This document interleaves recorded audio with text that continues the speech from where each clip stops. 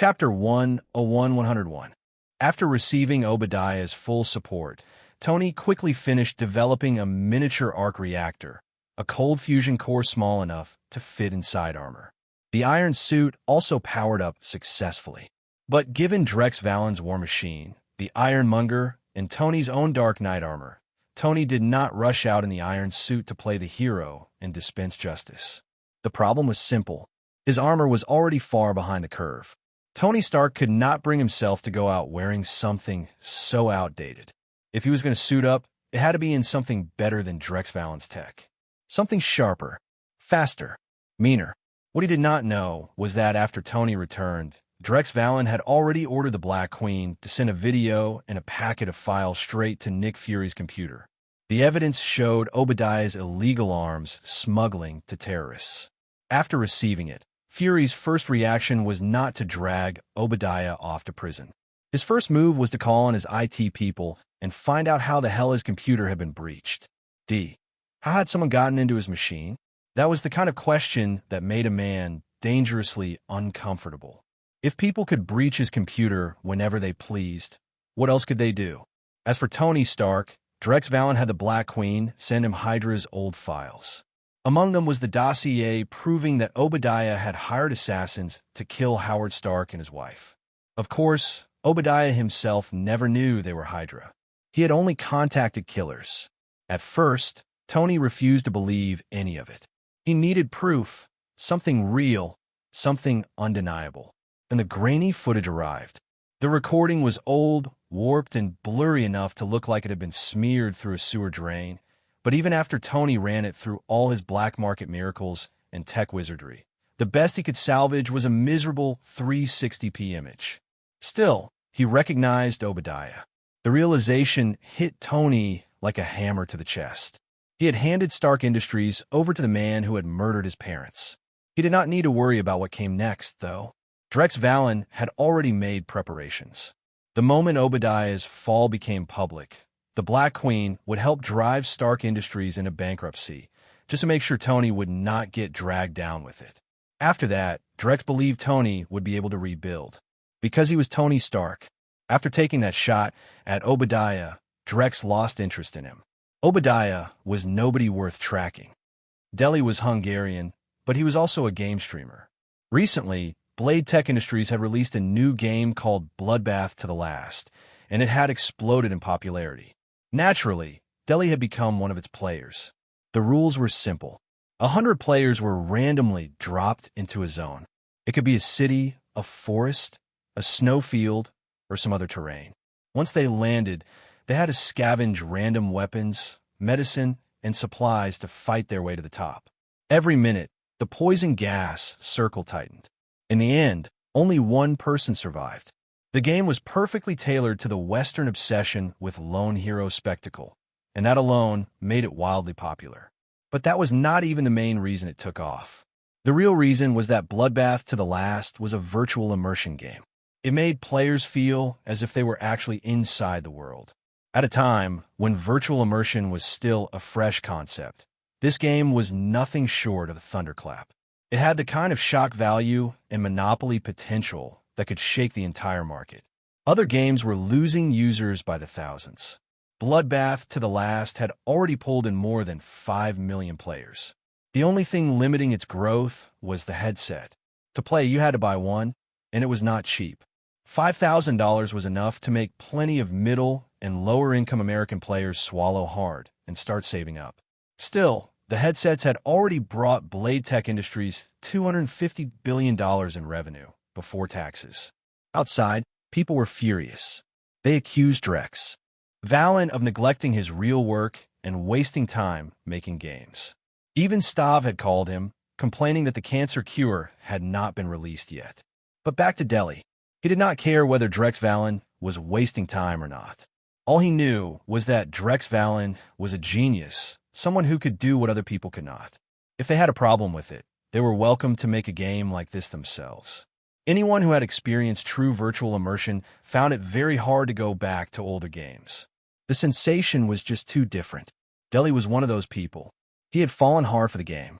And because he was young, with fast reflexes and quick neural response, he had also become a well-known streamer. He even made back the money he spent on the headset, and then some. His parents had originally complained about him spending $5,000 on something just to play games. Sure, that amount could have bought a decent used car. But Deli had already earned the money back, and then doubled it. "Hey, everyone watching the stream," Deli said, grinning at the camera. "Today I'm showing you a 50-kill run in Bloodbath to the last. Last time, I nearly wiped the entire lobby. Too bad I ran into some coward lying in grass. Zero warrior spirit." He was still bragging about his gun skill when he climbed over a hill. A faint tap hit his head. It felt exactly like someone poking him with a finger. Deli knew that sensation. In this game, it was the damage indicator, the system's way of telling players where they had been hit. Then the notification appeared. "You have been eliminated. Kill range, 950 meters. Deli stared. 950 meters? And it was a headshot? Someone shouted in the chat. "I thought Bloodbath to the last was supposed to be all about realism. This is insane." The comments flooded in instantly. After all, Deli had been talking big 1 second, and the next he had been knocked flat on his face. He refused to accept it and demanded a replay of his death. He wanted the killer's perspective. That was no problem. Bloodbath to the last supported that feature, since it could help find bugs or cheats, though no one really believed the game had any. Then he saw the killer's point of view. From the enemy's perspective, Deli watched the killer sprint forward in a straight line. At the edge of the screen, nearly impossible to notice, another player's head had just barely risen from cover. Drex Valen spotted it instantly. The rifle swung around within human speed. 1 second later, the scope snapped into place, the shot landed, and the hidden player's head burst open. Then 2 more enemies appeared straight ahead. The killer raised the scope again and took them both down with the same terrifying speed. Each headshot coming so fast, it looked less like reflex and more like predation. It was a reaction speed that did not feel human at all. Chapter 102-102. Deli stared at the kill replay. In the killer's perspective, he was just a tiny black speck in the distance, barely visible at all. And yet the instant he appeared, less than a second later, the other player had already raised the scope, taken aim, and put a bullet straight through his head. That kind of reaction speed and precision? If that was not cheating, then what was? Streamer, that guy's streaming too. Search Spiderweb for his channel. Deli listened to the chat messages with growing curiosity. He exited the game and opened Spiderweb. There it was. The channel titled Hardcore Human Physics Cheat Scene. At the moment, more than 10 million people were watching live. Some were game players with headsets. Others had come purely out of curiosity. Streamer, say something. 7 straight wins. Every single run ending as the last man standing. The live chat was a riot of Chinese, English, Russian, and who knew what else. Spiderweb had users all over the world, and after Drex Valen worked out a deal with the rabbit side, people could use it without needing to jump through hoops or bypass restrictions. That only pushed Spiderweb's growth even further. Its registered user count had already broken 1 billion. An absurd number. Probably one no platform would ever match again. After all, registering an account on Spiderweb cost money.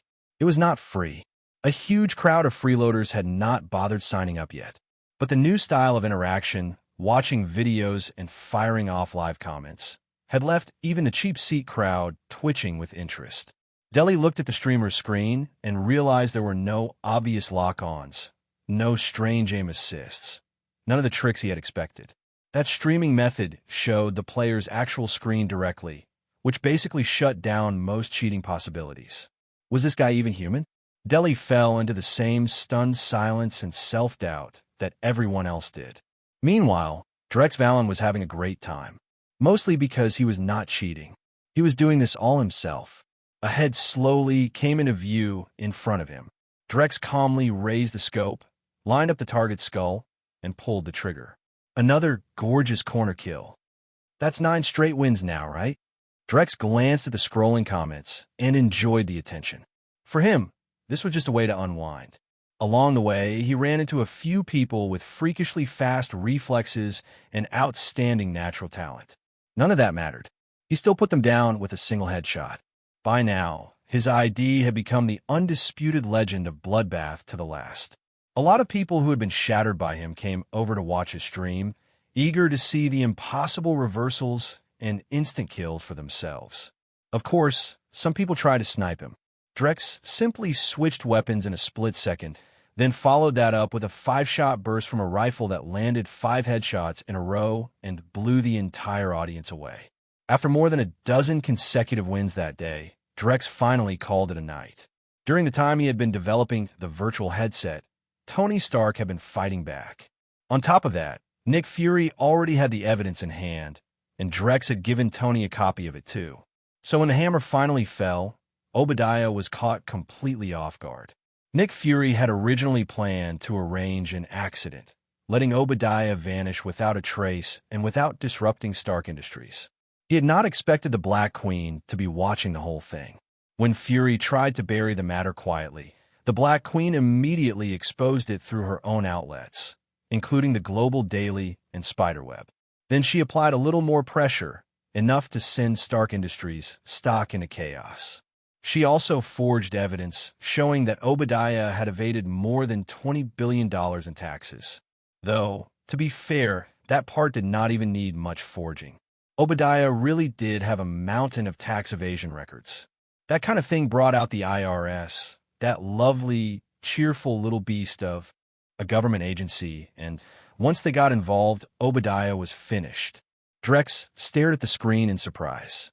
Air Force and Navy had fought over war machine allocations before and still could not get enough of them. Yet somehow the IRS had war machines too? Not just one either. 10 of them. You are a tax bureau. A tax bureau. Obadiah's fall was not the end of it. Given how he had been smuggling Stark Industries weapons to terrorists in Afghanistan and to the 10 Rings, there was a very real chance he might accidentally fall to his death in prison. With Obadiah gone, Stark Industries was thrown into a full-scale crisis. Then the Black Queen moved in from the shadows and hit the company again, causing even more damage. Tony Stark did not even have time to step in and save the company before Stark Industries officially declared bankruptcy. Drex leaned back with a faint smile. Tony Stark, standing on the ruins of Stark Industries, hoisting the Stark banner high, and saying Stark never fell. Blade Tech Industries had already stripped a lot of good stuff from Stark Industries. The patented technologies could not be taken, of course. Those were Tony's personal property. But the weapons division's production lines, the ones Drex had been eyeing for a long time, were now available to him legally. And the United States was even willing to give face on that matter. Not out of kindness, naturally. They simply could not find anyone else who could absorb that many machines and that much equipment. At this point, only Blade Tech Industries could swallow a whole. Once the machinery, equipment, and weapons division talent had all been absorbed, Blade Tech Industries officially became an unstoppable giant in the global military-industrial market. Its production capacity jumped dramatically, and even the smaller orders could now be delivered quickly. Though small, in this case, still meant over $100 million. Drex felt that Blade Tech Industries was finally starting to resemble a real monster, the kind of all-consuming corporate titan that Umbrella had once been in people's nightmares. It had flagship products in 6 major fields: military, materials, energy, medicine, networking, and news. And in every one of them, it was ahead of the world. Outside, people were even saying something ridiculous. A lot of people genuinely believed that. Drex walked up to the batch of machines and instruments that had just been delivered.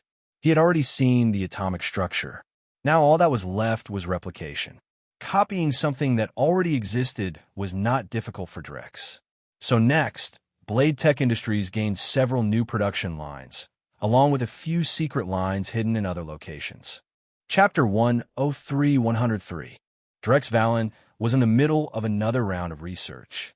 It was common knowledge that under extreme pressure, ordinary large-scale physical laws started to fall apart. And Drex, besides being a master of electromagnetic force, was also a master of gravity. Gravity was the weakest of the 4 fundamental forces, but once it reached a certain threshold, it became terrifying. Right now, Drex was driving gravity at full output. Every material in front of him had been compressed down to atomic size, and strange changes were beginning to emerge. His crushing gravitational field did more than flatten matter until its atoms were as pliable as dough. It forced them into a precision arrangement so tight and seamless it looked impossible. Under that kind of pressure, atoms changed structure and formed shapes like strands of pasta stacked layer upon layer. Then Drex pushed the gravity even further. In an instant, those pasta-like atoms transformed into hollow, tubular formations, lined up in parallel. And in the universe, there was already a material formed from structures like that. Neutron star matter. The atoms had been turned into something that resembled the substance inside a neutron star. In terms of known matter in this universe, it was about as close to indestructible as you could get. Drex felt his body go weak. Creating this neutron star matter consumed far too much energy. Its pressure tolerance had reached 100 million tons per cubic centimeter. Armor made from this stuff should be beyond anyone's ability to break. It was simply too heavy. For the moment, neutron star matter was something to look at, not wear. As for whether it would collapse Earth's gravitational field and blow the planet apart, that was not a concern. Drex was maintaining the balance himself. Boss, you actually synthesized neutron star matter. The Black Queen scanned the distorted gravitational field surrounding the material and spoke with clear amazement. What's so surprising about that? Back on Krypton, there were neutron star cannons. Drex had only simulated the supergravity systems Krypton once used in order to create the material. The efficiency was nowhere near ideal. A voice, unfamiliar and yet deeply familiar at the same time, sounded behind him. Drex turned around. He was not pleased at all with how the Ancient One could appear and vanish without warning like that. Sorry. The Ancient One smiled. Drex quietly signaled the Black Queen to destroy the less desirable materials, while he himself used psychic force and electromagnetic fields to construct defensive measures. He was not about to let the Ancient One slip into his mind without warning. No, Drex. The Ancient One shook her head. Once Morgan had been targeted by the Dark Hold on its own, she no longer dared leave the girl alone. The last thing she needed was for Thawne to descend in person. For a dimensional demon of that caliber, even the Time Stone was no safeguard. The Ancient One could not see him in the future. That made him the kind of problem no one could truly prepare for. After all, Earth was no longer the ancient world where primordial gods ran wild, and even the Celestials had been driven off. Now it was just her holding the line, and that line was getting harder to defend every day. Drex asked immediately. The Ancient One tried bribery. Drex shook his head. Magic in the Marvel Universe came with a cost that was absurdly steep. It was almost inaccurate to call it magic at all, because even white magic demanded payment. A simple example was enough. After becoming Sorcerer Supreme, Stephen Strange could only sleep 3 hours a night. Go beyond that, and he would fall into nightmares he could not escape. His stomach had an ulcer the size of a sewer rat's nest. At least twice a day, he coughed up chunks of his own soul. He was used to vomiting after eating anything. Flesh and spirit were both infected, and the terrible diarrhea could leave even his soul feeling hollow. Any ordinary food, anything without magic, would turn to dust the moment it touched his lips or even brushed them. In daily life, he was constantly, unavoidably plagued by horrifying hallucinations, mushrooms growing across his face, and pus spraying from his skin. Even his kidney stones had developed evil self-awareness and made him urinate blood with alarming regularity. And those were only the mild consequences, because that was still white magic. White magic came from the gentle power of the Vishani, already reduced to a much lower cost than the rest. That was exactly how bad Marvel's magic could get. And now the Ancient One wanted to drag him into that trap? Her intentions were highly suspicious. The library at Kamartaj does not only contain spellbooks. It also has the cultivation methods of Qi from Kunlun, the Ancient One said calmly. Kunlun, Drex asked, genuinely surprised. The Ancient One's expression suggested she was not entirely certain. That does not sound right. As far as I remember, the Iron Fist of Kunlun is not strong just because of Qi. Drex was not that easy to fool. Of course, he wanted the Iron Fist power. One generation of Iron Fist, Wu Fengji, had once beaten down the Phoenix Force in its prime when it came to Earth, then become its host, and was now wandering the cosmos doing heroics. I know you are well informed. That is true. Every Iron Fist needs the power of an ancient dragon to become a true Iron Fist. The Ancient One shook her head. She had already seen this generation's Iron Fist from Kunlun. He had come to the United States, but he felt weak. Compared with the Iron Fist before him, he seemed more like a child, not someone she could entrust with anything important. That was why she had come to Drex instead. Drex was powerful, but he was also a man the countless timelines manifested by the eye of Agamotto could not see. That unsettled her. It made her want to cast him out into the cosmos and wait for him to return only after she was already dead. But she also feared provoking Drex and turning him against Kamartaj, so she had not acted. Fortunately, after she had interfered a few times, Drex seemed to have developed some restraint. He was no longer as reckless as before. What makes me different? I have 2 eyes and 1 nose, just like the Iron Fist. Drex shot back. The Ancient One's tone was serious. After all, not everything could reach Drex's level. He had touched the threshold of the Father tier at an absurd speed, and he had already mastered 2 of the fundamental forces. Chapter 104-104. That was the part that mattered most. It was exactly the sort of threat Drex Valen had always been wary of, the kind of power he could not cleanly model or easily predict. Drex was tempted, but not stupid. He kept his expression guarded. The Ancient One lifted the amulet hanging at her chest. The eye of Agamotto rested inside it. Drex stared at her, surprised. She was really willing to lend him the eye of Agamotto. That smelled like trouble. Still, if anyone asked whether he was tempted, the answer was obvious. Of course he was.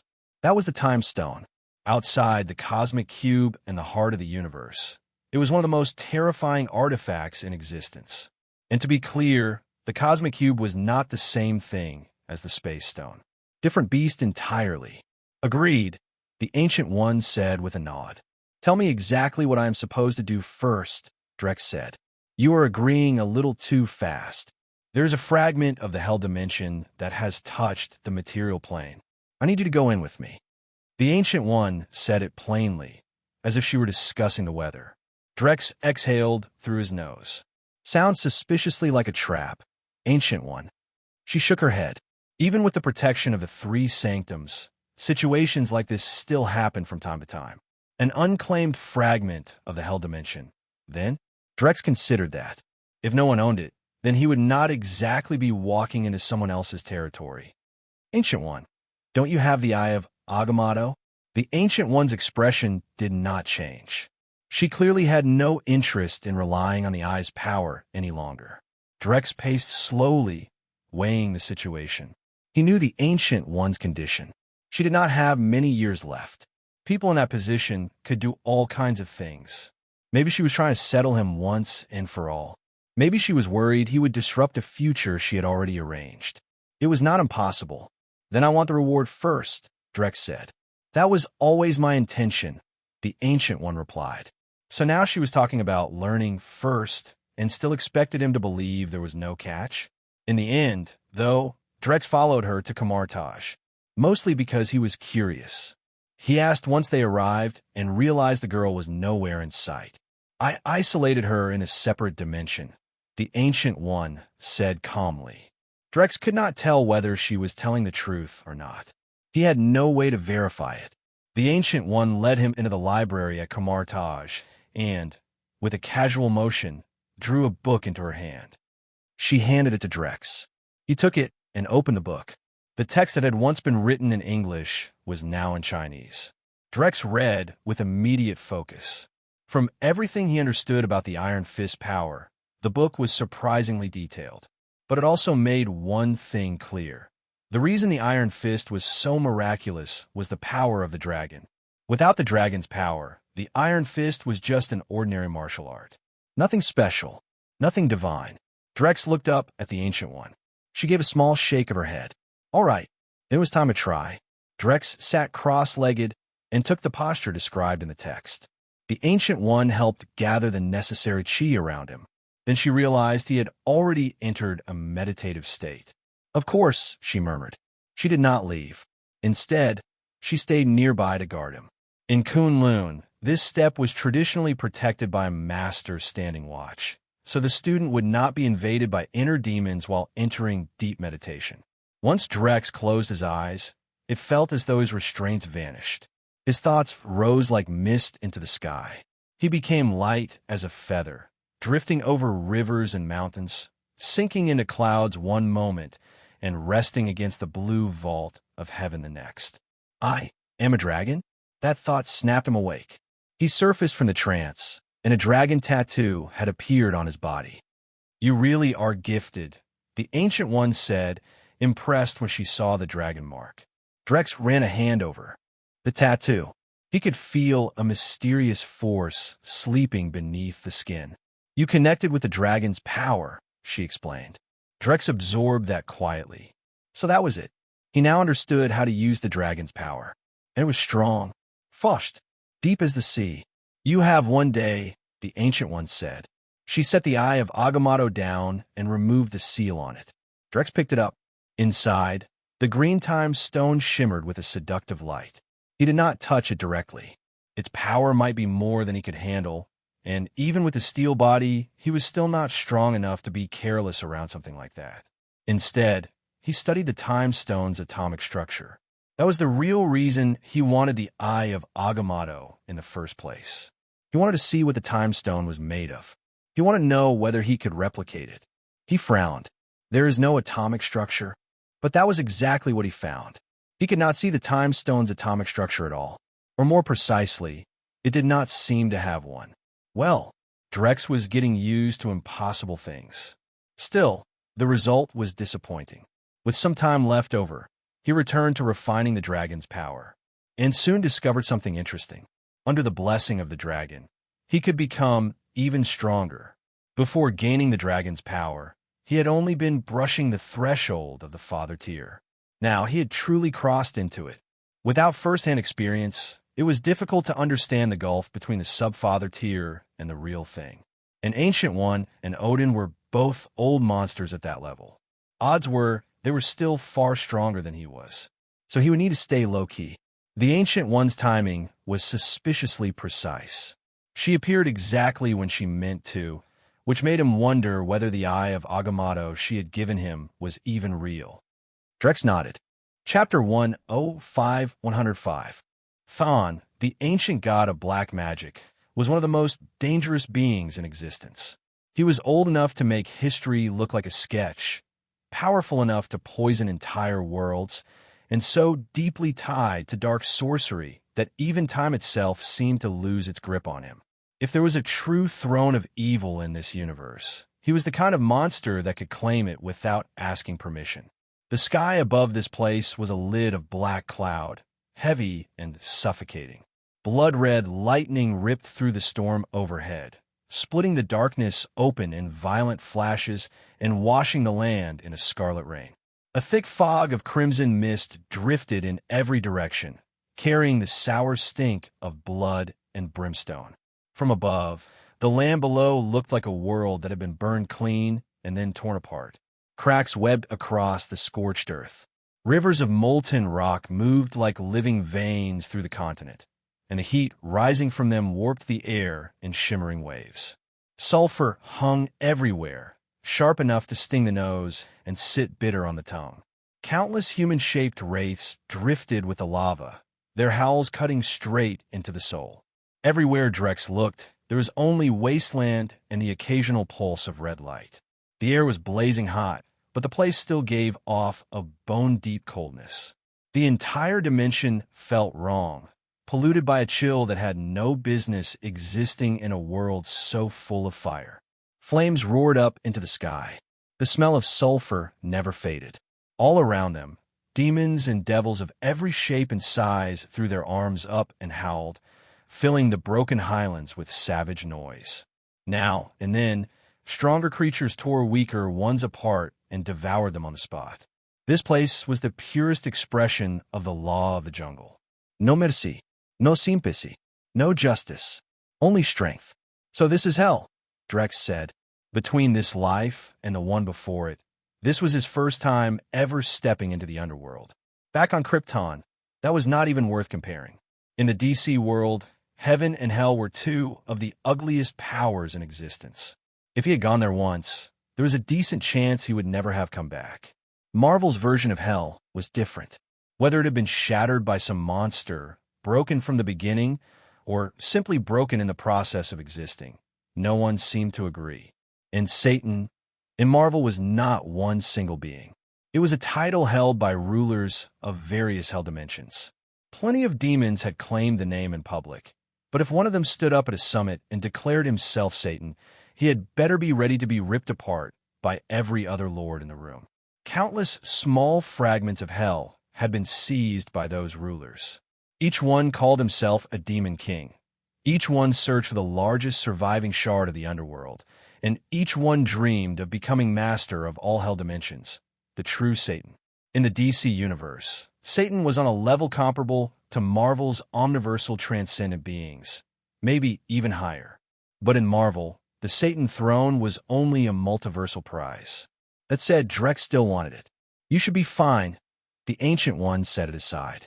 The two living intruders had already drawn the attention of the demons and devils roaming the fragment of hell. The moment he had sensed that this hell fragment had no magnetic field, his expression had changed. Not just the fragment itself. The demons and devils had no magnetic field either. Fortunately, they still had atomic structures. If they had not, then Drex would have had no choice but to carve a path through hell with his fists alone. I do not know, the Ancient One said honestly. This fragment is unfamiliar. She spoke openly about classified matters, apparently unconcerned that Drex knew. Of course, he already knew most of it. Drex asked, mildly surprised. Not only hell fragments. She glanced at him. I have no interest in giving up my body to become a dimensional demon, Drex said calmly. My body comes first. The demons rushed them. Drex stepped in front of the Ancient One. A subtle but merciless magnetic force spread outward. It shifted the magnetic field around the demons and devils, changing the binding between their atoms in microscopic ways. The alteration was too small to see directly, but in reality it produced a violent twisting force. The demons and devils all warped into a single mass of contorted flesh. Then the scorched ground began to tremble. Rumble, rumble, rumble. The lava rivers churned violently. Horned creatures clawed their way out of the molten rock, their eye sockets hollow and black, their bodies reduced to skin stretched over bone, as if hunger had gnawed them hollow for thousands of years. They crawled free from the burning lava stream and opened and closed their mouths with hideous clicking sounds. One of them casually scooped an angry spirit out of the lava and swallowed it in 3 or 5 bites like it was fruit.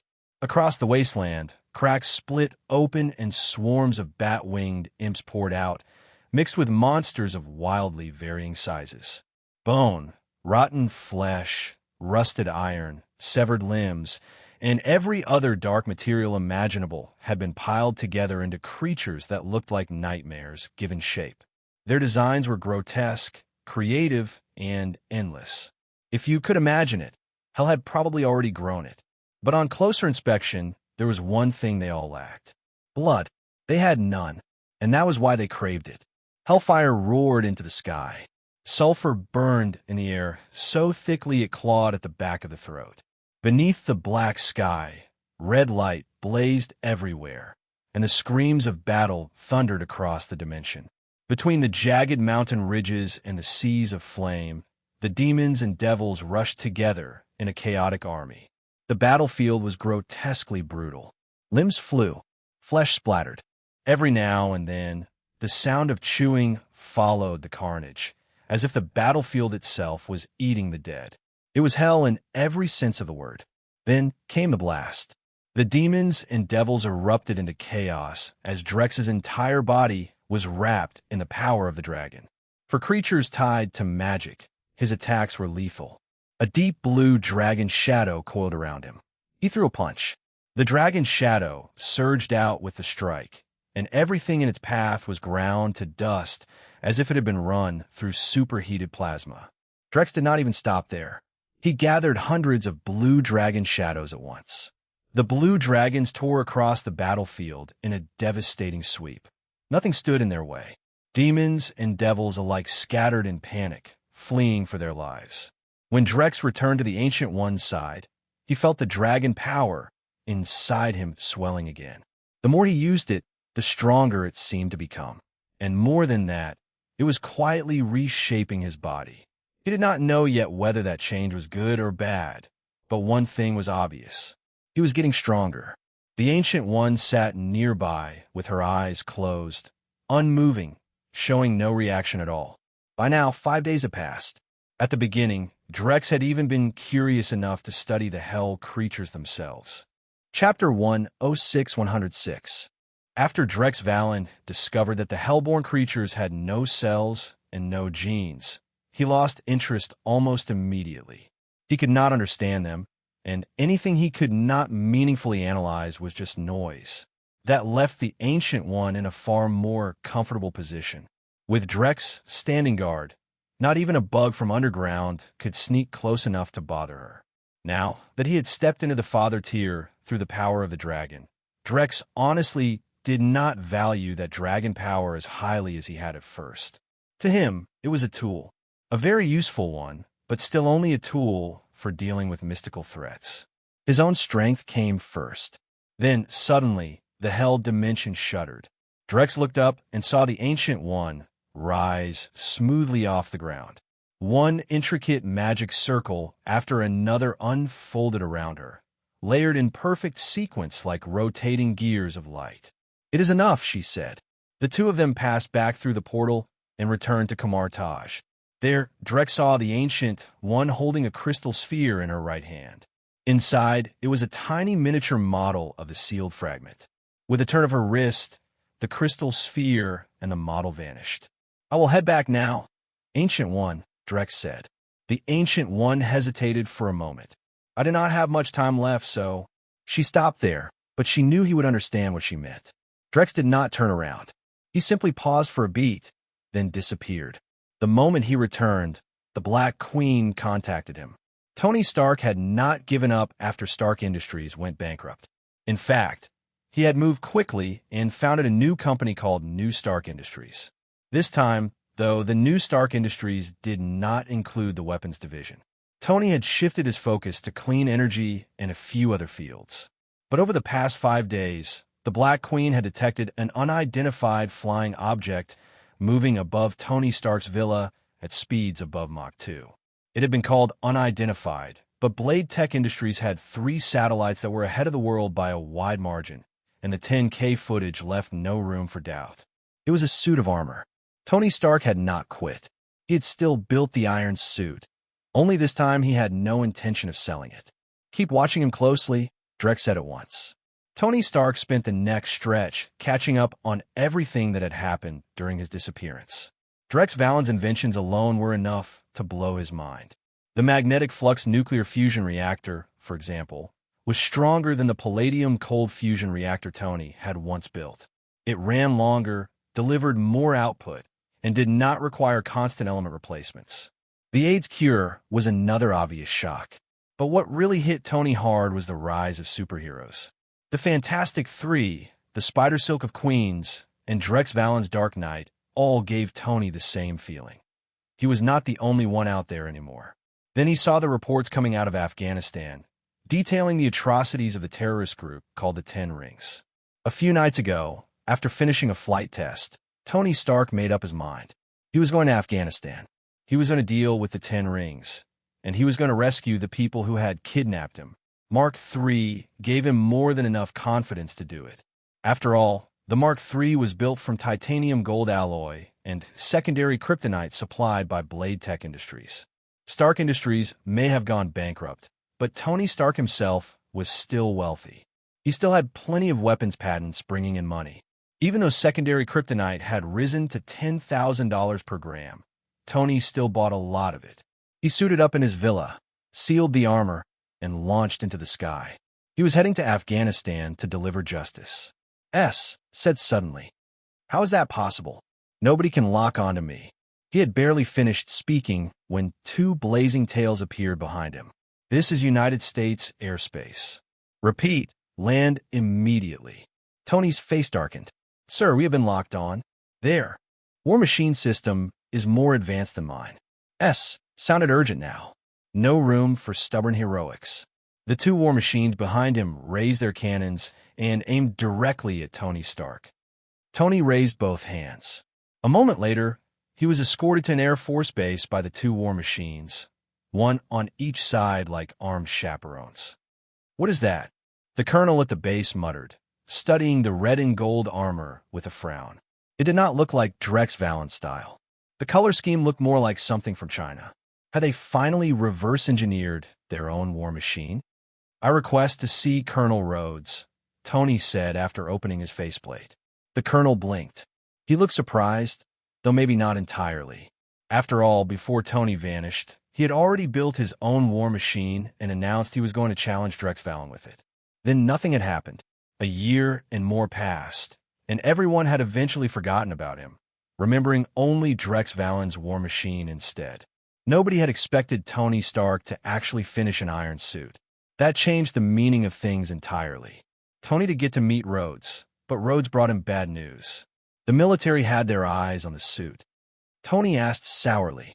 You know how it is, Rhodes said. The president does not want Drex Valen becoming a monopoly. Tony was escorted into the base, and Rhodes had been completely blindsided when he first heard the news. Tony Stark had been taken to an Air Force base? What had he done? Flirt with the commander's daughter or something? Rhodes had practically panicked and flown over in a helicopter, only to learn the truth. Tony Stark had built a suit of armor, not reported it, and then tried to fly out of the country. That was never going to fly. Now that war machines were basically deployed everywhere, Tony had been spotted instantly, and the rest followed naturally. D had received the same report. Nick Fury stared at the news and thought, as always, that Tony Stark was exactly what he had always been, the only genius in this era who might possibly catch up to Drex Valen. At the same time, he understood exactly what the United States wanted. They wanted Stark's suit, and Hydra was excited too. The strategic value and future potential of the war machine had already been proven over the last year and a half. Super soldiers, winter soldiers, all that old hardware suddenly looked a lot less impressive compared to a war machine. This was the future. Chapter 107-107. Nick Fury immediately sent people to bail Tony Stark out. Military was not going to do anything serious to Tony. Fury knew that. What worried him was everyone else. After all, rational people were always the minority in this world. Hydra had wanted to take Tony away, but they were not confident they could keep it hidden from Nick Fury. And with the Insight project only just getting started, Hydra did not want to stir up extra trouble. In the end, they could only watch as Fury's people escorted Tony Stark out. Tony's first campaign had gone nowhere fast. As a result, he was forced to endure a very long lecture from Fury, though he did not really listen to a word of it. Tony muttered once he got home. Could normally breach and suppress most systems, so Tony had never bothered designing around radar detection before. Now that the war machine's AI could not be hacked, his most effective advantage was gone. Drex Valen probably has his own artificial intelligence too, Tony thought, scowling. That said, Tony Stark was never going to admit that Drex Valen was smarter or more gifted than he was. He was the smartest man in the world, obviously. So Tony made a decision. He was going to upgrade the iron suit and throw out the Mark III design entirely. While Tony buried himself in research, Drex Valen's second monster finally appeared. Its enormous body destroyed a city with absurd ease, a towering, writhing thing that looked like a living nightmare. The Centipede Elder. Its black shell had an almost impossible toughness to it. Military command were blowing up non-stop from higher-ups. There was no need for civilians to report anything and then wait for police to pass it along. The Centipede Elder was too large to miss. The cops who arrived at the scene saw a giant centipede slicing through a building like it was paper and immediately dove for cover. I've seen a lot of monster movies. Run. The centipede elder plunged downward, ready to swallow the people on the street hole. Most of them froze on instinct, too terrified to move. A burst of white webbing slapped across its face. Spider Silk had arrived. She shouted. She managed to pin the thing's face in webbing, though she had no idea how long that would hold. So she yelled for everyone behind her to run. The crowd scrambled. Normally some of them might have stayed to watch, but the centipede elder was the kind of thing that could flatten or kill them just by moving. Better to go home and watch the news live stream. The reporters would risk their lives for the footage anyway. The centipede elder roared and dove again. Spider Silk leaped aside, barely escaping. The monster's massive body whipped past her, and the air pressure from its movement hit like a hurricane. Even though it did not strike her directly, the force smashed her into a wall. She grunted and tumbled hard onto the street. Just as the centipede elder turned to devour her, a bus slammed straight into its face. Because the thing shell was so hard and the bus was moving so fast, the bus itself tore apart on impact. The centipede elder's head still jerked sideways from the blow. Venom had landed on top of the centipede elder and was trying to tear into its face, only to get slapped away by its tail. Damn! Johnny Storm had arrived too, and he stared in disbelief. What was wrong with New York? The Deep Sea King had barely been dealt with, and now another giant monster had shown up. And this one looked even worse to fight. He tried roasting the centipede elder with fire, only to nearly get swallowed for his trouble. Fortunately, Susan Storm and Reed Richards arrived right after that. Last time, because they had not been able to deal enough damage and Ben had refused to become the Thing again, Reed had unleashed his own. I think therefore I can logic and built a weapon powerful enough to make up for the lack of raw force. Drex, watching from the sidelines, focused sharply the moment Reed pulled out a sci-fi-looking rifle. Boom! Reed fired one energy round and blew a huge hole clean through the centipede elder's body, nearly splitting it in half. Johnny blurted. He had not expected his brother-in-law to quietly come up with something that brutal. I built it because of the Deep Sea King incident, Reed said. He raised the weapon again, aiming for the centipede elder's head. He knew arthropods had ridiculous survival instincts. But then the centipede elder's body began shedding its outer shell at high speed. It was regenerating. A brand new centipede elder emerged in full view of everyone. Johnny shouted. That was ridiculous. Reed re-aimed for the head this time, but the centipede elder was on guard now. It dodged the shot and charged straight at him. Susan reacted at once, throwing up an invisible force field to block the impact. Susan shouted when she felt the strain on her barrier. Hold on, Reed answered, already tense. That was the problem with crazy high-tech weapons. They still needed time to charge. Drex could only think that Reed was, as usual, the kind of brilliant man who somehow found a way to trip over the finishing line at the worst possible moment. Then an intense soundtrack kicked in. With that ridiculously dramatic entrance, a red and gold iron suit hovered above them all. Everyone asked at once, the centipede elder included.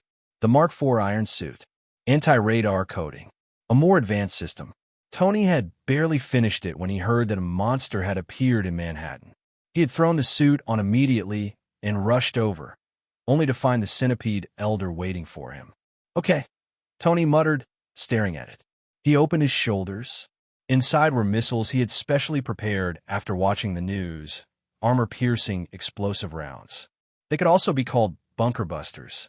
The centipede elder lunged. Assisting him, Tony dodged just barely.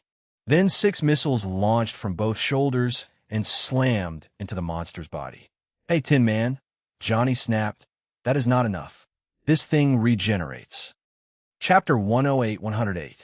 Tony Stark's missiles were no joke. They tore straight through the centipede elder's shell and detonated deep inside its body. The blast ripped the monster into several enormous pieces. And then Tony got a first-hand look at its regeneration. How the hell was anyone supposed to kill something like this? By that point, Reed had finished recharging thanks to the time Tony had bought them. Reed shouted. Susan understood immediately. She slammed down an invisible force field and locked the Centipede Elder in place, while Venom and Spider Silk added their own webs to help bind the thing down. Reed took aim at the monster's head. Sensing lethal danger, the Centipede Elder chose to shed its skin and regenerate. It abandoned the shell that had been pinned in place and sloughed it off at terrifying speed. Reed did not realize what had happened in time and fired anyway, blasting apart what he thought was the head. For one brief second, everyone relaxed. They thought it was finally over. Then the Centipede Elder erupted out of the ground beneath Susan's feet and swallowed her whole. Reed and the others went pale. Tony's brows knit together. This thing was absurd. Its life force was ridiculous, but still was not done. After swallowing Susan, the Centipede Elder threw its head back and roared. Then a massive figure came charging in from a distance and slammed directly into its body.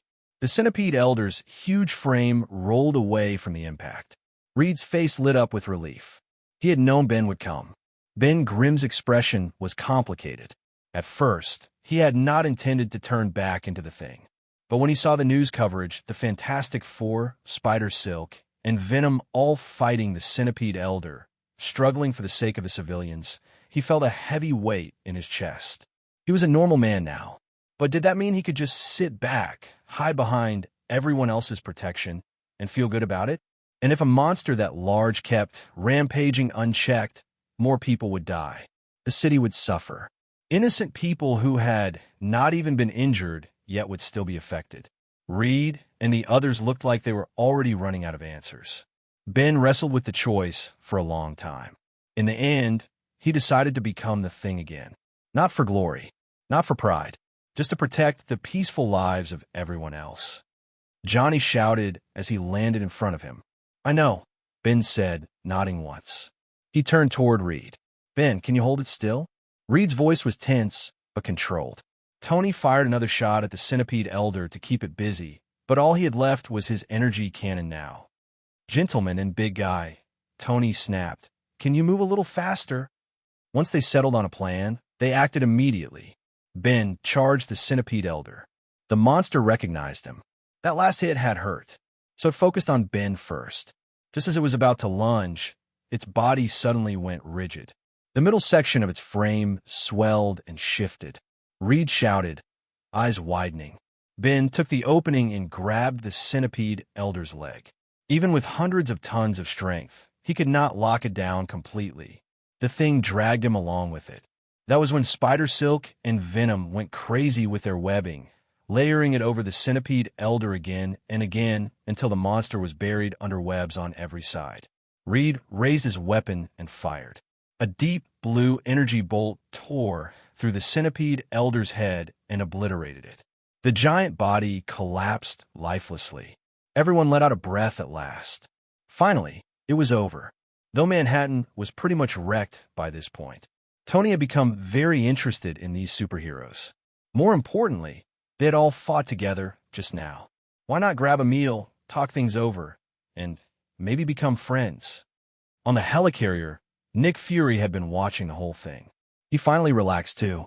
Tony had looked like he only managed a few opening bombardments before spending the rest of the battle on the sidelines. But that did not matter. This time they had been able to bring down the monster, and Reed's weapon had played a huge part in that. So Reed was a genius too. The only question was how he stacked up against Drex Valen. Drex, not even close. Tony was fascinated by Reed's weapon as well. But after talking with him for a while, Tony realized he could not actually understand the weapon's operating principles. That made no sense. He was the smartest genius in the world. There was no way he should not be able to understand it. Yes. Military was not having it. They wanted a piece of the action too. Better yet, they wanted to haul the whole Centipede back with them. But while the two sides were still arguing, the Centipede Elder's corpse suddenly dissolved into nothingness. Drex had accelerated the molecule movement inside the monster's body so thoroughly that not a single molecule was left behind. Tony guessed. Could be, Reed said, already leaning in. Tony and Reed both rushed over to the spot where the centipede elder had vanished and started studying the remains, or rather, the lack of them. Reed was so focused he forgot to comfort Susan, his girlfriend. Susan just stood there, frozen, covered in the monster's digestive fluid. Then it hit her. Maybe she did not love Reed quite as much as she had thought, because this man loved science more than he loved her. The next day, the events from yesterday exploded across the news. The Fantastic Three had become the Fantastic Four, and Tony Stark's name was suddenly everywhere too. The heroes who had saved New York were hailed across the city. There was a downside, of course. Military came under heavy scrutiny again. People started asking how the military could be worse than a handful of heroes. Where exactly was all that taxpayer money going every year? The United States was not about to let that kind of criticism stand. So the government made a promise. It would begin large-scale purchases of Blade Tech Industries' Ironmonger War Machine series to show its commitment to protecting American taxpayers and citizens. The military said they were placing a huge order, but in truth they were still hesitant. After all, the giant centipede was way bigger than the Ironmonger. The Ironmonger was barely 3 meters tall, a little giant at best. The centipede's visible body length alone was over 100 meters. Military really defend the country with Ironmongers? Mr. Drex isn't omnipotent, Urd replied. The Ironmonger was designed to deal with the Deep-Sea King. If you really want something for a giant centipede, Mr. that made the military representative roll his eyes. A giant mech? Never mind what that would cost to build. How much would Drex charge after building it? $5 billion. A giant mech would probably cost the price of an aircraft carrier. Chapter 109-109. In the end, the military still placed an order for 10 Ironmongers. If they had to, they could simply mount heavier weapons on them. Reed Richards' weapon had been impressive enough. Unfortunately, when military personnel later went to speak with Reed and the others, they learned that the weapon had overloaded and exploded after the battle with the Centipede Elder. Stranger still, Reed himself was no longer able to reproduce it. The military suspected he was just hiding it. But even if that was true, there was nothing they could do about it. The Fantastic Four were at the height of their popularity now. Unfortunately for him, he was also the least enviable superhero in the public eye, because by the time Iron Man showed up, war machines were already flying everywhere. That left Tony with a frustration he did not quite know how to put into words. It only deepened his resolve to build a stronger suit and surpass Drex Valen once and for all. Drex, for his part, did not really understand Tony Stark's mindset. After the second monster, the Centipede Elder, had been blown apart, he felt a lot more at ease. It seemed that even the Marvel world could withstand a dragon-level monster. That meant he could safely start making even stronger monsters. These sudden, pressure cooker disasters would keep the superheroes on their toes and sharpen their instinct for battle. That way, when the Chitauri or anything else eventually came calling, they would not be caught completely flat-footed. Of course, by then, Drex had no idea how far he himself would have grown. At Urd's apartment, Drex was sitting on the sofa. Between his previous life and this one, it was the first time he had ever been inside a girl's home. Back on Krypton, he had held a high position and was one of the finest researchers on the planet, but Kryptonian relationships were all mind and no body. Drex had never been interested in the women there. They were too rational, too restrained, too focused on intellectual exchange over anything physical. Ord was in the kitchen, busy with dinner. There was no denying it. This woman embodied the word gorgeous. Like Venus herself, she carried an elegant allure that made men lose their composure. She was a ripe fruit hanging from a branch, and even after tasting her once, Drex could still remember that rich, intoxicating sweetness. Ord tucked a strand of hair behind her ear. She had even gone and signed up for a cooking class. After learning that Drex liked Chinese food, she had spent a long time practicing it, and now she felt confident enough to serve it. She had invited Drex over after work. He had not refused. That made Ord privately delighted. Her boss had finally been willing to step out of the lab. This is braised pork belly. This is sweet and sour pork. She presented her handiwork with a small flourish. Drex asked, amused, I think these dishes are delicious, Ord said.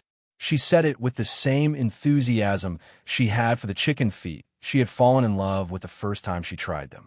Phoenix claws, cloud-washed chicken feet, pickled pepper chicken feet, medicinal chicken feet, all of it. Drex took a bite and smiled. It was a little off from the standard version, leaning too heavily into sweetness, but it was good. Ord looked pleased with the praise. She poured both of them a glass of red wine. I do not really like drinking, Drex said, swirling the wine in his glass. Today is special, Ord replied softly. He agreed. It would not even make him drunk. After they had eaten and drunk their fill, Ord told Drex to go take a shower. He complied without protest. There was not much for him to wash, though. A quick pass of electromagnetic force was cleaner than any shower. When he came back out, Ord was the first thing he saw. She had lowered her head and turned slightly to the side, trying to hide herself in the shadows. It was a futile gesture. Some things could not be concealed. Moonlight slipped through the window and fell across the room, outlining the mature, captivating curves of the beautiful woman before him with exquisite clarity. The thin silk nightgown draped over her shoulders did little more than add a layer of teasing suggestion. Drex no longer bothered suppressing the hormones surging through him. Among animals, humans stood at the top of the food chain for many reasons. One of them was that they could learn, think, and avoid being ruled by desire at every turn. Beastliness was necessary for aggression. Humanity was necessary for order. Drex stepped forward. He was almost pressed against her now. She lifted her face, her body trembling slightly, a flush spreading across her beautiful features. The next morning, Ord woke up to find that Drex was already gone. She reached out and stroked the side of the bed, looking a little lost. Seriously, why was her boss so disciplined? Was it really that hard to sleep in a little longer? Ord had imagined waking up beneath the morning sun with her lover's arm around her, or his chest beneath her cheek. That would have been such a perfect morning. Unfortunately, her boss was far too self-controlled. He never slept late. He woke up exactly when he intended to and never lingered. She sat up slowly, still feeling weak and thoroughly worked over from the night before. Wasn't it supposed to be the man who lost in that department? She had even trained her body and practiced yoga for this. And yet, after last night's war, a battle of 2 million words, Ord could still only remember the first 10,000. The rest was a blur. When she entered the kitchen, she found a steaming breakfast waiting for her, along with a note. She paused, then picked it up with mild surprise. I saw that you were sleeping soundly, so I did not wake you. The breakfast should be just right for when you get up. Ord read the note and smiled, sweet and happy. Drex studied the file the Black Queen had sent him. A new target had appeared in the superhuman dossiers. The mutant White Queen and her sister, Silver Fox. Of course, in this universe without mutants, the two of them were just ordinary people. White Queen, Emma, and her sister Silver Fox were born into a wealthy family in Boston, raised with silver spoons in their mouths. Still, being born rich did not automatically make someone happy. At least, White Queen did not think so. Her father was a cold-blooded capitalist who never invested much affection in his family. As far back as she could remember, White Queen had never gone to an amusement park. She had never even received a simple word of praise. Worse, her parents' relationship was a mess. They argued constantly. Blame, criticism, insults. That was what filled the vast, cold luxury apartment they lived in. Chapter 1, 10110. It was common knowledge that family education shaped a person's character. As a child, Emma had been withdrawn and quiet, the kind of girl who rarely spoke to anyone and had almost no friends. And if having an incompetent father was bad, having a mother who drank, took drugs, and cheated on him was even worse. A household like that was enough to make life feel suffocating. Looks like the famous White Queen and Silver Fox did not have it easy, Drex said, watching the two beautiful sisters on the screen. They were sisters, but they did not look alike at all. One had long brown hair. The other had platinum blonde hair. The Black Queen asked, I do not really want to disturb their quiet lives, Drex said after a moment. He had no hoarding instinct, and their abilities were not especially impressive, were they? Was he supposed to bring them back just because they were pretty? Then again, if this universe had no mutants, did that mean Eric Magnus was living an ordinary life too? What about Polaris? The most important thing might be that Mystique is gone, Drex muttered. A rare mutant Drex actually found a little regrettable.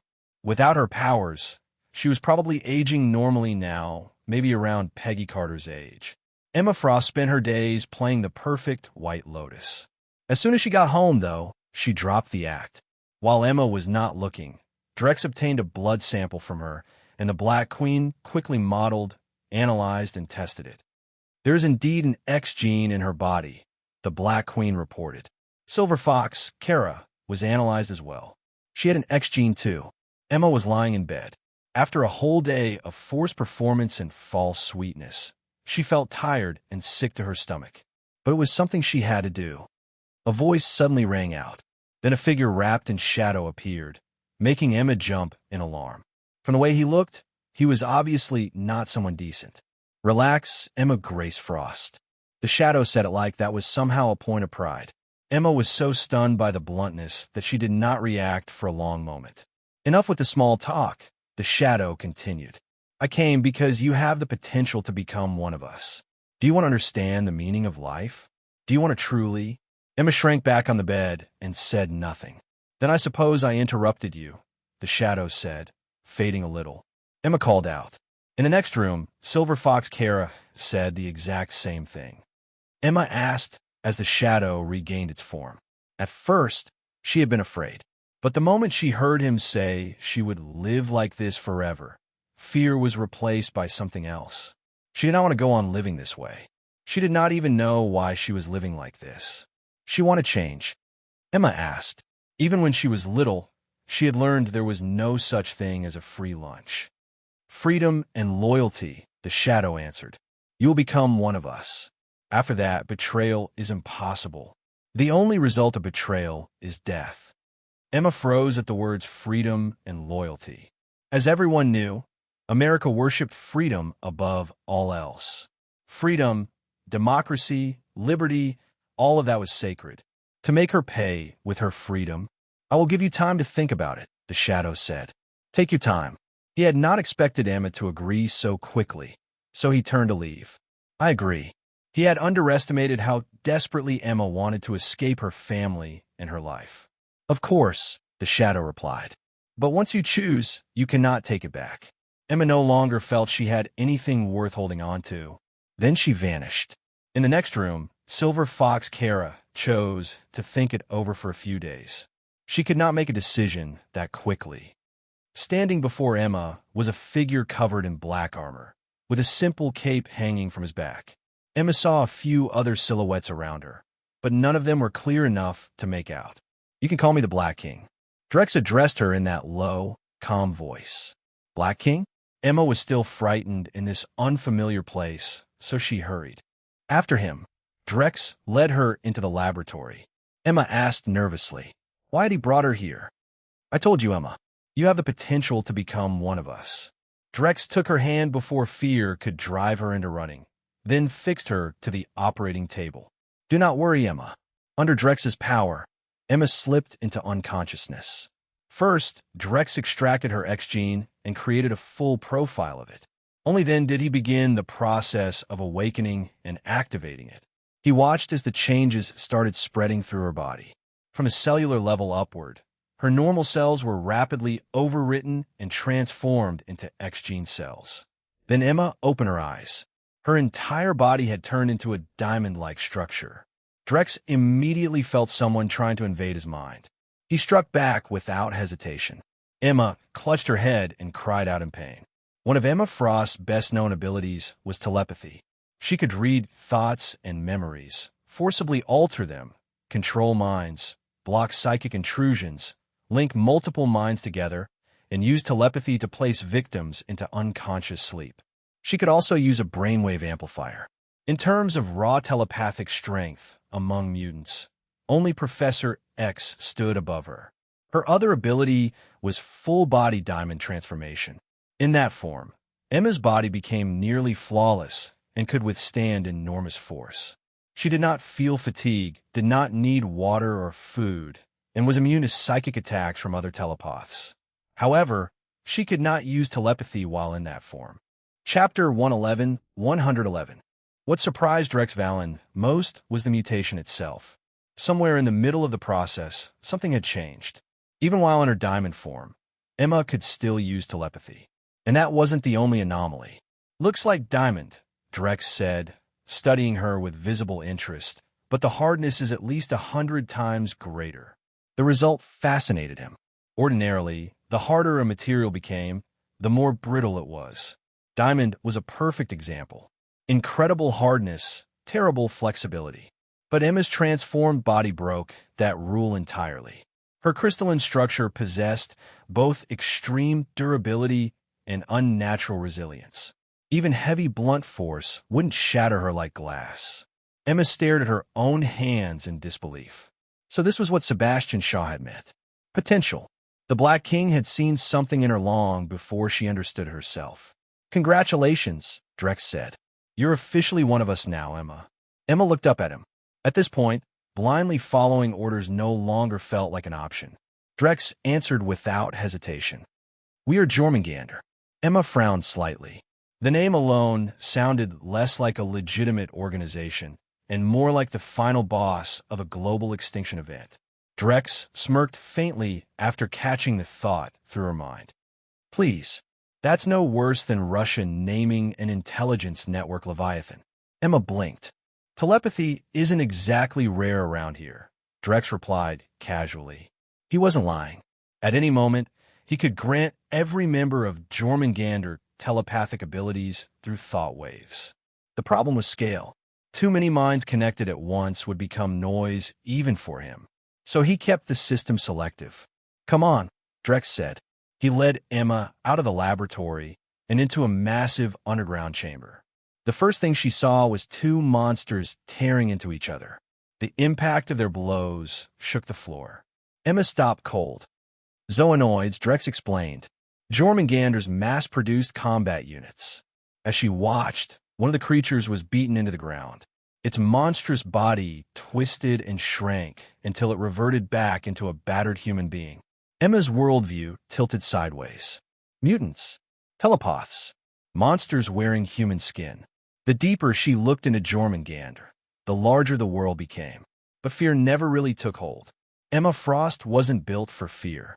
That was one reason Drex had brought her directly to the organization's true headquarters instead of feeding her carefully curated lies. She asked. Drex shook his head. "No, zoonoids are for people without real potential." He glanced toward the training arena.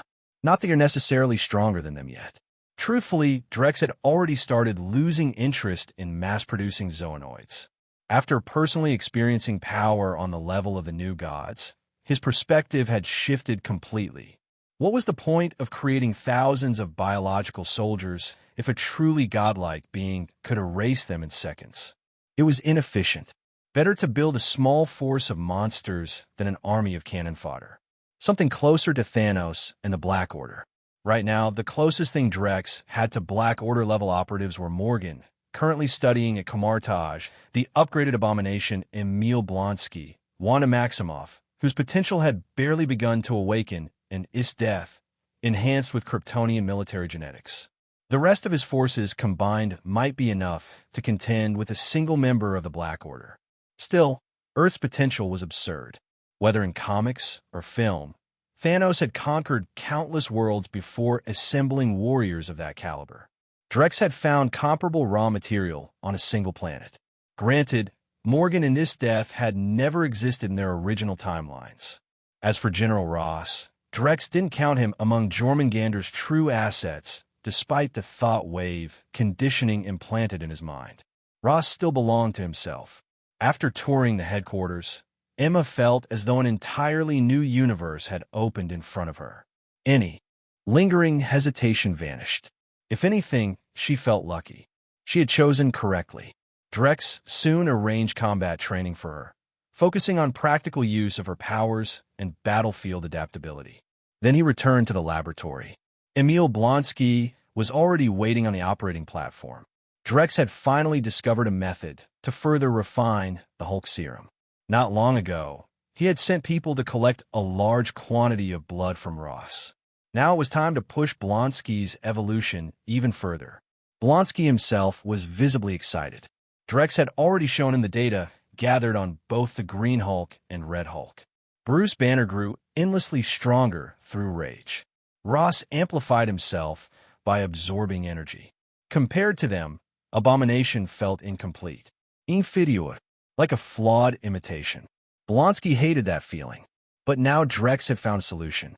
Once preparations were complete, Drex injected a massive amount of Ross's blood directly into Blonsky's body. For an ordinary human, the blood alone would have been lethally toxic. Blonsky's immune system reacted instantly. His body temperature skyrocketed. The extremist virus within him flared violently, generating immense heat in an attempt to destroy the invading cells. Drex intervened personally. He protected the new cells long enough for them to stabilize and multiply. Blonsky's body had become a biological war zone over the years. Extremists, mutated abomination cells, zoonoid genetics, dozens of incompatible alterations stacked on top of each other like unstable explosives. Drex stripped almost all of it away. Only the abomination cells remained. Then the Red Hulk cells and abomination cells collided. Drex monitored the process from beginning to end with microscopic precision. Whenever one side began overwhelming the other, he immediately suppressed it, maintaining equilibrium between them. Eventually, the two cellular structures devoured and fused into something entirely new. Blonsky transformed. His body expanded into a monstrous giant as bone structures erupted outward from beneath his skin. His skeleton continued growing even after his musculature stabilized, forming a natural exoskeleton lined with massive spikes. Bone protrusions burst from his elbows, wrists, spine, and shoulders. His face became distorted beneath heavy skeletal growth, almost resembling a living skull. Gigantic, savage, nightmarish. Drex observed the transformation through microscopic supervision and gave an approving nod. "Way better than the original abomination," he said. The naturally formed exoskeleton dramatically increased Blonsky's defensive capability. After all, the durability of arthropod exoskeletons was one of nature's most efficient designs. But that wasn't the real prize. Blonsky had finally obtained the ability he'd always wanted, kinetic absorption. Any attack carrying kinetic force could now be absorbed and converted into biological energy, continuously strengthening his body. The external bone spikes no longer possessed the old thermal blade properties they once had, but in exchange, their hardness and toughness had become vastly superior. Combined with Blonsky's combat training and brutal close-quarter style, his melee lethality had reached an entirely different level. A living siege weapon wrapped in bone armor and violence. Chapter 112. The current Emil Blonsky could tear apart 3 versions of his former self without breaking a sweat. His regeneration was weaker now that the extremist virus had been removed, and he'd lost the long-range thermal beam attacks that once came with it, but every other aspect of him had evolved far beyond what he used to be. Base strength is already around 150 tons, Drex Valen said as he observed the transformed abomination. He was extremely satisfied with the result. At this point, Blonsky could fight either the Green Hulk or Red Hulk head-on without any real disadvantage. The only major threat was Red Hulk's heat output. That kind of thermal attack might still overwhelm him. But against Green Hulk, Drex suspected Banner would spend the entire fight getting ragdolled. Still, Blonsky wasn't the only pleasant surprise today. Drex had also found Juggernaut. A lot of people mistakenly believed Juggernaut was a mutant, but that had never been true in the comics. The real Juggernaut drew his power from Sidorak, an elder god whose mystical crimson gem granted immense magical strength to whoever touched it. That power had allowed Juggernaut to smash through skyscrapers, survive impossible punishment, and become an unstoppable force once he gained momentum. Sidorak's magic granted him nearly limitless stamina and absurd durability. He could tank hits from Thor, ignore Wolverine's adamantium claws, and bulldoze through almost anything in his path. Unfortunately, the version Drex found wasn't that juggernaut. This one hadn't inherited Cyttorak's magic. He was just a mutant, a very large mutant. Cain Marko. Height, 287 centimeters. Weight, 862 kilograms. A violent criminal serving multiple life sentences after repeated armed robberies. Total sentence length, 170 years. Naturally, Cain had no intention of rotting in prison forever. He'd attempted escape after escape, each one ending in failure. Eventually, with no options left and no hope remaining, a shadow had approached him with an offer. And Cain had accepted. Even without Cyttorak's magic, the mutant version of Juggernaut was still terrifyingly powerful. Cain stared at his own hands, feeling the explosive force surging through his body. Your ability is unusual, Cain Marko, Drex said, genuinely intrigued. The term meant nothing to Cain. To be fair, Drex was still one of the only people using it. The concept hadn't spread into public awareness yet. I discovered a genetic anomaly hidden within humanity, Drex explained. Roughly 1 person in 1,000 carries it. I call it the X gene, the unknown factor. Cain only understood about half of that, but it sounded important enough. Drex nodded. Your X gene is significantly stronger than most I've collected or observed. It gave you an indestructible body and monstrous physical strength. Drex found Cain's mutation fascinating. The first trait was simple to describe and impossible to explain: indestructibility. Juggernaut could ignore most forms of physical damage entirely. Drex even suspected that high-frequency blades, weapons theoretically capable of cutting through almost anything, might fail against him. And yet Cain's molecular structure remained completely ordinary. He hadn't transformed into some exotic metal or vibranium-like material. His body simply refused to break. As for strength, that part mattered less to Drex. A starting point of 200 tons was impressive by human standards, but Green Hulk, Red Hulk, and Blonsky could surpass that level easily. Cain asked, No, Drex acercamle. Cain flexed his massive hands. The sensation flooding through his muscles was intoxicating. He felt stronger than he ever imagined possible. And with power like this, why would he obey anyone? He turned toward the exit. Drex asked, You can't control me, Cain said coldly. But I'm not looking for trouble either. Drex glanced sideways. Blonsky. Truthfully, Drex was curious. He wanted to know whether the newly evolved Blonsky could overpower this version of Juggernaut. Cain immediately looked toward the towering monster standing nearby. Blonsky rolled his shoulders and cracked his neck. He'd been looking for an opportunity to test his new form properly. None of the regular personnel could survive sparring with him, and his death was off-limits for obvious reasons. Now, someone had delivered him a perfect punching bag. Blonsky's body expanded further, swelling until he matched Cain's massive height. Cain's expression darkened. What an ugly bastard. Then Blonsky charged. Cain didn't retreat. Back in prison, he'd survived countless fights through sheer stubborn brutality. Size and muscle were just bonuses. The collision hit like artillery. Boom! The air exploded outward as the two giants slammed into each other. A violent shockwave ripped through the laboratory, wrecking instruments and shattering reinforced equipment across the room. Drex didn't care. Electromagnetic manipulation made repairs trivial. The two monsters launched into a savage close-quarters brawl. Cain's body truly lived up to the word indestructible. Blonsky smashed a fist into his face hard enough to crater concrete, but Cain only staggered slightly before firing back with a punch that drove Blonsky several steps backward. Then Blonsky's kinetic absorption activated. After taking a 200-ton punch, his body became even stronger. When it came to actual combat skill, Cain was nowhere near Blonsky's level. Worse, Blonsky was intimately familiar with dirty street fight tactics. He'd lived through plenty himself. At the beginning of the fight, Cain's raw physical superiority allowed him to gain the upper hand. But once the exchange turned technical, Blonsky completely took control.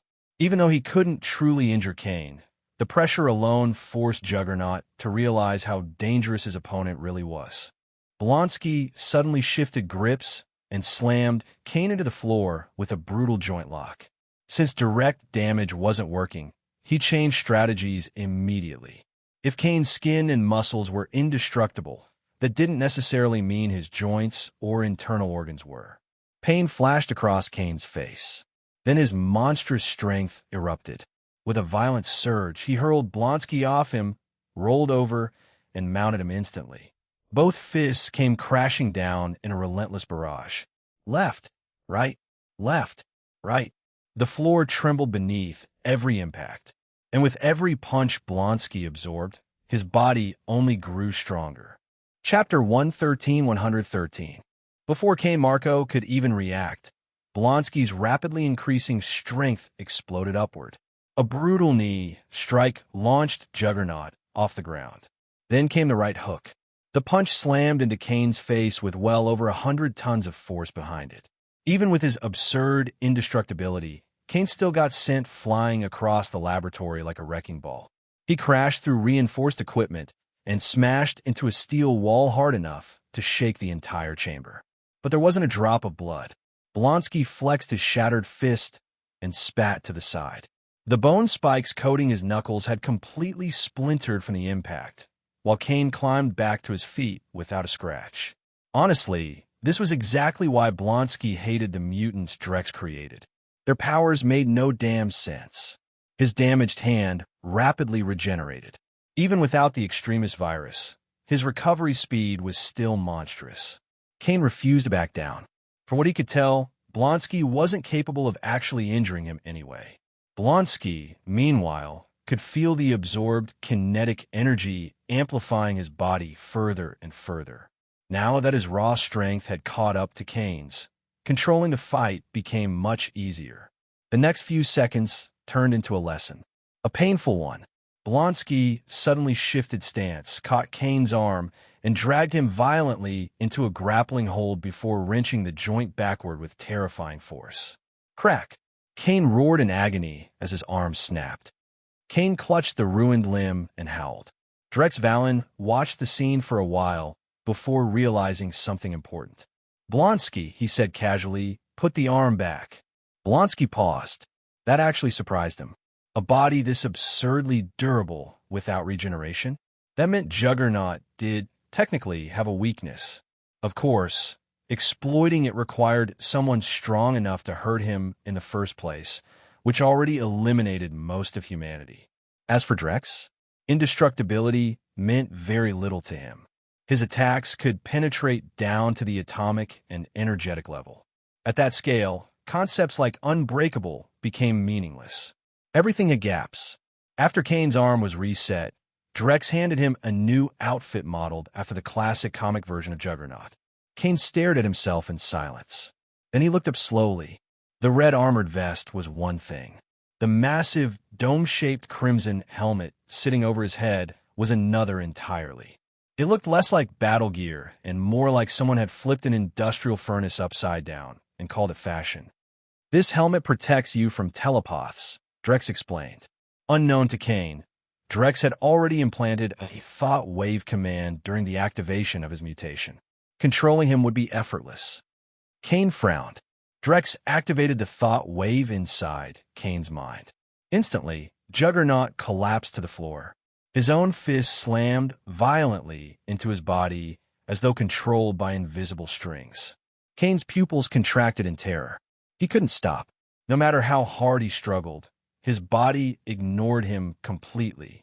It felt as if something else had stepped into his nervous system and taken ownership. For the first time since gaining his powers, Kane experienced genuine fear. Only after Drex released the mental control did Kane regain command of his body. He staggered upright, drenched in sweat.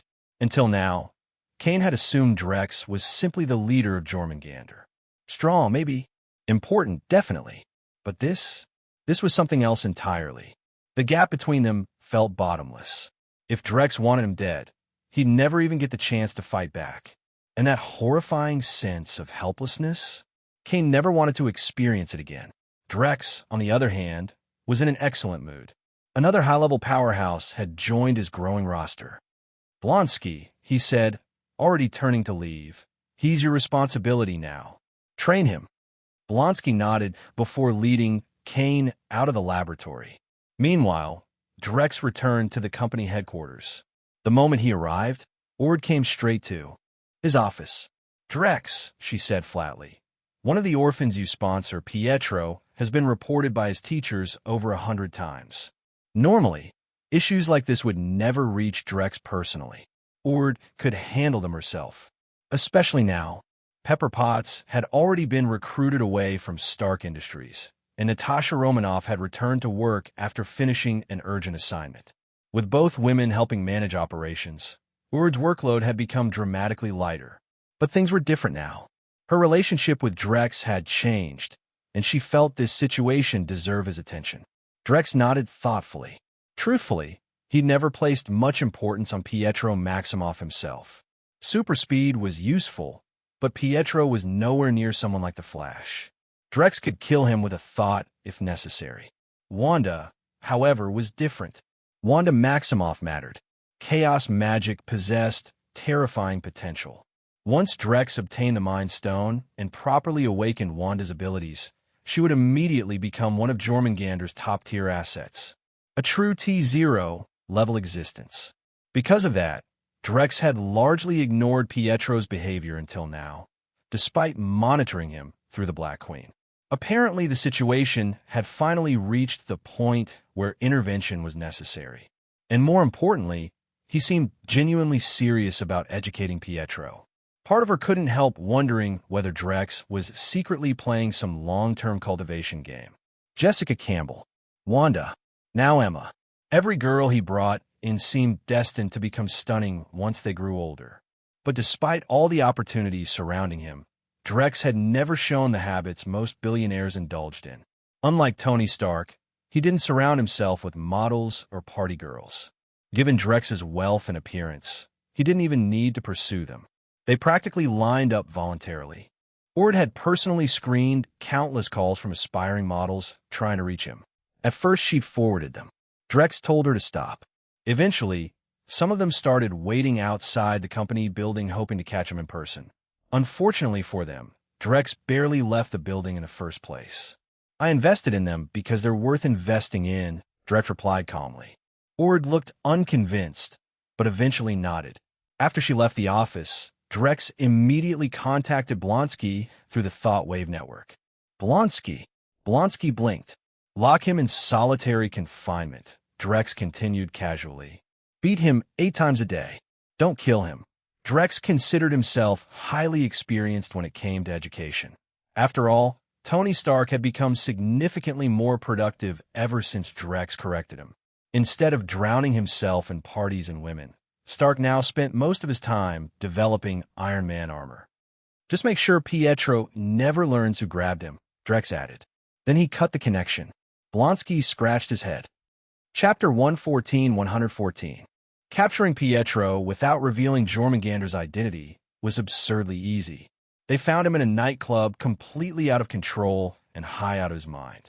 Blonsky walked straight up to him and knocked him unconscious with a single punch.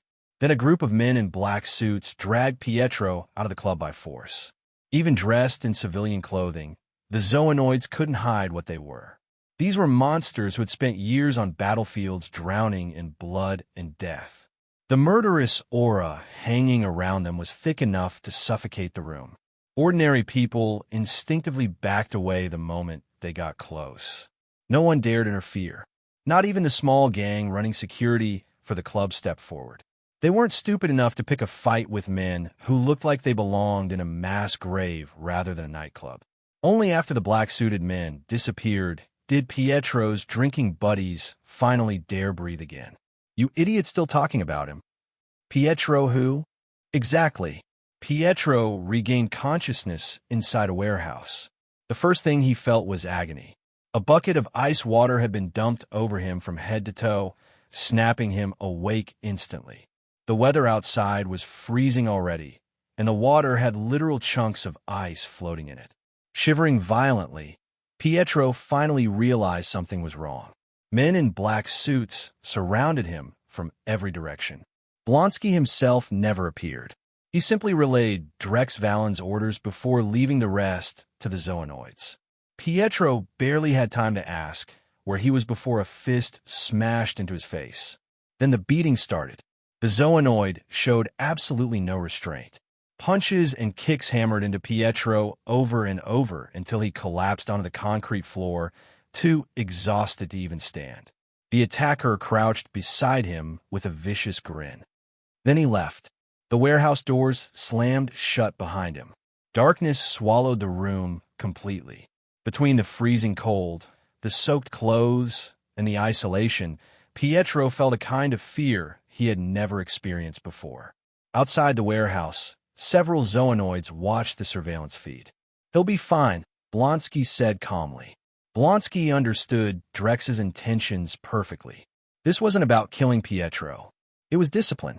Honestly, Blonsky found it funny that Jormungandr had mobilized for something this minor. Using an organization like theirs to abduct and beat up a teenager felt like firing a missile at a stray dog. Then again, maybe Drex simply thought Jormungandr had too much free time lately, especially since their infiltration of Hydra had accelerated dramatically. After Emma Frost joined the operation, Drex inserted her directly into the ongoing takeover campaign. As for Silver Fox Kayla, Drex had already lost interest in her and never bothered bringing her in. Emma's telepathy made dismantling Hydra cells ridiculously efficient. One after another, she mentally infiltrated entire bases, brainwashed the personnel inside, and delivered them straight to Jormungandr. Drex would then implant thought waves into their minds, slowly converting Hydra operatives into loyal members of the World Serpent. The terrifying thing about organizations like Hydra was how interconnected they were. Once you grabbed a single thread, the rest unraveled on its own. And HYDRA had absolutely no defense against telepathy. In a world where mutants and Inhumans hadn't publicly emerged yet, the only widely known super soldiers were Captain America and the cosmic-powered woman Nick Fury once encountered years ago. Neither possessed psychic abilities, which meant Emma's power might as well have been magic. "Boss," Emma said proudly one day, "I've been doing great work lately." Drex glanced up at her. He didn't mind indulging her a little. Emma was genuinely useful, and unlike Jessica Campbell or Wanda Maximoff, she possessed the instincts of a natural villain. Jormungandr's operations didn't bother her in the slightest. That was also why Drex kept Jessica and Wanda away from the organization itself. Emma came from wealth and privilege, so money or luxury meant very little to her, especially since Drex already paid her extremely well. So instead, she smiled brightly and said. Drex stared at her calmly. Emma nearly choked. She glanced down at herself in disbelief. Even by American standards, her figure was far ahead of most girls her age. The moment Drex spoke the name, Isteth appeared seemingly out of nowhere. "She's right," Isteth said lazily as she leaned over Drex's chair from behind, pressing her cheek against his before kissing him lightly. "You're still an unripe little fruit." Emma's expression darkened instantly. She fired a telepathic attack at Isteth without hesitation. Isteth frowned. The moment she sensed the intrusion into her mind, she retaliated immediately. Emma staggered backward with a sharp gasp, clutching her head in pain. Shock flooded her voice. She had always believed telepathy was uniquely hers, something special that set her apart from everyone else. "This is Isteth," Drex said calmly. "Jormungandr's White Queen." The moment Drex discovered Emma's mutation, he had immediately extracted and modified her mutant genes for Isteth. He removed the diamond transformation ability entirely and strengthened the telepathic component instead, granting Isteth psychic abilities powerful enough to rival Professor X himself. Kryptonian soldier genetics. Iceman mutant genetics. Enhanced telepathic mutant genetics. Combined with prolonged solar exposure, Isteth had already evolved into something terrifying. At this point, she could probably beat the Hulk unconscious with her bare hands. Emma looked at Isteth, then back at herself. Height. Appearance. Power. She lost in every category. And worst of all, the title White Queen had already caught Emma's attention the moment she heard it. Only now did she realize someone already held it. What Emma didn't know was that Drex never intended the four sovereigns of Jormungandr to belong to outsiders in the first place. The Black Queen was a super artificial intelligence. The White Queen was his death. As for the remaining positions of Black Emperor and White Emperor, Drex still hadn't finalized his choices. There were simply too many candidates. Isdeth leaned closer to Drex and whispered into his ear, "No." Drex replied immediately, "Emma's useful." Then he looked toward Emma again. Emma straightened slowly. "This reward still counts," she declared firmly. Her eyes locked onto Isdeth like a challenge. Then she turned and walked out. Drex watched her leave. Isdeth smiled faintly. "No." She tilted her head thoughtfully. Drex gave her a long look. Chapter 115-115. Isdeth might have been interested in training Emma Frost, but once Drex Valen made his position clear, she had no intention of disobeying him. Part of that loyalty came from her natural worldview. Strength ruled everything. The strong stood above the weak. The rest came from the absolute loyalty Drex had implanted into her mind. Either way, she obeyed him completely. High above Earth, Drex had constructed a private orbital station specifically for her. Positioned dangerously close to the sun, the station used manipulated magnetic fields to resist solar gravity while concentrating immense amounts of sunlight directly into its structure. In simple terms, it was a Kryptonian charging chamber. And lately, Drex had begun noticing something. Isdeth was becoming terrifyingly strong. She sensed his attention immediately, excitement flashing across her face. "Sure," Drex replied. The next instant, both of them vanished. They reappeared inside a massive combat chamber forged from atomic alloy, durable enough to withstand full-force combat between Kryptonians. Isdeth attacked immediately. No Hosetashchen. Her fist exploded through the air at hypersonic speed, the shockwave detonating around her arm before the punch had even fully extended. Drex raised a hand casually. Electromagnetic force spread outward from his body, seizing control of the surrounding magnetic fields before collapsing them around his death. Her punch slowed, then slowed again, then stopped completely less than an inch from Drex's face. Millions of tons of invisible pressure crushed down on her body, pinning her in place. Isdeth frowned. She wanted a real fight, not one where he casually erased the battle before it even started. Drex shrugged. The pressure vanished instantly. Isdeth moved the moment she regained control, pivoting into a vicious right hook aimed directly at his head. Drex tilted aside effortlessly. Then he countered with two punches to her torso. The impacts blasted Isdeth backward across the arena, though her bioelectric aura absorbed most of the damage. The next second, she vanished.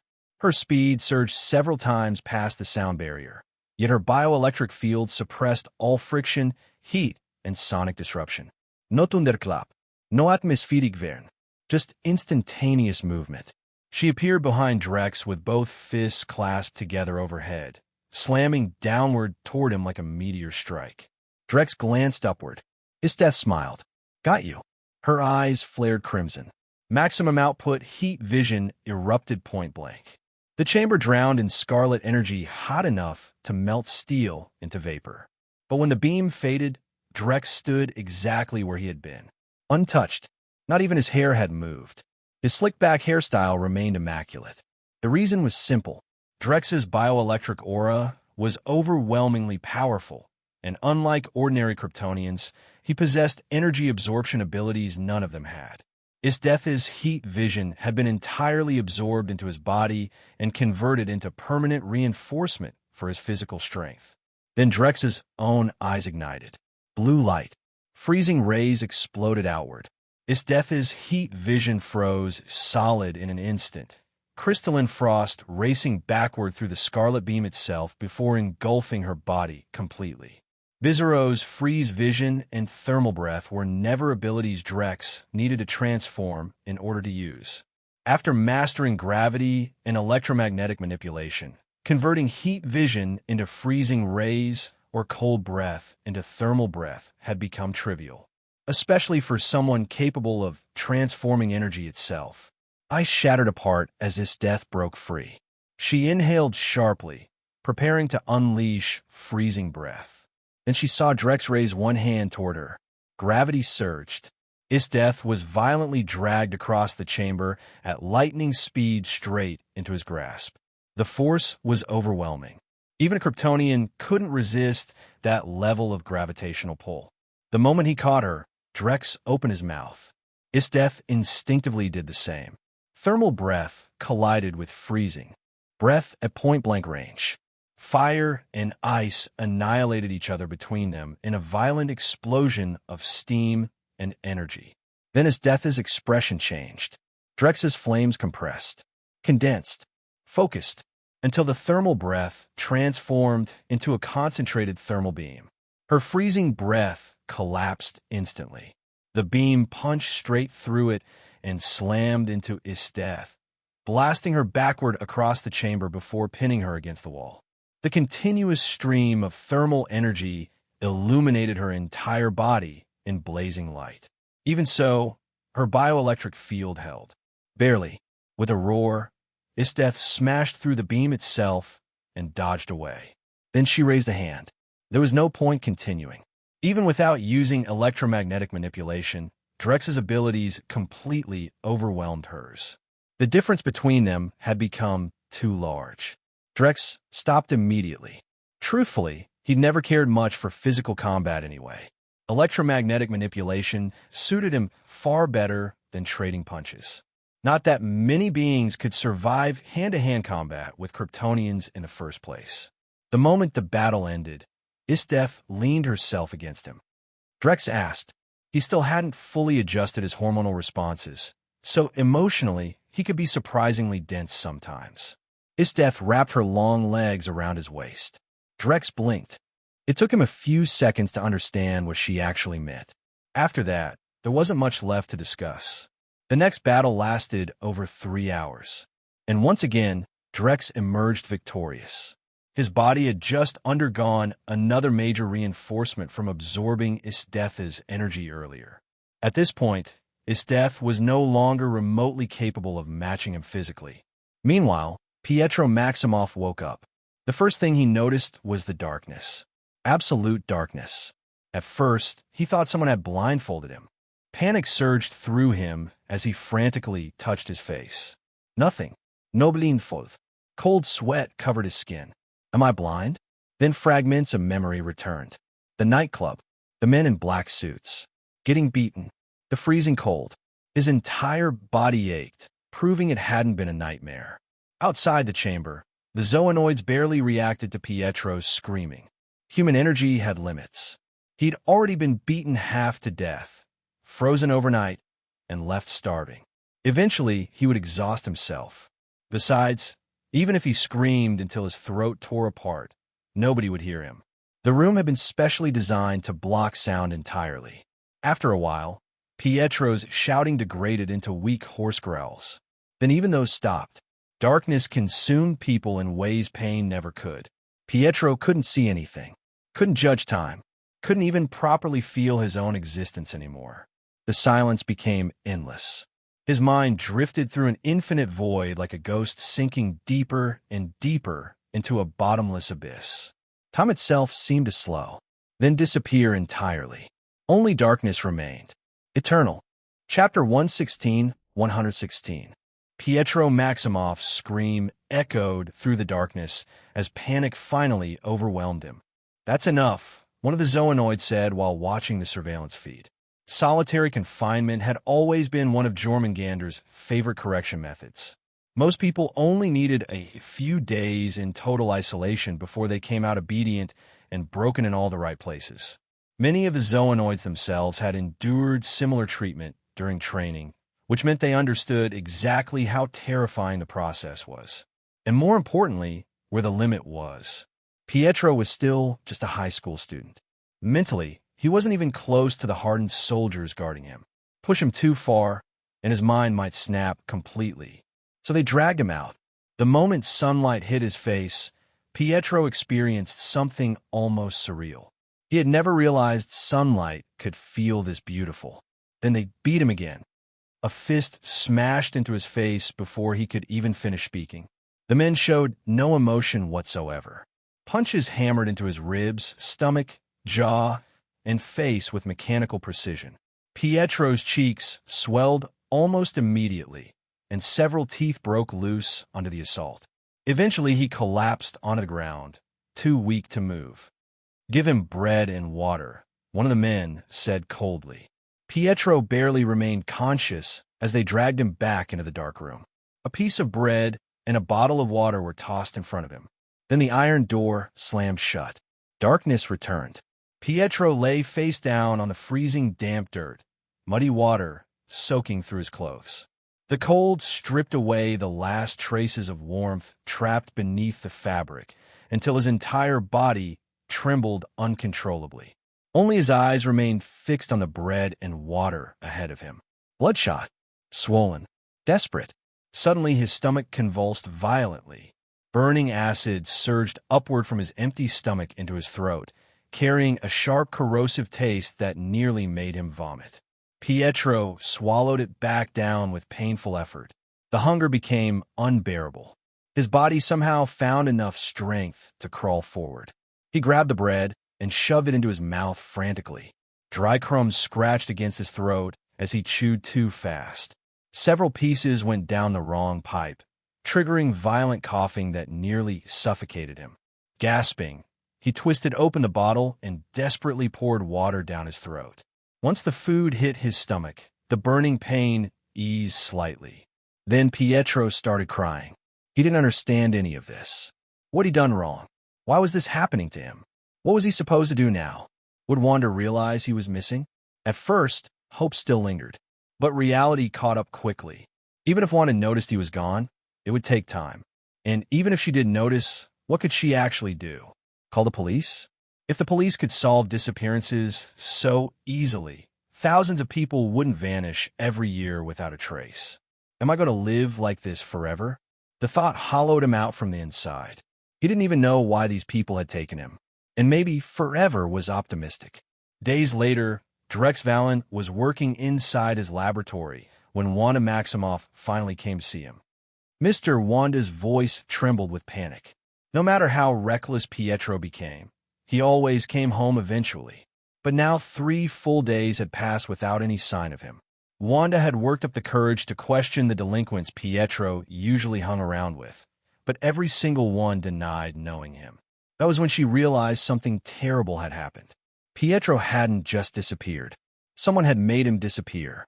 She went to the police first, of course. They told her to wait. Then she waited several days and went back. And they told her to wait again. Wanda had nobody left except Pietro. There was no way she could abandon him. So in the end, she came to the only person she believed might actually help.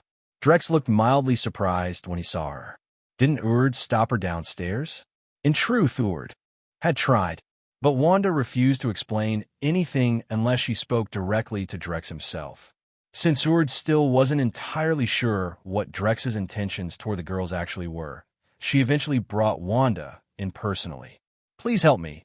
Mr. Wanda's eyes were red from stress and exhaustion. She knew she had nothing valuable that could truly move someone like Drex Valen. So she left the choice to him.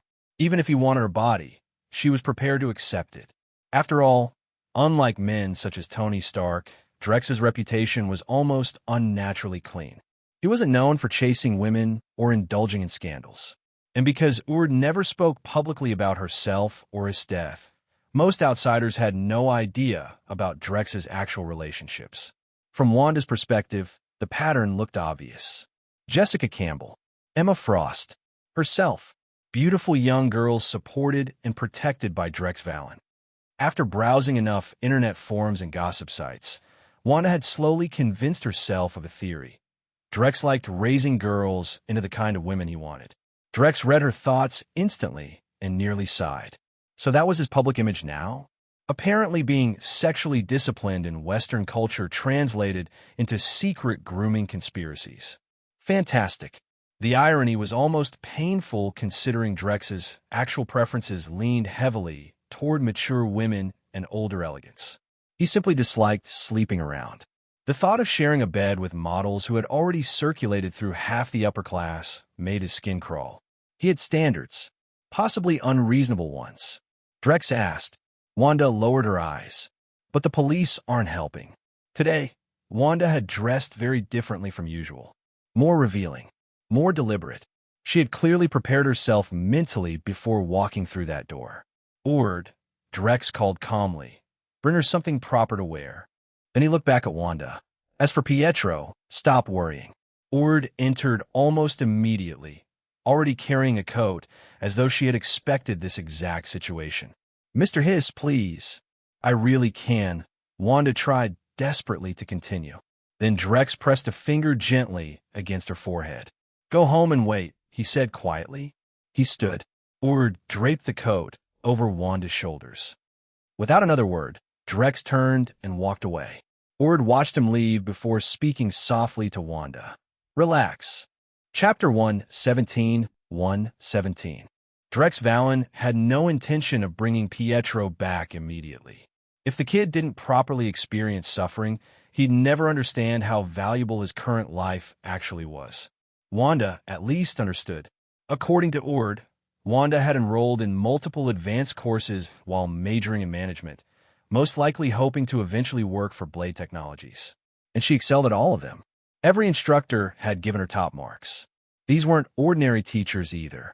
Drex had spent absurd amounts of money hiring elite private instructors who normally worked exclusively for the children of the wealthy upper class.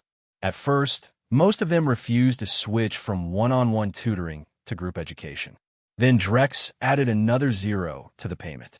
Money truly was the universal motivational language. Pietro, on the other hand, had started out behaving reasonably before slipping into truancy, partying, and delinquency. That annoyed Drex more than anything. Pietro had already experienced what it meant to lose everything and become an orphan. Yet somehow he'd adapted to comfort so quickly that he treated his new life as something guaranteed. Drex intended to correct that mindset thoroughly. 5 days later, Pietro barely resembled a human being anymore. Then suddenly, screams erupted outside his cell. Violent screams. Moments later, the iron door burst open and a figure stepped inside.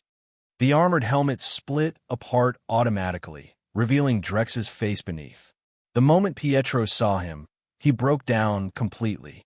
10 straight days of physical abuse, hunger, isolation, and psychological torture had hollowed him out. His face was gaunt, his body thinner, his eyes exhausted and lifeless. All right, Drex said calmly as he pulled him to his feet. Let's get you out of here. He guided Pietro out of the dark room for the first time in days. Then Pietro saw the bodies. Corpses covered the warehouse floor in grotesque pieces. Some had been torn completely in half. Others had massive holes blasted straight through their torsos, cavities large enough to fit a basketball inside. Pietro stared at the carnage, and for the first time since his imprisonment began, he felt satisfaction. Good. They deserved it. Drex escorted him directly to a hospital owned by Blade Technologies. The moment Pietro left, the corpses scattered into drifting particles and vanished. They had never been real bodies in the first place, just atomic constructs created by Drex. Thank you, Mr. Wanda practically sprinted into the hospital after hearing the news. The moment she saw Pietro unconscious in the hospital bed, tears immediately flooded her eyes as she rushed to his side. Several minutes passed before she finally stood up again and thanked Drex repeatedly. You don't need to thank me, Drex said, which was technically true. After all, he was the reason Pietro had ended up there to begin with. Still, Wanda proved far more resilient than her brother. Pietro's condition forced her to mature quickly and hold herself together. Drex and Ord ultimately were outsiders. There was only so much emotional support they could realistically provide. Fortunately, Pietro's condition looked worse than it actually was. While the Zoonoids beat him daily, they had also injected him with specialized nutrient solutions afterward. The formulas accelerated metabolism and healing, preventing long-term damage despite the abuse. Once Pietro was stabilized, Drex left the hospital. Ord stayed behind with Wanda. And meanwhile, New York had a new problem. Monsters. Again. This time, the Deep Sea Clan had launched an assault on the city. According to intercepted broadcasts, they were seeking revenge for the death of the Deep Sea King. Massive aquatic humanoids began emerging from the coastline one after another, triggering immediate panic across the city. This time, however, the United States military reacted much faster. After the humiliation of being helpless against Elder Centipede and relying entirely on superheroes, they were desperate to restore some credibility. 10. Ironmongers purchased from Blade Technologies were deployed directly to the battlefield alongside dozens of War Machine units providing support fire. The superheroes responded quickly as well. "Those things are enormous," Reed Richards muttered while watching the advancing creatures. The thing cracked his rocky fists together and charged straight at a shark-headed deep-sea warrior. The two collided head-on, and Ben Grimm failed to move it. His punch carried nearly 100 tons of force. Under normal circumstances, that should have crippled almost anything alive. Instead, the deep-sea creature merely staggered slightly.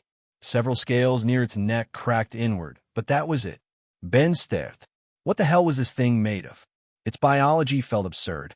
The defense reminded him less of flesh and more of layered ballistic fiber or sheer thickening armor gel. Ordinary firearms probably couldn't hurt these things at all, which was true. Against normal humans, bullets, explosions, and shockwaves were devastating. Against monsters specifically engineered to survive crushing deep-sea pressure, not so much. Drex had recreated the Deep Sea Clan exactly according to specification. Creatures evolved beneath oceanic pressure naturally possessed physical abilities that completely eclipsed humanity. Defensive lines had already been established along the shoreline, but the average deep-sea warrior stood over 2 meters tall and smashed through fortifications with horrifying efficiency. Heavy machine guns unleashed overlapping storms of fire powerful enough to shred armored vehicles. The deep-sea creatures simply lowered their heads, shielded their eyes with one arm, and charged straight through the barrage. Dark figures rampaged through the battlefield. Some died. Most didn't. Several slammed directly into the 5-meter-tall defensive walls. And then the Ironmongers intercepted them. Since Drex had specifically marketed the Ironmongers as weapons designed with the Deep Sea King as a projected threat model, he naturally ensured they lived up to the advertisement. At minimum, ordinary deep-sea warriors wouldn't rip them apart casually. One deep-sea creature tilted its head while examining an Ironmonger. Never eaten this kind of human before, it growled. Inside the armor, the American pilot swallowed hard and opened fire. 50 BMG, the kind of weapon normally mounted on helicopters or armored vehicles. At point-blank range, the barrage hammered directly into the deep-sea creature's face. The monster responded by slapping the entire cannon apart. Its second strike came immediately afterward with terrifying speed, but the Ironmonger's AI reacted instinctively and blocked the attack. Then the mech countered with a brutal uppercut. The punch landed squarely beneath the creature's jaw, followed by another, and another. Each blow carried dozens of tons of force, enough to visibly crack the deep-sea warrior's face apart. Several military officers clenched their fists excitedly while watching the battle unfold. Nearby, the Fantastic Four were struggling through their own fight. Ben Grimm had already figured out that directly overpowering the deep-sea creatures was inefficient. Instead, he focused on restraining them physically, while Susan Storm created invisible force fields inside their bodies and detonated them internally. Then Johnny Storm incinerated the remains to prevent regeneration. As for Reed Richards, he was mostly standing around being academically concerned. From atop a distant rooftop, Drex watched the battlefield with his arms folded. Electromagnetic manipulation distorted the magnetic field around him, hiding his existence from both technological detection and superhuman senses alike. He may as well have been standing in another dimension. His eyes swept across the battlefield below. Chapter 118. Compared to the heroes from One Punch Man, Marvel's superheroes lacked one thing above all else: killing power.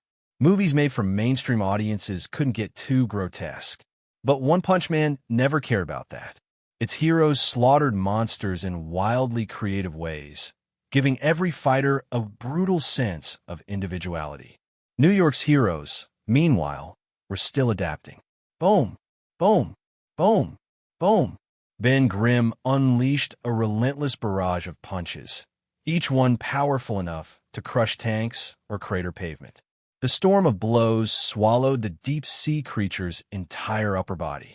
And yet the monster grinned, its grotesquely evolved face twisted upward in excitement rather than fear. The purple musculature beneath its ribs and back bulged violently before both arms crossed in front of its chest like a living tower shield. The impacts hammered the ground apart beneath them. Concrete shattered. Debris exploded outward. Within seconds, the street looked like a battlefield trampled by armored divisions. Dust and pulverized stone swallowed both combatants. To anyone watching from outside, Ben appeared to hold the advantage. Few beings alive could withstand that kind of speed and force for long. One mistake, one lapse in defense, and they would be reduced to pulp instantly. But only Ben understood what he was actually fighting. Unfortunately, the rest of the Fantastic Four were already drowning in battles of their own. More and more deep-sea creatures kept pouring inland. The military was taking losses too. More than a dozen war machine units destroyed. One ironmonger torn apart. Several tanks annihilated.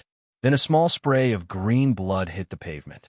The deep-sea creature straightened slowly, its jaw twisting sideways with disgusting cracking noises before snapping back into place. It grinned savagely. The damaged flesh regenerated almost instantly. Meanwhile, Ben Grimm lay half-buried at the bottom of a crater over half a meter deep. His rocky body was covered in fractures. Stone plates across his chest and arms had visibly cracked apart. Even lifting his head took effort. It stepped closer while thick saliva dripped from its jaws. Its eyes gleamed with predatory hunger.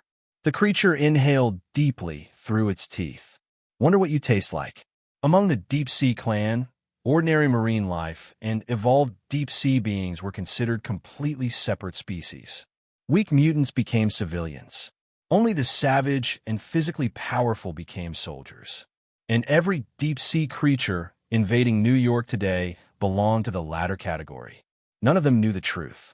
They were temporary beings created through atomic reconstruction and given artificial consciousness. Even if nobody killed them, their bodies would naturally collapse within days. Watching the battlefield from afar, Drex Valen folded his arms.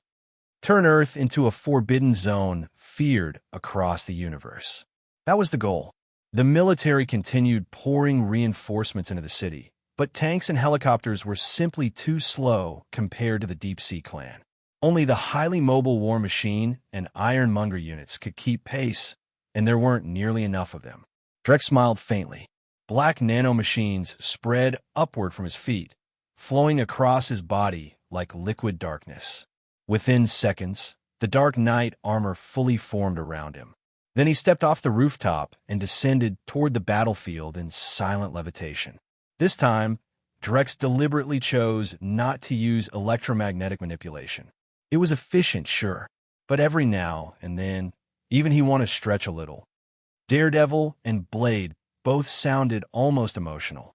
The two of them had nearly gotten torn apart trying to fight even a single deep-sea soldier. Spider-Woman and Venom weren't doing much better. At that moment, one of the deep-sea creatures lunged toward Drex the instant he landed. Everyone saw Drex throw a single punch. Boom! The air detonated. A deafening shockwave blasted outward across the battlefield, and the deep-sea creature exploded. Not metaphorically. Half its body vanished into bloody fragments instantly. Surveillance feeds nearly bulged his remaining eye out of its socket. The thought flashed through countless minds simultaneously, because the Dark Knight armor had never displayed this level of power before. Naturally, Everyone assumed Drex had simply improved the technology. Nobody considered the possibility that the strength belonged to Drex himself. After all, the image he cultivated publicly was deeply ingrained by now. Genius scientist, weapons developer, tech billionaire, not monster. Another deep-sea creature attacked from behind. Drex vanished. A stretched afterimage lingered across everyone's retinas before he reappeared behind the monster at impossible speed. Nanomachines gathered into his hand, forming a blade. Then the weapon began glowing red-hot. High-frequency blade. One slash. The deep-sea creature split cleanly in half. Blood splashed onto the vibrating blade and instantly atomized into crimson mist. A third deep-sea warrior slammed a fist directly into Drex's helmet. Drex didn't move an inch. Johnny Storm stared wide-eyed. That armor is insane. Reed Richards looked almost inspired. Not exactly. He adjusted his posture thoughtfully.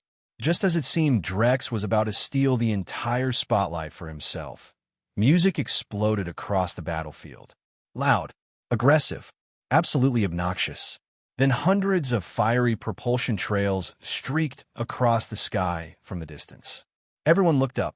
Someone asked uncertainly. Then a familiar voice blasted through external speakers. "Don't worry, people." A gold and red armored figure led the formation. Tony Stark.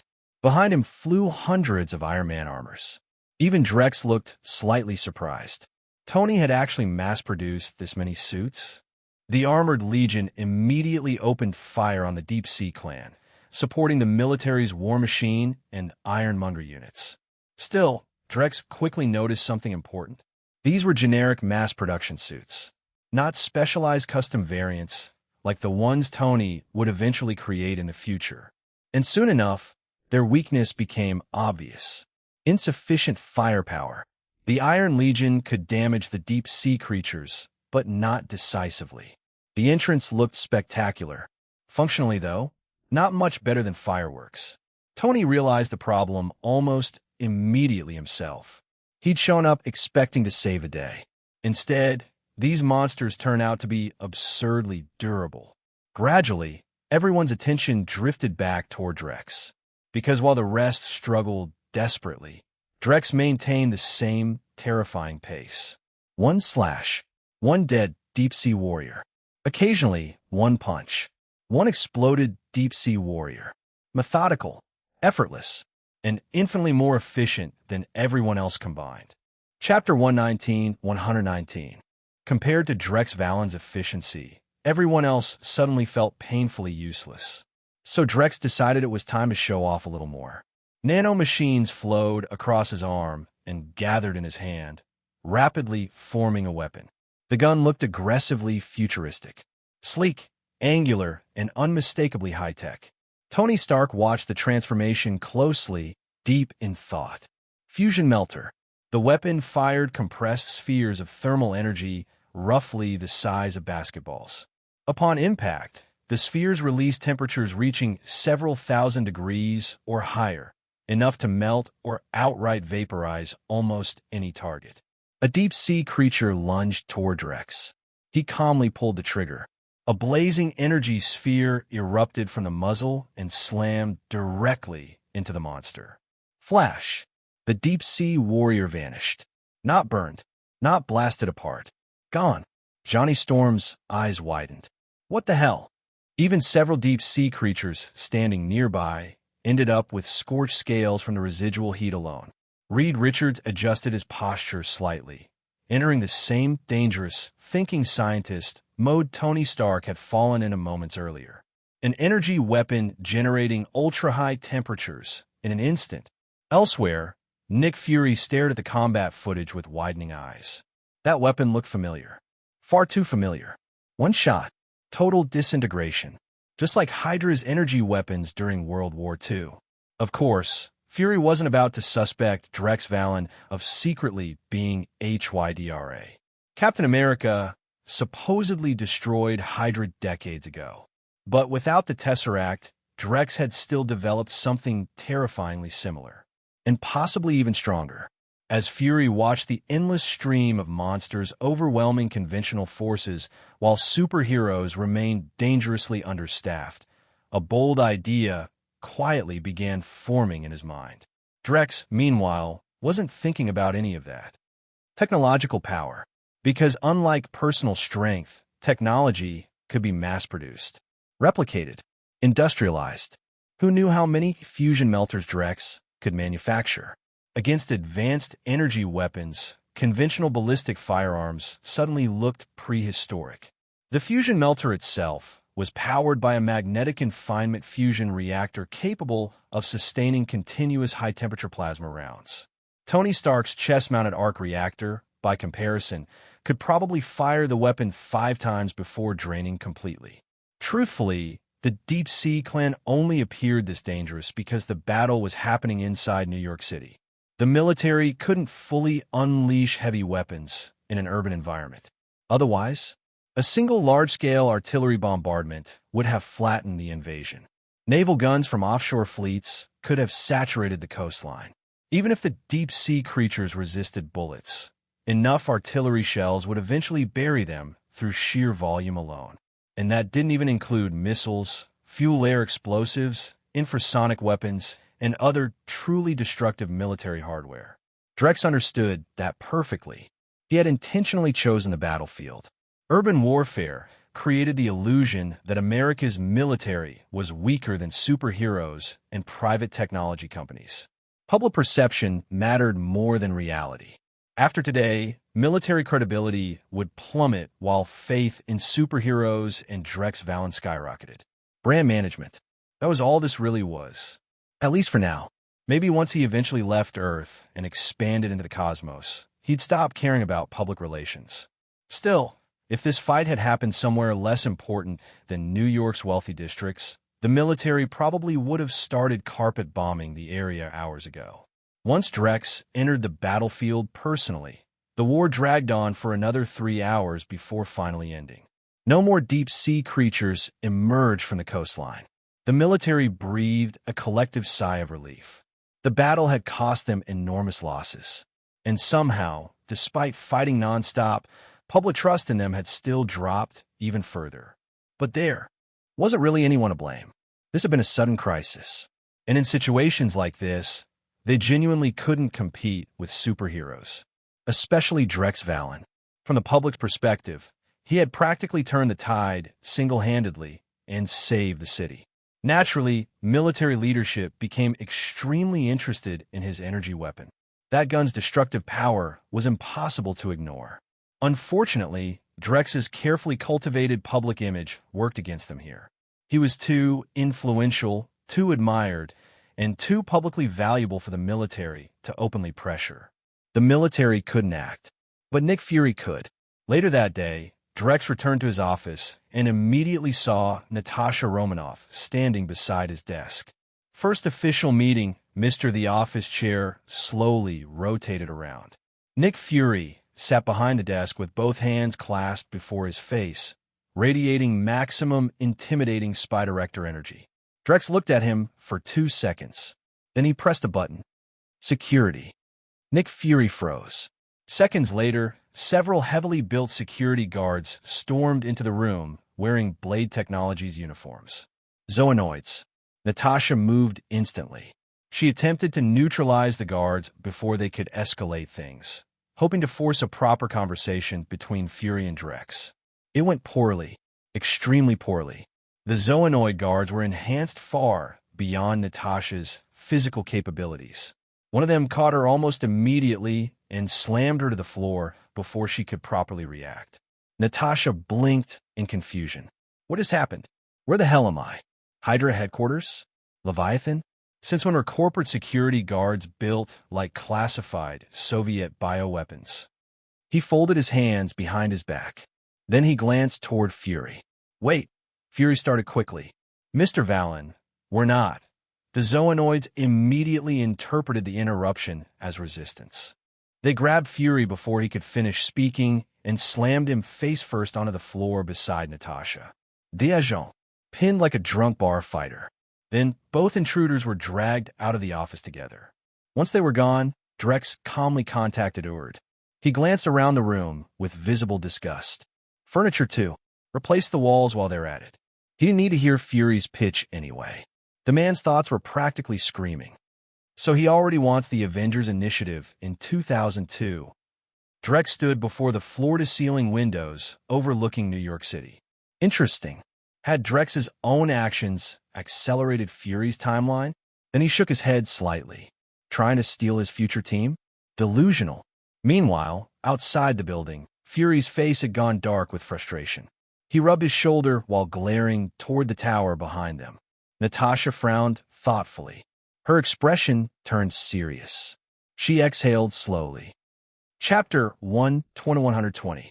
Nick Fury stopped cold. That possibility was even more unbelievable than anything he had imagined. Then again, this was Drex Valen they were talking about. With the kind of genius Drex possessed, maybe it really wasn't impossible. Natasha let out a quiet breath. Fury looked toward her sharply. It could be something more stable.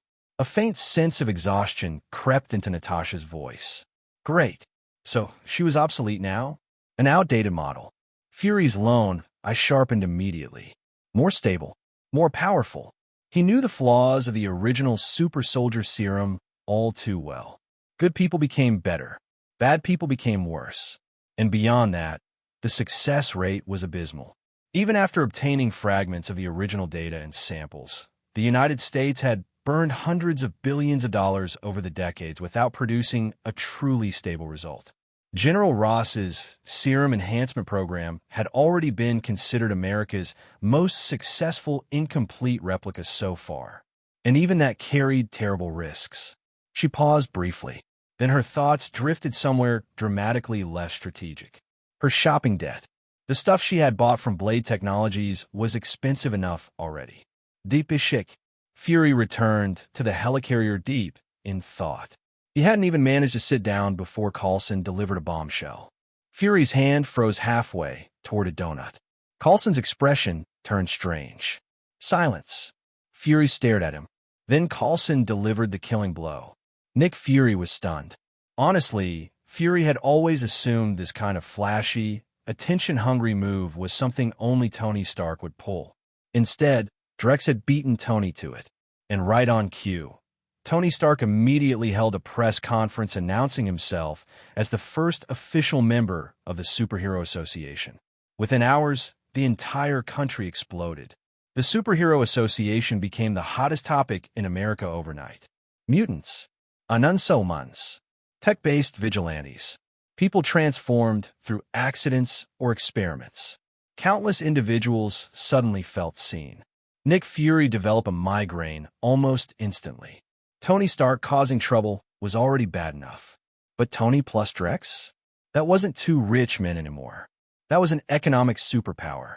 Even if superhero activity had previously existed in a legal gray zone, overwhelming capital influence could force legitimacy into existence. And public opinion was entirely on their side. The deep-sea invasion had happened only days earlier. At the moment, public support for superheroes had reached an all-time high. The military and police were being mocked relentlessly online and across major news networks. People believed New York would have fallen completely if not for the superheroes. Military leadership spent every day holding damage control press conferences, trying desperately to salvage credibility. Police departments reacted too. Case resolution rates suddenly began climbing at absurd speeds. Nobody wanted budget cuts. Nobody wanted superheroes replacing them. Street-level vigilantes used to get arrested for interfering with police operations. Not anymore. Now, any hero officially registered with the Superhero Association effectively carried the protection of Blade Technologies and Stark Industries behind them. And Drex Valen's public reputation was ridiculously strong. Despite rarely appearing publicly, his inventions had improved millions of lives. He funded charities, provided free medical examinations, supported educational initiatives. At this point, Drex had already collected nearly 100 million X-gene and inhuman genetic samples through those medical programs alone. And since Drex himself served as the legal representative of the association, Everything was airtight. After all, he didn't pay entire armies of lawyers for decoration. Tony Stark pointed at the screen with visible outrage. Drex barely looked up, because unless you can reach the level of Metal Knight, Drive Knight, or the legendary Demon Cyborg, he clicked another file shut. Tony blinked. Once the Superhero Association officially launched, applications flooded in almost immediately. Drex reviewed them one by one. When Reed Richards' application appeared, Drex hesitated. Should he reject it? Reed Richards had an astonishing habit of causing catastrophic disasters whenever things became important. Worse, the man was nearly impossible to permanently eliminate. Drex wasn't afraid of Reed personally. He was afraid Reed would accidentally destroy the association itself. Rejected. Simple solution. The others, however, were acceptable. It's not a suit, Drex corrected flatly. Without pause, he approved Susan Storm as an A-class hero. Johnny Storm became B-class. Ben Grimm received S-class immediately. Tony happened to glance over at exactly the wrong moment. He pointed at Ben's file. Drex answered without hesitation. Completely reasonable logic. In One Punch Man terms, Ben Grimm would probably qualify closer to a monster than a traditional hero, but his raw combat strength easily surpassed heroes like Tank Top Master or Pori Pori Prisoner. S-Class fit him perfectly. As for Spider-Woman and Venom, Drex assigned them B-Class and A-Class respectively. Under Drex's management, every registered superhero in the association received an official salary.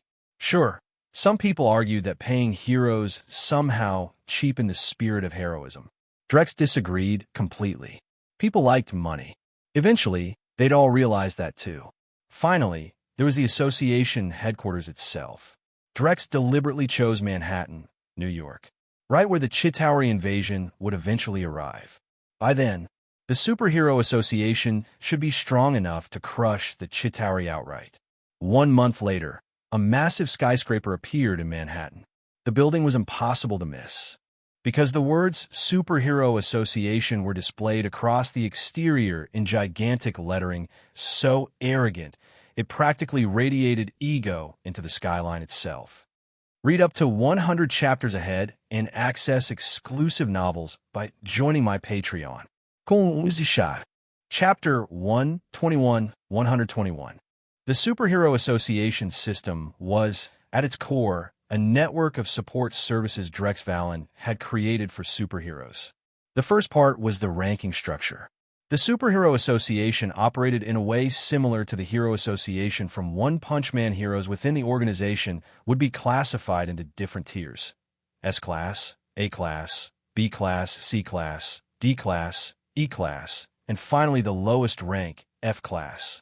The lowest tier F-Class heroes were basically ordinary street vigilantes like Kick-Ass. Normal people with nothing more than the desire to become heroes and uphold justice. Each rank also had its own internal standings. Heroes with better achievements and more completed missions could gradually rise into higher classifications. The second part was the association's compensation system for superheroes. After all, when superheroes fought crime and saved lives, they were sacrificing their own private time and work hours. That often resulted in financial losses. For example, arriving late to work because they stopped a robbery, getting screamed at by their boss, or even losing their job altogether. Or missing a date because they had to save someone only to end up dumped afterward. That was where compensation became necessary.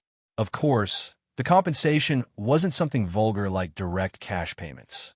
That would cheapen the ideals of heroism and justice. Drawing inspiration from the Midnight Hotel where he had once worked, Drex Valen introduced a system called Hero Points. Every registered superhero would receive their own points card.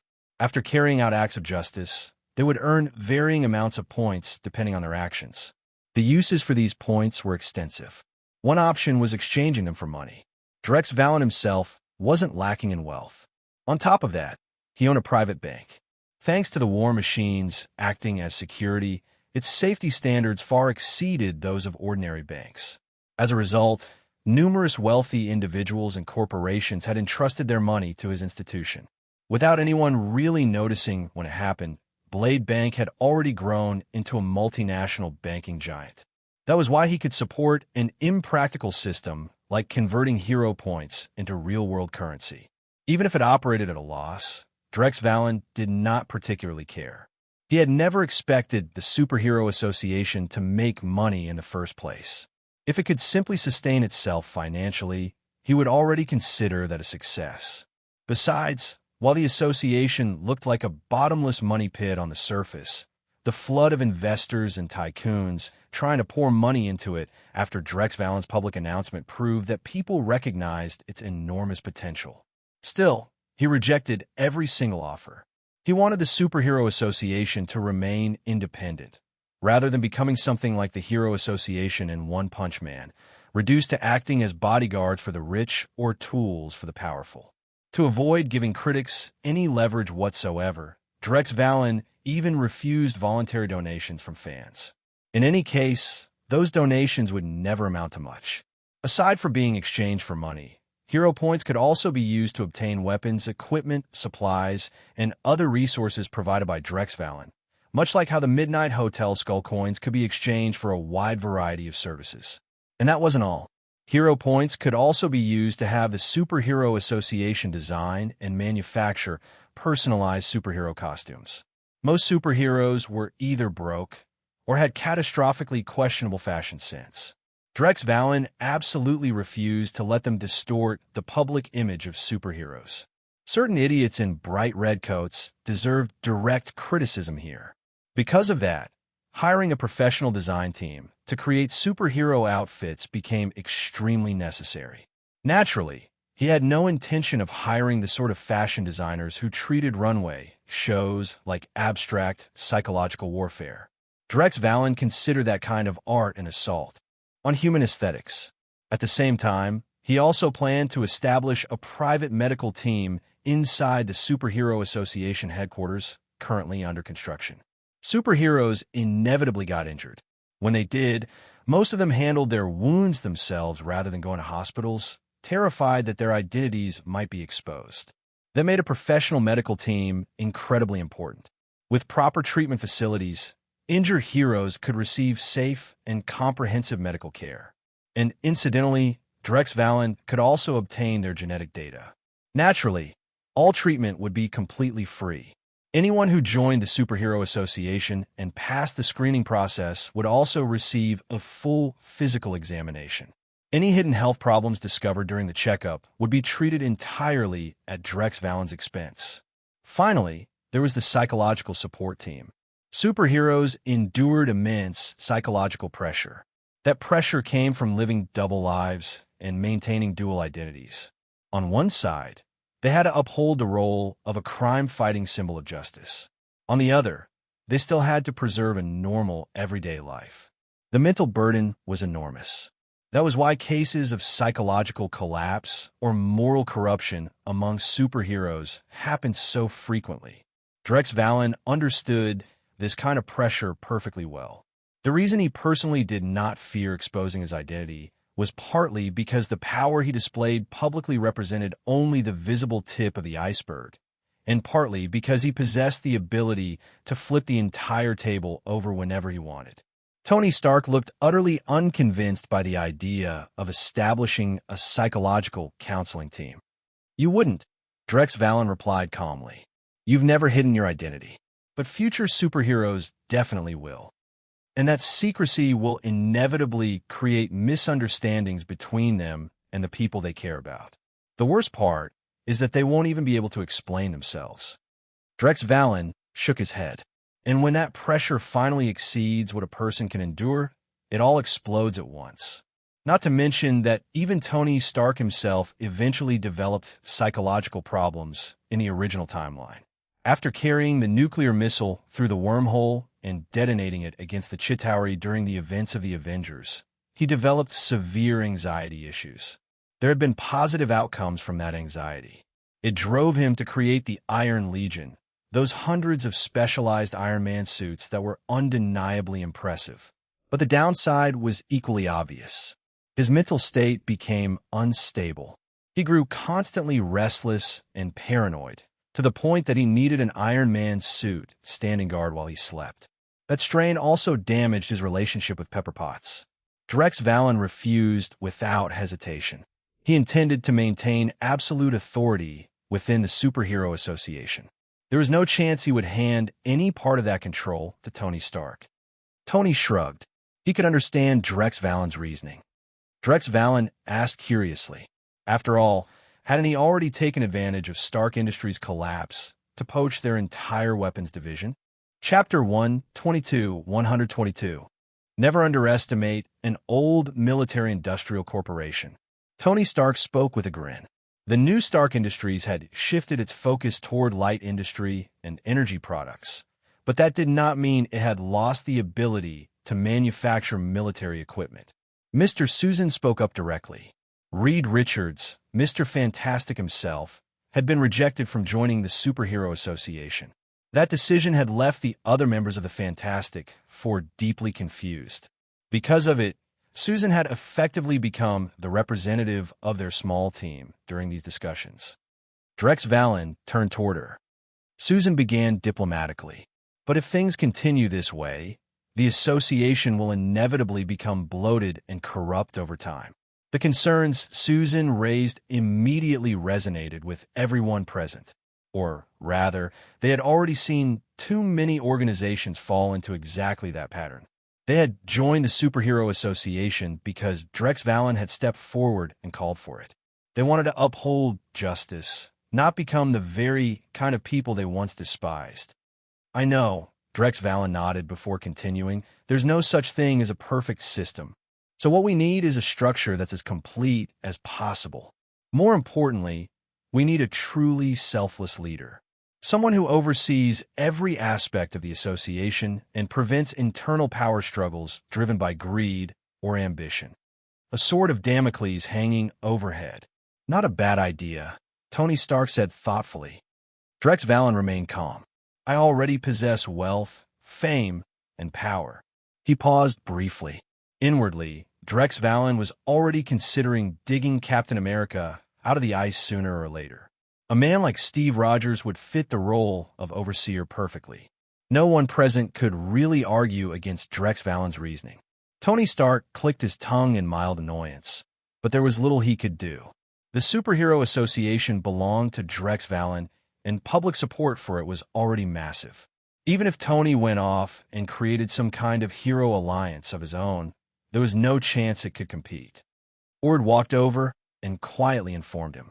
News about the Superhero Association had already been released ahead of time. Naturally, their own global daily had secured exclusive first-hand coverage, beating every other newspaper agency by nearly an entire day.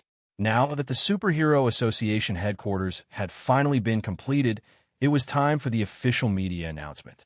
The moment Drex Valen stepped into the conference hall, a storm of camera flashes exploded around him, bright enough to blind an ordinary person. But Drex Valen had weathered far greater storms than this. Wearing the polished smile of a corporate emperor, he calmly walked onto the stage and raised a hand for silence. Several female reporters immediately found that smile dangerously attractive. Though admittedly, billions of dollars tended to add a special glow to a man's face. Mr. One reporter suddenly shouted. It was a sharp and aggressive question. Drex Valen said nothing at first. He simply stared at the reporter. The man immediately felt a terrifying pressure under the cold gaze of one of the world's most powerful capitalists. Drex Valen asked coolly. The reporter hurriedly snapped back. Drex Valen's expression did not change. What? Drex Valen raised an eyebrow. If not, why are you so eager to know the real identities of superheroes? The accusation hit like a sledgehammer. Nobody could casually shrug off a label like that. I am curious. The reporter's voice became noticeably less confident. Drex Valen looked toward the other reporters. Clearly, most of the reporters present were extremely reasonable people, or perhaps extremely well-funded reasonable people. The unfortunate journalist immediately found himself isolated from the rest of the room. He suddenly shouted, desperately trying to fight back after being cornered. The Superhero Association accepts absolutely no. Donations. His tone was firm and righteous. It's already enough that heroes bleed for society. Drex Valen placed both hands on the table and leaned slightly forward as his eyes swept across the room. Only then did the troublemakers in the audience suddenly remember something very important. The Dark Knight Drex was not an easy man to provoke. Beyond being a superhero, he was also the founder of Blade Tech Industries, a colossal corporate empire. Offending a man like that just for a sensational headline or a moment of verbal satisfaction was a terrible idea. The so-called uncrowned kings of the media sounded impressive when speaking to ordinary people. But against true giants of capital, that title suddenly felt paper-thin. The reporter finally exploded in anger. Faced with Drex Valen's towering presence, magnified by absurd wealth and influence, the man felt fear, humiliation, and resentment all at once. Drex Valen smiled. Sorry. As one of the world's greatest capitalists, Drex Valen had to admit this feeling was fantastic. And technically, he was not even exaggerating. What did it cost to build a superhero association? Compared to his current assets, practically nothing. Not to mention the newly acquired oil field. Secondary kryptonite alone had already become a monstrous money-printing machine for Blade Tech Industries, especially with the endless demand from overseas buyers who were purchasing secondary kryptonite by the gram without hesitation. Even at $10,000 per gram, they still bought every shipment Drex Valen released onto the market. Chapter 123. Blade Tech Industries had now become a genuine corporate titan. At the very least, it no longer operated like Umbrella Corporation, with secret facilities scattered across every corner of the planet. World Serpent, however, was a completely different story. Its bases had already begun spreading across the globe like roots beneath the earth. Meanwhile, Drex Valen's research in his symbiotes had finally achieved a major breakthrough. Combined with his belief that zoonoids were already obsolete technology, World Serpent mercenaries no longer needed to undergo zoonoid modification procedures after joining. Instead, each of them could now receive a symbiote combat suit. These symbiote suits were biological weapons without independent consciousness. Drex Valen had redesigned them to resemble the Guyver bioarmor, though naturally, they were nowhere near as overwhelmingly powerful as the real thing. Even so, once covered by the symbiote armor, an ordinary soldier's physical abilities would increase by 10 times. Every single one of them could beat Captain America into the ground. And thanks to the unique nature of symbiotes, even decapitation would not kill them outright unless the enemy used fire or sonic attacks. At present, Drex Valen still had no way of breeding symbiotes capable of overcoming those weaknesses. After all, among the countless symbiotes, there had only ever been a single successful serum specimen. That alone showed how difficult this branch of evolution truly was. Roar looked at the countless mindless siblings surrounding it with visible fear. Honestly, it did not even know if they could still be called its own kind anymore. From those symbiote suits, it could sense traces of Whiplash, Riot, and Ripper, as though they were grotesque hybrid organisms fused together into artificial life forms. Due to lacking Kryptonian biochemical biotechnology, Drex Valen could not recreate the absurdly advanced living technology behind the Guyver units. Still, considering that the Guyver itself was fundamentally composed of bioenhanced cells, Drex suspected the missing component was more of a programming issue than a biological limitation. After months of research, he had finally managed to make the symbiote suits somewhat resemble true Guyver armor. For example, head-mounted laser cannons. Just developing the biological programming for that single weapon system had taken Drex Valen an entire month. Even with a superhuman brain and electromagnetic manipulation, powers bordering on universal utility, it still required a full month of non-stop experimentation before he finally succeeded. The system worked by converting the host's body heat into infrared laser beams before firing them as concentrated attacks.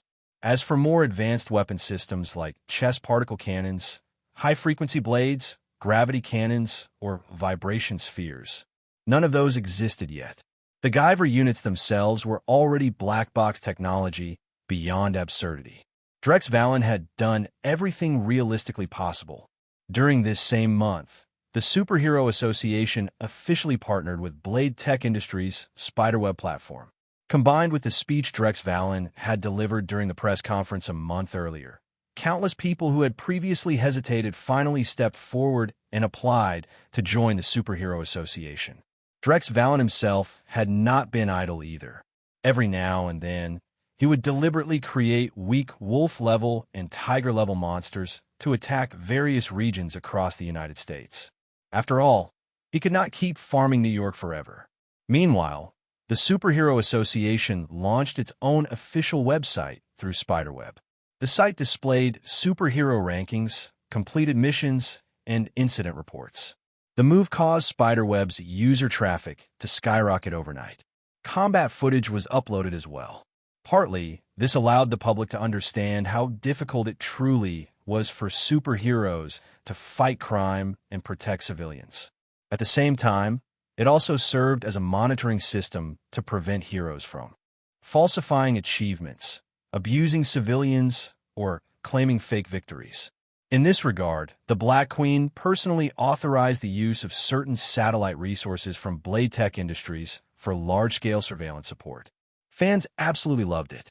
The battle footage received overwhelming praise, with many users claiming this was the best possible way to understand superheroes more closely. Each superhero also received their own personal homepage. They could share parts of their daily lives, upload photos, interact with fans, and build public followings. The results were explosive. Take Ben Grimm, for example. After permanently reverting back into the Thing once again, he had lost his previous relationship. But after the partnership between the Superhero Association and Spiderweb, Ben gained enormous popularity following several successful monster suppression missions. And along with the fame, he found new love. Venom Eddie experienced something similar. He also belonged to the category of heroes who did not mind revealing their real identities to the public. As a result, he enjoyed countless conveniences and benefits. Most notably, the American government had begun actively trying to recruit him. Still, Eddie was far more cunning than people expected. Despite the generous offers being thrown at him, he had not accepted any of them. Articles flooded the internet nonstop. One report after another appeared endlessly. Around the Superhero Association and its heroes, global discussion exploded like wildfire. At this moment, nearly every hero within the association wore the same expression, a mix of disbelief and reluctant acceptance. Because honestly, this felt amazing. In the past, they had already been fairly famous despite trying to keep a low profile, leaving only their heroic identities known to the public. People recognized them, but never like this. Not even Hollywood's hottest celebrities could compare to the level of attention they were receiving now. At this point, superheroes themselves had practically become the center of global culture and public conversation. Of course, the biggest reason for this was Drex Valen continuously manufacturing monster incidents. Humanity had begun realizing that superheroes were not optional luxuries. Their power was necessary. And once the Dark Knight Drex personally began endorsing the Superhero Association, the public image of superheroes suddenly changed. Heroes no longer felt distant or mythical. They became approachable, human. Ordinary people started realizing that heroes were not impossibly far above them. And once that happened, people naturally began to love them. The psychology behind it was simple. It was like suddenly meeting a celebrity you had always considered untouchable, only to discover they could casually chat and laugh with you like a normal person. Unless you already hated them, your opinion would almost certainly improve. Some people would even exaggerate the encounter while telling their friends about it, until they eventually became full-blown fans themselves. And superheroes already possessed overwhelmingly positive public images to begin with. After Drex Valen's promotion campaign, the effect was explosive. There was also another unexpected benefit Drex had never anticipated. Because the Superhero Association operated as a non-profit organization and rejected all outside donations and investments in order to preserve its independence, avoiding the fate of becoming bodyguard for the rich or tools of politicians like the Hero Association and One Punch Man. Even Tony Stark's sponsorship offers had been rejected. What a joke. Did Drex Valen look like he lacked money? But according to Ord, Blade Tech Industries' financial support of the Superhero Association had created massive tax benefits for the company. They gained public praise, strengthened their reputation, and legally avoided enormous amounts of taxes all at once. 3 wins with a single move. The Superhero Association headquarters tower had been completed half a month earlier. The enormous structure was now the tallest building in New York City, designed in the shape of a colossal pyramid. Inside a cargo truck parked nearby, a driver lit a cigarette with a match before answering the phone. He exhaled a long stream of smoke and lowered the lighter. Chapter 124-124. The Superhero Association was currently holding a fan meet-and-greet event when a large truck slowly approached the building. "Sir, this is a restricted area."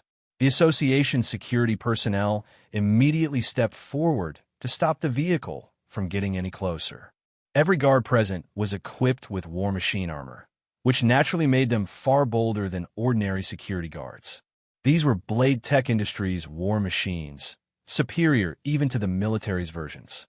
They were not built from ordinary steel alloy plating alone. Their armor was coated with secondary kryptonite, giving them defensive capabilities strong enough to resist armor-piercing weapons like depleted uranium rounds. Without warning, the truck suddenly appeared to lose control. The driver slammed the accelerator to the floor. The massive vehicle roared forward and crashed directly into 2 war machines. The armored guards were instantly dragged beneath the wheels as the truck thundered over them. The ground cracked violently beneath the crushing weight. Yet moments later, both war machines rose back to their feet completely unharmed. The 2 war machines instantly activated their weapon systems, dozens of firearms and targeting systems locking onto the vehicle. But it was already too late. To the sound of terrified screams from nearby fans, the truck smashed directly into the Superhero Association headquarters tower. Boom! In what felt like slow motion, the truck's body began swelling outward before splitting apart. Flames erupted from within like giant serpents escaping a cage. Then came the explosion. A catastrophique explosion. The blast swallowed the entire Superhero Association building and spread outward into the surrounding streets, instantly causing hundreds of casualties. Many people genuinely believed terrorists had detonated a nuclear bomb. The deafening roar, the gigantic fireball, and the rising mushroom cloud looked horrifyingly similar to every nuclear detonation shown in military documentaries and public safety broadcasts. Within several kilometers, every glass surface shattered simultaneously. People across the area first felt the ground violently tremble beneath their feet. Then came the wave of exploding glass. Then the thunderous sound. The shockwave physically shoved countless pedestrians backward several steps. Trees were uprooted. Secondary explosions erupted throughout the streets. Cars parked nearby all triggered their alarms at once after being battered by the sweeping pressure wave. Only several moments later did people finally react. As they stared at the rising mushroom cloud, panic exploded through the crowd. Everyone desperately tried to flee. They believed radiation would come next. The massive explosion immediately drew nationwide attention. The American military deployed reconnaissance drones to investigate the scene, but radiation scanners soon confirmed something unexpected. All readings were completely normal. This was not a nuclear detonation. In reality, Drex Valen had already received a report from the Black Queen the moment the explosion occurred. Unfortunately, by the time he returned, it was already too late. Luckily, the exterior of the Superhero Association headquarters had been coated with secondary kryptonite from top to bottom. Originally, the reinforcement had been intended to defend against possible Chitauri attacks. No one expected it would instead save the lives of the staff and superheroes inside the building during this incident. After the explosion, the headquarters tower stood there almost completely intact. The only visible damage was a layer of black scorch marks across its surface. The masterminds behind the attack were utterly dumbfounded. What the hell? A bomb with that level of destructive power had only blackened the outside walls. Before the American military could fully secure the area, Blade Tech Industries' war machines had already established a complete lockdown perimeter. They immediately began searching for clues throughout the blast zone. Though after an explosion of that magnitude, nobody knew how much evidence could realistically remain. A suicide truck bombing. Ooh. Tony Stark looked furious. The attack had directly caused hundreds of casualties, most of them fans gathered outside the building during the event. When the explosion occurred, they had not even been given time to run. Drex Valen stood nearby, speaking calmly. Tony shook his head. There are too many possibilities. Superheroes naturally make enemies. Tony Stark did not know who was responsible, but Drex Valen already had a prime suspect. Hydra. An attack this extreme required coordination on a massive scale. No lone supervillain could accomplish something like this unless the truck itself contained someone like Nitro.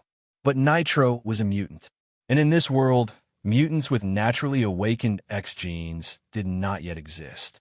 The genes themselves remained dormant, which meant it could not have been him. Drex Valen's expression darkened.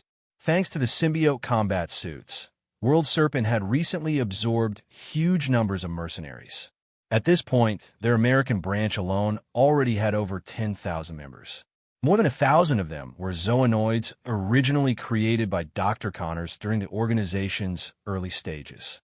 The American government attempted to interfere in the investigation, but Drex Valen and Tony Stark together represented overwhelming corporate influence. Official political power simply could not compete against the combined weight of Blade Tech Industries and Stark Industries. At the same time, Drex Valen significantly strengthened security around the Superhero Association headquarters. Blonsky. Drex Valen directly contacted Blonsky and Bucky through psychic communication. The head of Hydra in the Americas was Alexander Pierce. For now, there was no need to touch him. All they needed to do was quietly seize control of the organization beneath him while allowing everyone to continue pretending they still followed his orders. Once the takeover was complete, Drex Valen could replace Alexander Pierce at any moment without anyone realizing what had happened. Blonsky immediately sensed the fury in his boss's voice, even if he did not fully understand the reason behind it. Still, he considered it good news. If World Serpent stayed inactive much longer, the organization was going to rust from disuse. As for Bucky, he remained in deep cover infiltration status. Most of his time inside Hydra had previously been spent frozen in cryogenic storage, which severely limited his activity. But that had been before. Now that large portions of Hydra had already been brainwashed and infiltrated, Bucky could casually walk through their facilities without anyone questioning him. The moment World Serpent accelerated its operations, countless Hydra cells switched allegiance almost overnight.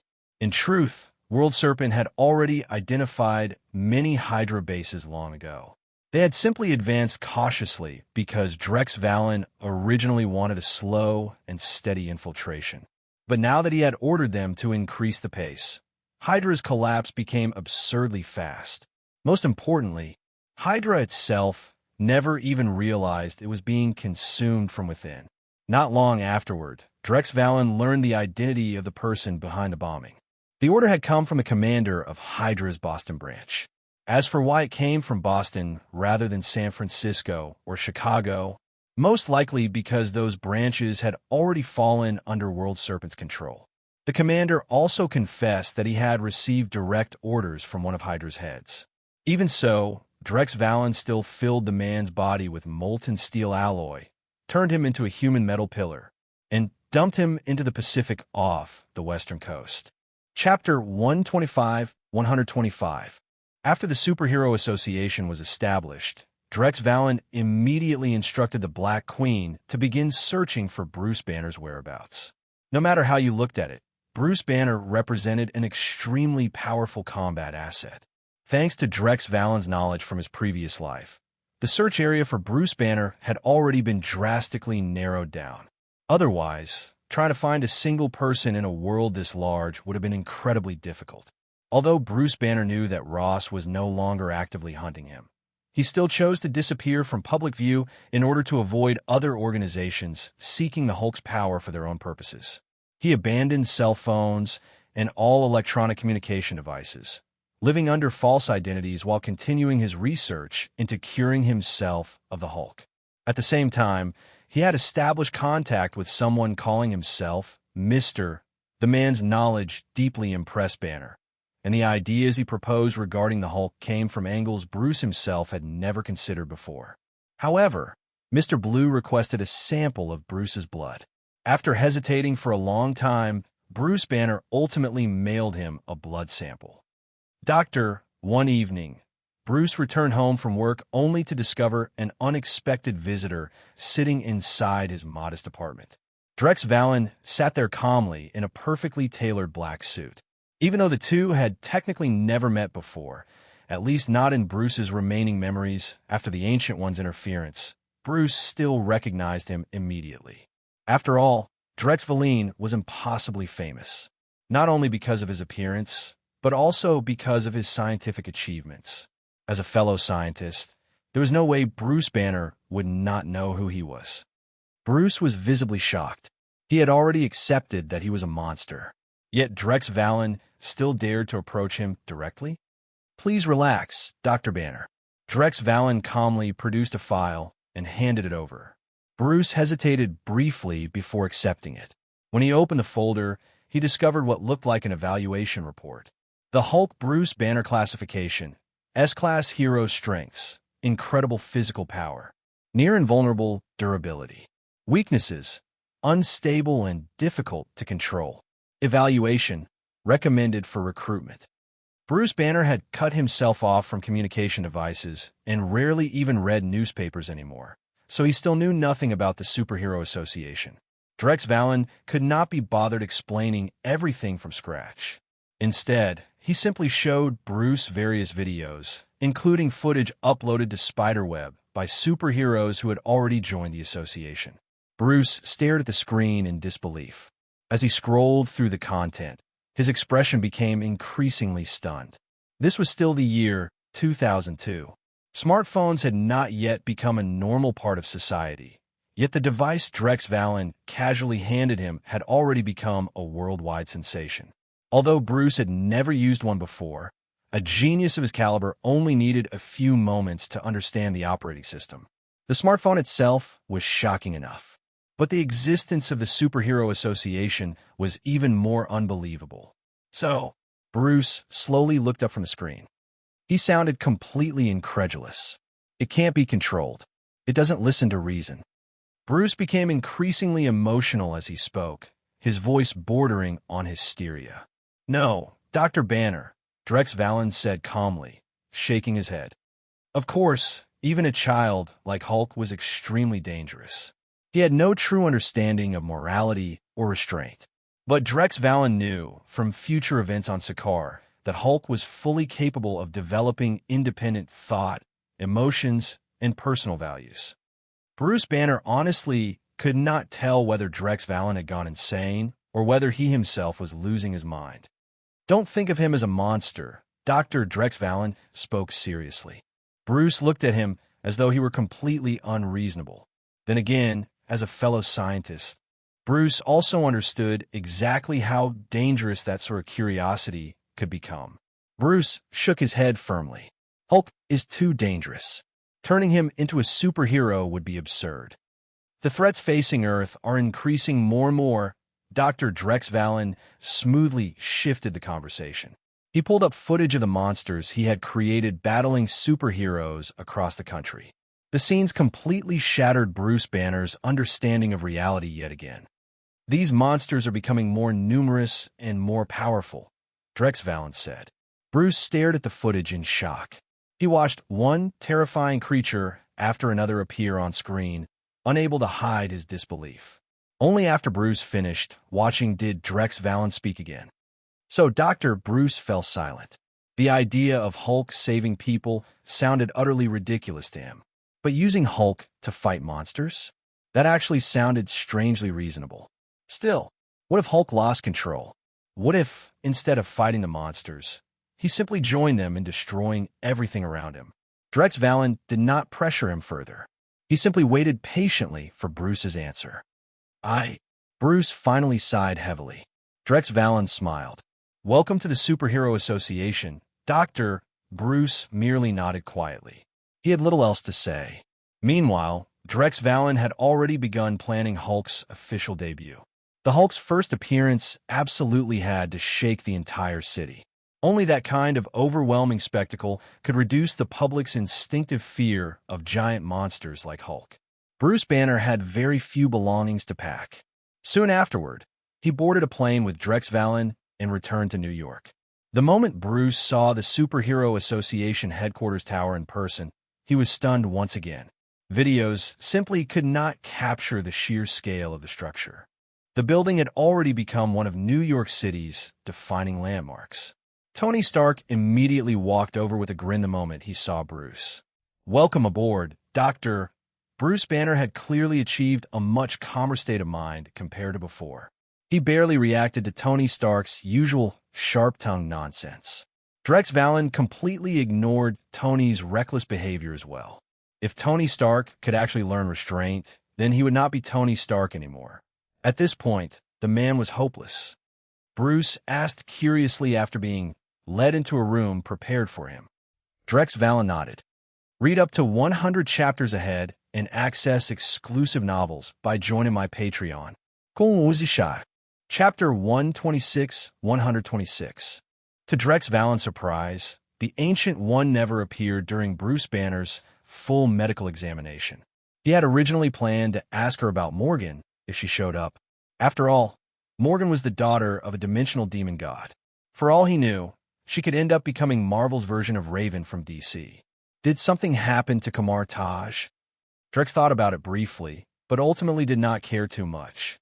Meanwhile, the mysterious Mr. Blue, who had been contacting Bruce Banner, the future leader, had already been secretly captured by Drex Valen's people ahead of time. As a result, the blood sample Bruce had mailed out eventually ended up in Drex Valen's hands instead.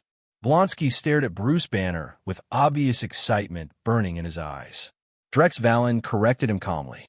Honestly, he suspected there was something fundamentally abnormal about both the Banner family and the Ross bloodline. Normal people exposed to gamma radiation died. These people, meanwhile, turned into giant monsters. Where exactly was the logic in that? The blood Drex had injected into Blonsky originally came from General Ross before transforming him into Abomination. Yet somehow, the results ended up astonishingly similar to Hulk's power. At the same time, Drex Valen had already ordered World Serpent operatives to secretly gather biological samples from Ross's daughter, Betty, Bruce Banner's lover, and the future Red She-Hulk. He had also obtained samples from Banner's cousin, Jennifer Susan Walters, the future She-Hulk. As for the remaining members of the Hulk family, they still had not been located. Once the physical examination was complete, Bruce Banner received his own combat suit. Bruce looked awkwardly at the outfit placed before him. There probably was not a single combat suit on Earth capable of surviving Hulk-level combat. Tried on first, Dr. Drex Valen spoke calmly. This suit is made from special fiber. Naturally, the special fiber was actually vibranium fiber, but there was no way Drex Valen would openly admit that. After all, Wakanda had mysteriously lost several hundred tons of vibranium not too long ago. Though by now, Drex no longer needed to steal anyway.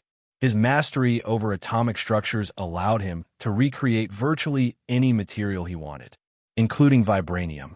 Bruce Banner did not have particularly high expectations, but he still put the suit on.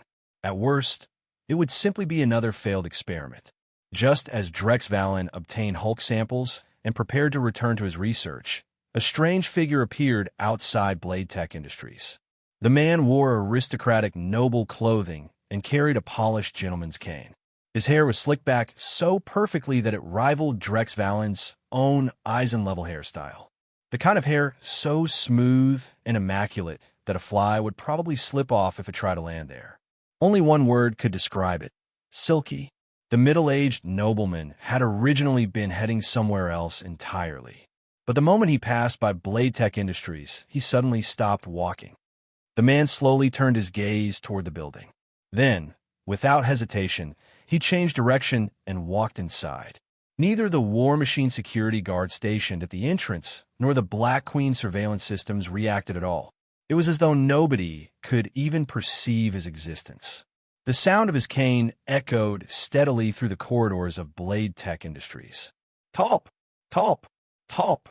Unlike ordinary people, Drex Valen sensed something wrong almost immediately the instant the cane struck the floor. His brows furrowed. Yet within his electromagnetic field perception, nothing unusual appeared. The atomic structures remained perfectly normal. Everything looked ordinary. Too ordinary. Drex slowly put down his research materials. Dark Knight armor instantly covered his body as he rose to his feet and stepped out of the laboratory. The fact that he felt something was wrong despite detecting nothing was itself the biggest warning possible. In situations like this, Drex trusted his instincts completely. Even as a scientist who believed in data and laws above all else, there were times when human intuition became something strangely difficult to explain. When Drex pushed open the enormous atomic alloy laboratory door, a barrier designed to require over 500 tons of force to move, he immediately saw the man standing outside. And within Drex's magnetic and atomic perception fields, the man did not exist. The gentleman smiled politely. Drex instantly realized he had encountered the kind of enemy he least wanted to face. A supernatural enemy. The moment that thought appeared, the Dragon Force tattoo beneath the Dark Knight armor lit up brilliantly. And only then did Drex Valen finally see the creature's true form. Razor-sharp teeth, curved goat horns, reverse-jointed hooves, and darkness swirling around him like black mist. A devil. The man suddenly appeared beside him without warning, slowly circling him as he spoke. The moment he said those words, Drex immediately understood.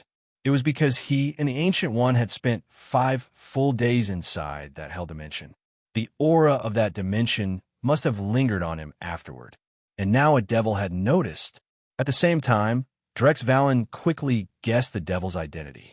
Aside from Mephisto, there were probably very few demons arrogant enough to casually wander Earth during the Ancient One's reign. Though this was clearly only a projection, not the real Mephisto himself. And Drex's guess was completely correct.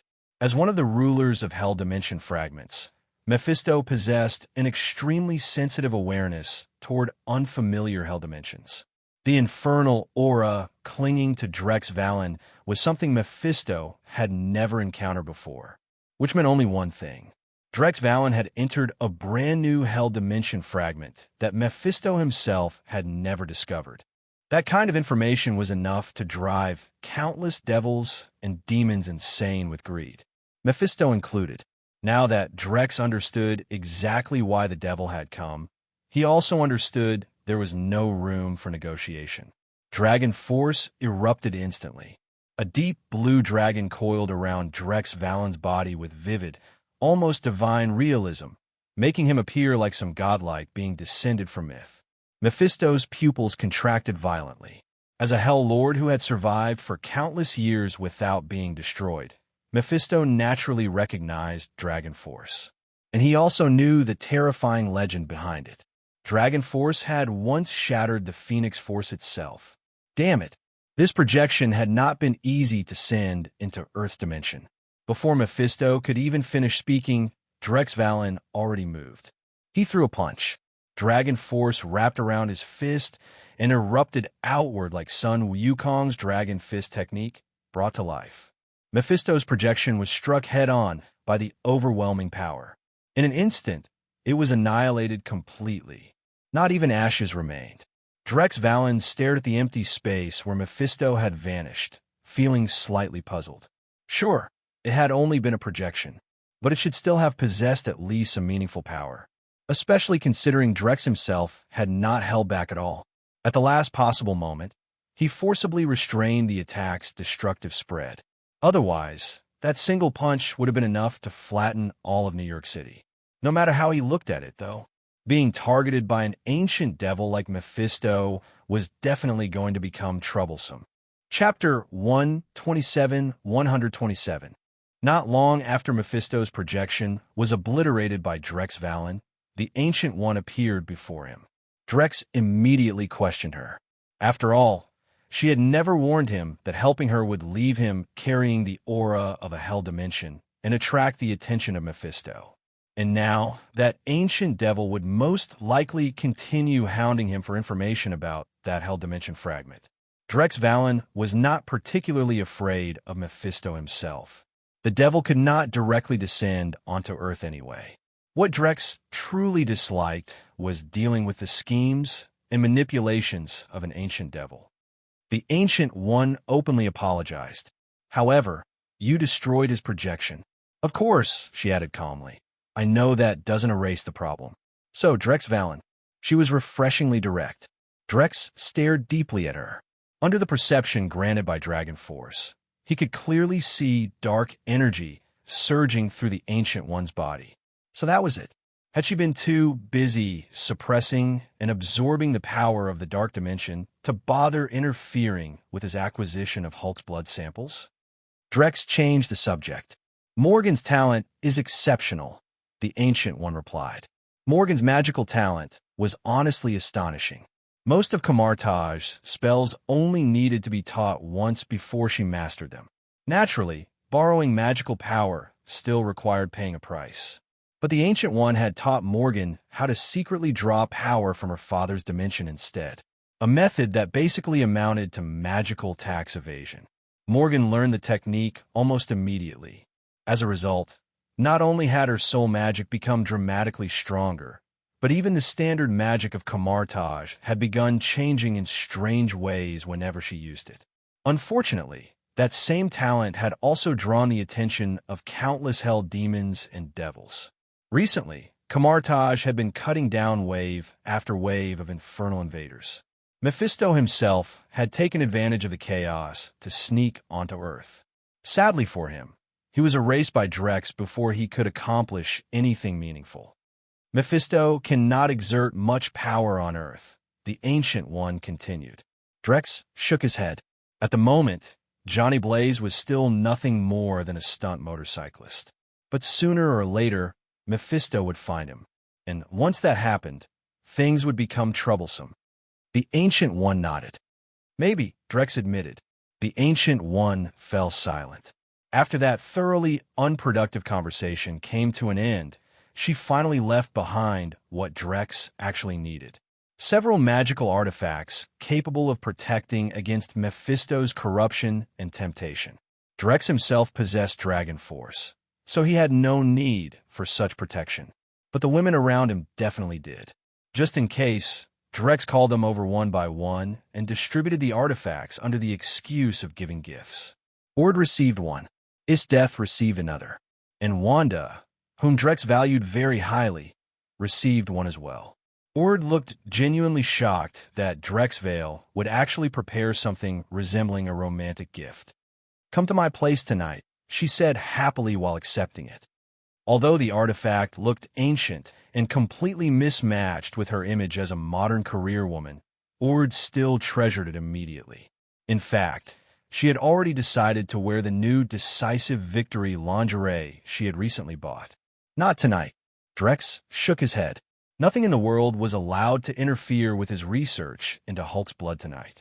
Whether Hulk's transformation came from genetic mutation or from the influence of the one below all, he intended to uncover the answer before dawn. As for women, with his hormones fully under control, Drex currently had absolutely no interest in that sort of thing. When Isdeath received her gift, she immediately proposed having a very physical sparring match with Drex later that night. He rejected her too. Wanda's situation, meanwhile, was different. Drex did not frame her artifact as a romantic token. Instead, he presented it as a reward for achieving perfect academic scores. Wanda was both surprised and delighted by the gesture. To her, it meant Drex Valen had genuinely been paying attention to her all this time rather than simply sponsoring her and forgetting about her afterward. Unfortunately, Wanda receiving a reward immediately stimulated Emma. Emma marched straight to Drex's office, demanding one for herself. "I work for World Serpent too," she declared confidently. "Even if I don't have great achievements, I've still worked hard." Drex had already expected this. Shaking his head slightly, he pulled out the final magical artifact. Emma froze. Then her eyes immediately lit up with surprise and happiness. Clearly, this meant Drex Valen had been thinking about her too. Her mood improved instantly. The young beauty no longer complained about anything and happily left with her gift. Drex sighed with amusement. As for why Jessica never came asking for anything, that was perfectly normal. Jessica never truly considered herself someone important in Drex Valen's life. Deep down, she probably did not dare cross that invisible boundary herself, which was why she would never boldly storm into his office like Emma did. Drex himself did not think much about Jessica either. His plan to use her as bait to lure out Kilgrave still had not succeeded. At this point, he was not even sure whether Kilgrave had been killed somewhere already or was simply hiding. After researching throughout the entire night, Drex finally pushed open the laboratory doors without the slightest trace of exhaustion. Hulk's genes and cells were undeniably abnormal. There was a very real possibility that Bruce Banner's transformation into Hulk came from his biology itself. However, the one below all existed on a level far too high for Drex to fully analyze. Even he could not say for certain. The only way to know the truth would be experimentation. Could other people also become Hulks? That question still needed testing. Of course, now was not the time to perform such experiments openly. Even if the Ancient One never directly warned him, Drex knew better than to recklessly cross certain lines in public. Fortunately, other matters soon distracted him, such as the Superhero Association's merchandise plans and superhero fill projects. As the association's chairman, Drex Valen personally reviewed virtually every major operation. "Speak with the superheroes," he instructed, "and create a public vote on Spiderweb." Drex Valen might not have personally participated in entertainment culture during his previous life, but he had certainly seen enough of it to understand how it worked. To him, merchandise and movies were just pocket change. But culture itself? That was a weapon. If superhero culture could fully spread across Earth, then eventually the world itself would transform into something similar to the world of One Punch Man, a planet where heroes handled every crisis. At that point, Drex would not even need to personally intervene anymore. He would simply stand at the very top of the superhero pyramid. With a single command and a raised hand, heroes across the world would move according to his will. Currently, Earth already had over 10,000 superheroes. After excluding the countless low-level street heroes, the remaining superpowered individuals were honestly strong enough to begin venturing into space itself. After all, even someone like Gamora had already earned the title of the deadliest woman in the galaxy. Chapter 128-128. The voting results on Spiderweb came in surprisingly fast. 3 million votes, firmly securing first place. Second place did not belong to Tony Stark as many people had expected, but rather to the Invisible Woman, Susan Storm, who had debuted earlier than him. Even so, Susan only received a little over 5 million votes. And these were not fake numbers. Spiderweb's account management system was absurdly strict. Each person could only register a single account, and every login required facial recognition verification to prevent bots or paid vote manipulation from existing at all. As for the personal movie projects, Drex Valen established a 50-50 profit split with the superheroes themselves, ensuring that ownership of their character rights remained in their own hands. That way, no one could easily poach them away later. Whether the movies used actors who resembled the heroes or whether the heroes chose to play themselves personally was entirely up to them. Drex could not care less. He dumped all of those management headaches onto Word. Honestly, if Black Widow had not exposed herself so early, Drex would have preferred letting her handle this entire division instead. She probably would have loved the work. Unlike Word, who constantly looked at him with the expression of someone silently asking whether he was trying to work her to death. Of course, Drex solved that problem the very same night. A romantic candlelit dinner worth over $1 million. A bed covered in rose petals. After one extremely successful evening of romance, Erd completely stopped complaining about handling the Superhero Association's affairs. In fact, she now looked visibly delighted while working. Drex Valen briefly condemned himself on a moral level, then immediately threw that morality into the trash. After all, spending time criticizing himself was far less productive than doing something useful. Now that he had restored his body's hormones to normal release levels, Drex finally regained ordinary human emotions again. Drex collapsed lazily onto a massive sofa and pulled on his gaming helmet. After entering the password with practiced familiarity, he once again logged in a fight to the end. Recently, Drex Valen had personally funded a massive tournament for the game. At the moment, players everywhere were feverishly preparing for it. After all, the grand prize was $1 million.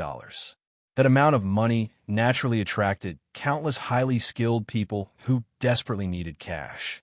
But Fight to the End was no ordinary game.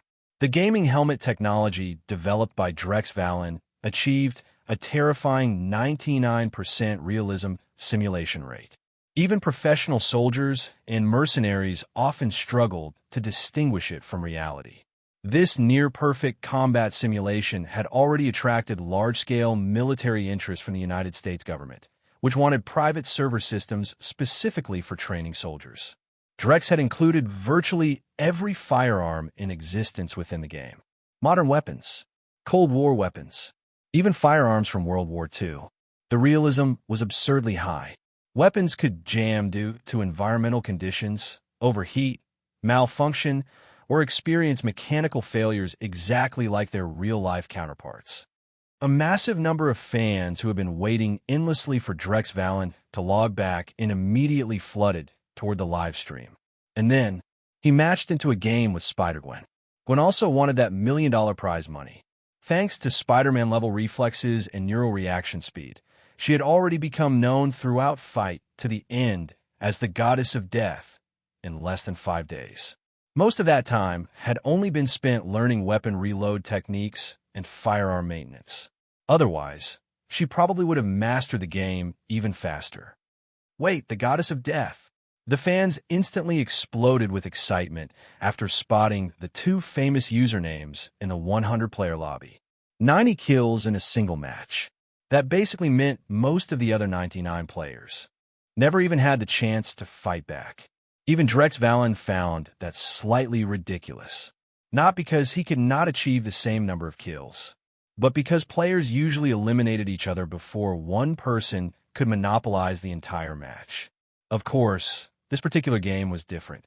The moment the other players noticed the names Human Cheat Code and Goddess of Death in the lobby, they instantly made a decision. Temporary Alliance. Everyone would work together first and eliminate those two monsters before fighting each other, because both of them were simply too overpowered. 98 players versus 2 people. No matter how you looked at it, those two should have been doomed. Even the viewers thought so. After all, no matter how skilled someone was, fighting nearly 100 players at once sounded impossible. At first, Drex Valen had no idea what was happening. But after instantly quick-scoping 3 distant enemies with a sniper rifle, he suddenly noticed over a dozen vehicles charging directly toward him. Drex immediately understood the situation. 56mm M4A1 assault rifle. In reality, Drex Valen's most terrifying skill was not sniping. It was burst-fire precision shooting. Thanks to his reaction speed, the world around him practically moved in slow motion. He could calmly aim before every single shot, which meant the number of enemies did not matter at all. The outcome remained exactly the same. Bang, bang, bang, bang, bang, bang. Before the players inside the vehicles could even disembark, Drex had already opened fire. His trigger control was absurd. The speed of his burst shots became so fast that his livestream viewers nearly got dizzy from how violently his screen moved. What the hell? 7 kills already? The viewers exploded in disbelief. The remaining players scrambled out of the vehicles, but before they could even return fire, Drex's first bullet instantly blew apart the skull of a player attempting to operate the mounted M2 heavy machine gun attached to one of the trucks. One shot. One headshot, clean and effortless. Bang, bang, bang, bang, bang. In less than a blink, 5 rapid shots rang out consecutively. 5 players collapsed almost simultaneously, bullets punched cleanly through their foreheads. The entire sequence took less than a second. The surviving players cursed loudly while diving behind vehicles for cover. One player suddenly extended his arm outward. A grenade clenched between his fingers as he prepared to throw it. Bang! A gunshot echoed out. The player's arm exploded apart instantly. The grenade dropped on the ground. Amid terrified shouting and furious cursing, 7 or 8 nearby players desperately leaped away. Bang! Bang! Bang! Bang! Every gunshot represented another death. Several players were still airborne mid-jump when crimson flowers of blood erupted from their bodies before they crashed lifelessly onto the ground. Boom! The delayed grenade finally exploded, shattering nearby car windows and sending scorching shockwaves rolling through the battlefield. And immediately afterward, Drex sharply turned his rifle toward a player over 500 meters away who had been preparing to ambush him from the side. One bullet. Instant shot. Chapter 129-129. Drex Valen tilted his head slightly, narrowly avoiding a sniper round that screamed past his ear. At the same moment, he casually fired a shot forward. More than 700 meters away, a player lying flat on the ground in full camouflage gear had his head blown apart instantly. What the hell?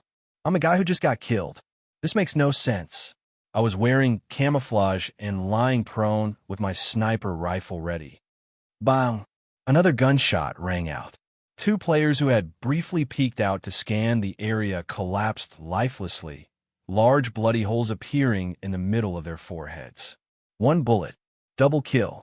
By this point in the match, Drex Valen had already eliminated more than 60 players. Meanwhile, Spider-Gwen still had not fired a single shot. Almost everyone in the lobby had gone after the human cheat code instead. But the human cheat code truly lived up to his name. Over 60 kills, 0 injuries, 0 mistakes. 62mm rifle before quickly scavenging ammunition from nearby corpses. Even with perfect accuracy and flawless marksmanship, ammunition across the map was intentionally limited. That had been Drex's design choice from the beginning. He did not want players relying entirely on endless suppressive fire. He wanted them consciously training their aim. Eventually, he wanted a game where every encounter ended in instant headshots. That was what made shooters truly exciting. At the moment, though, most players missed 9 shots out of 10. Boring. But then Drex suddenly encountered a genuinely dangerous opponent. Someone who could actually dodge his bullets. Superhero. Drex Valen's games strictly followed real-world physics and biological limitations. If someone could dodge bullets in-game, then theoretically, they could dodge bullets in reality too. The only question was whether their neural reaction speed and body movement speed could keep up. Gwen instantly returned fire. Drex twisted sideways with equally bizarre speed, dodging her bullets cleanly. This was the first time Gwen had ever encountered someone capable of avoiding her attacks. The sudden challenge caught her off guard, but also made her excited. She immediately drew dual pistols and unleashed an absurd barrage of gunfire. Her trigger speed became so fast that the handguns practically sounded like miniature machine guns. Drex instantly slipped behind a nearby building. Bullets tore chunks out of the walls before finally stopping. After all, Gwen's ammunition supply was limited too. She quickly began circling around the terrain, attempting to flank him. Drex, however, felt she was still too inexperienced. After briefly leaning out to confirm Gwen's position, he suddenly aimed his rifle in an entirely different direction and pulled the trigger. Bang! The bullet struck a steel plate at a precise angle. It ricocheted toward a nearby U-shaped metal structure. And at the exact moment Gwen passed through that area, the spinning bullet bounced again inside the structure before slamming into the back of her head with the last of its momentum. Am I the only one freaking out about how realistic this game is? Only after watching the replay did Gwen finally understand how she had died. Spider-Sense did not work inside video games. She had relied entirely on reaction speed. But who could possibly anticipate a bullet coming from that angle? Drex Valen felt an exhilarating rush flow through him, a long-forgotten sense of excitement and tension. Still, after getting sniped like that, one would probably need a long time to re-qualify for the tournament rankings. Once the game ended, Drex shifted his attention back to the aftermath of the suicide truck bombing. The impact of the incident was far from easy to suppress. After all, the attack had caused hundreds of casualties and direct financial losses exceeding hundreds of millions of dollars. And because the bombing occurred directly at the Superhero Association headquarters, certain groups immediately began questioning the competence of superheroes. According to them, if even a gathering of superheroes could not protect civilians, then what was the point of the Superhero Association at all? Some people even demanded the organization be dissolved entirely as a private armed force. Drex Valen believed he shared part of the blame. He had trusted his memories of Marvel and One Punch Man too much. After all, neither the Hero Association headquarters nor Avengers Tower had ever suffered a suicide truck bombing in those stories. That oversight had made him careless. As a result, Blade Tech Industries fully compensated the victims and families affected by the attack. At the same time, Drex Valen and Tony Stark unleashed the full force of their combined financial influence to suppress most of the negative media narratives surrounding the Superhero Association. And this was where Spiderweb finally revealed its true value. Most people had already accepted Spiderweb as their primary platform for communication, entertainment, and news. Twitter, Facebook, YouTube, all of them had been completely crushed by Spiderweb. Their user counts had plummeted into the low millions, and even those remaining users mostly stayed out of nostalgia. Eventually, they would probably migrate over too because of Spiderweb's sheer convenience. And because the overwhelming majority of people now use Spiderweb, Drex Valen effectively controlled what they saw, what they heard, what they learned. If he did not want certain information spreading, suppressing it became effortless. As a result, those individuals trying to weaponize the bombing for political purposes quickly realized something strange. Why wasn't public outrage exploding? After investigating, they discovered that most ordinary people barely even knew the details of the incident. All they knew was this: the Superhero Association headquarters had suffered a terrorist attack. The superheroes had successfully resolved the crisis. As for the hundreds of casualties, that information had been reduced to a brief mention buried beneath everything else. Meanwhile, anyone trying to expose the real truth simply got mocked by Spiderweb users for exaggerating the situation. So this was his plan from the beginning. He's trampling on freedom itself. In response, Drex Valen casually leaked scandals involving certain politicians and negative news surrounding several Hollywood celebrities on a Spiderweb. Instantly, public attention shifted elsewhere. People rapidly forgot about the bombing of the Superhero Association headquarters and instead became obsessed with discussing celebrity scandals and political corruption. As for limiting Spiderweb's growth, that was little more than empty talk. Anyone powerful enough to hold real authority understood perfectly well that interfering with a monster like Drex Valen was simply impossible. Chapter 130-130. Tony Stark stared at the internet in disbelief. There was practically no coverage of the terrorist attack anywhere online. Even the newspapers had been crushed under the overwhelming dominance of the global daily.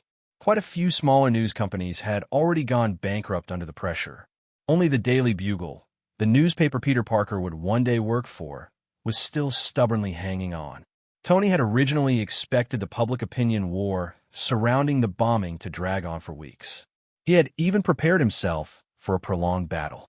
Yet in less than 2 days, every negative article and discussion had practically vanished in a thin air. Drex Valen spoke calmly. "So tell me, Tony." Meanwhile, the Black Queen had already traced the people secretly trying to stir up trouble behind the scenes. Quite a few of the politicians whose scandals had recently exploded online were among them. The rest were simply sacrificial offerings Drex Valen tossed out to redirect public attention. Though technically speaking, the The scandals themselves were completely real. So calling them victims was a little generous. Tony Stark was speechless. 200 million information channels. That was terrifying. And those users were not isolated individuals either. Every one of them had friends, family members, coworkers, classmates, and social circles. The moment Tony thought about it that way, the scale of Drex Valen's influence became genuinely horrifying. Relax, Drex said meaningfully. If someone refused to play by his rules, then they would simply become the next convenient distraction for the public. And if distraction alone was not enough, then an anti-hero could always appear. A vigilante disgusted by their crimes. Someone who believed the law could not properly punish them. In that case, that anti-hero could personally send them to hell instead. One blade in the light, one blade in the shadows. Everything Drex Valen built was designed to ensure that the power of superheroes remained firmly under his control. Anyone who coveted that power would die. Under that unimaginable level of influence and control, superhero culture quietly spread deeper and deeper throughout society. Warning, warning, a dragon-level disaster has appeared in Boston. Warning, warning, a dragon-level disaster has appeared in Boston. Sentinel robots stationed throughout the city streets broadcast emergency alarms nonstop.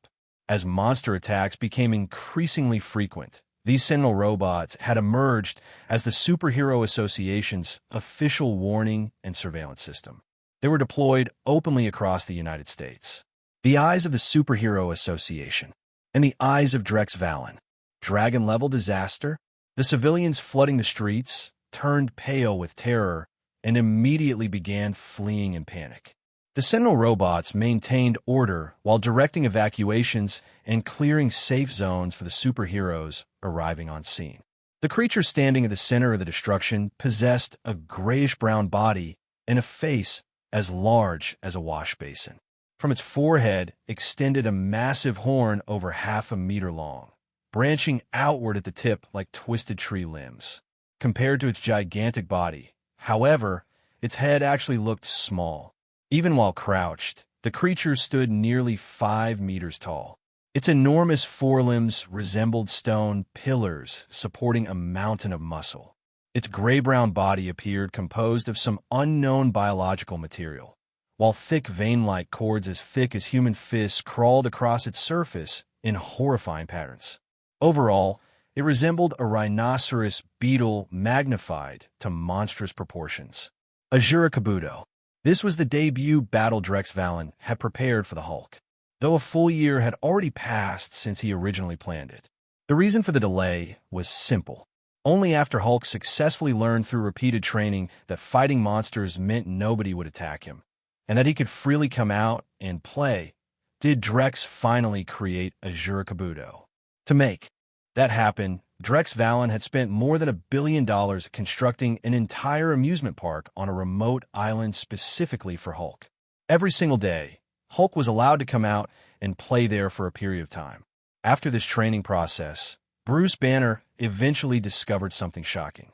If he voluntarily allowed Hulk time outside, then even when his heartbeat exceeded the danger threshold later, Hulk would not forcibly emerge again. The realization nearly made Bruce collapse emotionally. He had spent years running, suffering, losing Betty, and destroying his own life, only to discover the solution had basically been glorified emotional management. Afterward, Bruce immediately established a strict agreement with Hulk.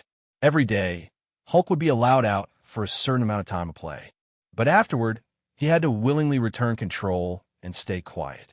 Following Drex Valen's education, Hulk now possessed roughly the intelligence and emotional maturity of a 5-year-old child. Compared to being trapped forever inside Bruce Banner with no freedom at all, this arrangement sounded wonderful to him. So Hulk agreed immediately. "This battle is being live-streamed worldwide," Drex Valen said while sitting beside Hulk inside a helicopter. He reached up and patted Hulk on the back. Mostly because if Drex did not float upward slightly, he could not even reach Hulk's shoulders. Hulk slammed his fists together confidently. Drex opened the helicopter door. At that same moment, Azura Kabuto, who had been rampaging through the city, suddenly sensed an overwhelming presence approaching. The monster immediately looked toward the sky. With a thunderous roar, Hulk leaped out of the helicopter. Boom! The ground shook violently when he landed. At the same time, Spiderweb users around the world began watching the live-stream battle. That's the Superhero Association's new S-Class hero. So that monster is the dragon-level disaster? It looks terrifying. Are you kidding? Azura Kabuto carefully examined the enormous green figure before him. Hulk, meanwhile, had no patience for staring contests. He charged immediately. Azura Kabuto retaliated instantly. His attack originated from his mouth. He inhaled an enormous volume of air, compressed it using his monster-level lungs, then violently expelled it with explosive force. An utterly unrealistic air cannon erupted forward. The invisible blast struck Hulk directly, but Hulk merely staggered backward a few steps before stopping completely. Then he charged again, face twisted into savage fury. Without warning, Azura Kabuto crossed more than 10 meters in an instant. The sky darkened overhead as his gigantic body appeared above Hulk, both massive legs descending like collapsing mountains. At first glance, Azura Kabuto appeared to rely purely on brute force, a monster that crushed everything head-on. But in reality, his modified brain contained countless martial arts and combat techniques. That intelligence made him far deadlier in battle, and also far more cautious. Azura Kabuto expected the green giant to dodge. Instead, Hulk raised both hands and caught his descending legs head-on. Read up to 100 chapters ahead and access exclusive novels by joining my Patreon. Com 11 Chapter 131. And then came the green version of the Hell Drop. Hulk followed pure instinct, grabbing Azura Kabuto and smashing him around wildly. Azura Kabuto abruptly broke free from Hulk's grip.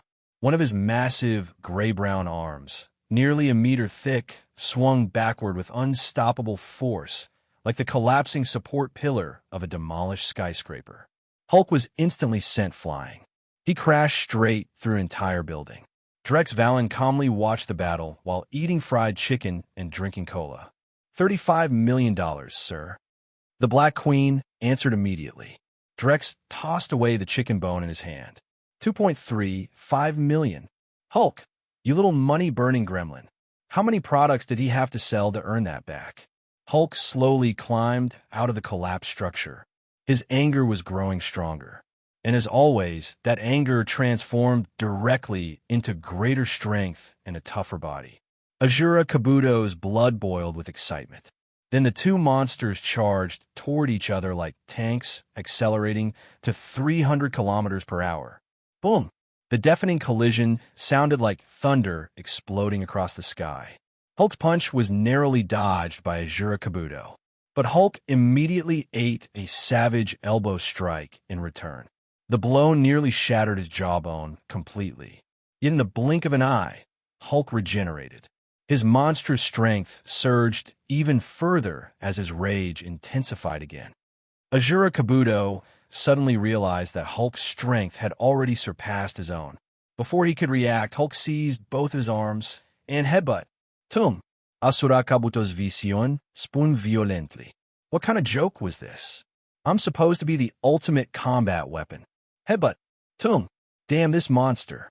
Azura Kabuto's entire body suddenly began swelling outward. Forced to release his grip, Hulk watched as his opponent rapidly transformed into an even larger form. Purple-green armor spread across Azura Kabuto's body. Azura Kabuto, Azura Mode. A super monster capable of battling super alloy Darkshine for 15 entire minutes before finally dying in the original timeline. The moment Azura Mode activated, Hulk was instantly overwhelmed. He was brutally beaten from all directions without any ability to retaliate. No way. You've got to be kidding me. What do we do if Hulk loses? That shouldn't happen, right? Drex Valen looked at the flood of comments on Spiderweb and suddenly clapped his hands together.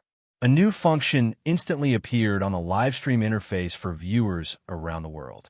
Cheer support. The support feature allowed civilians to encourage superheroes currently fighting in battle.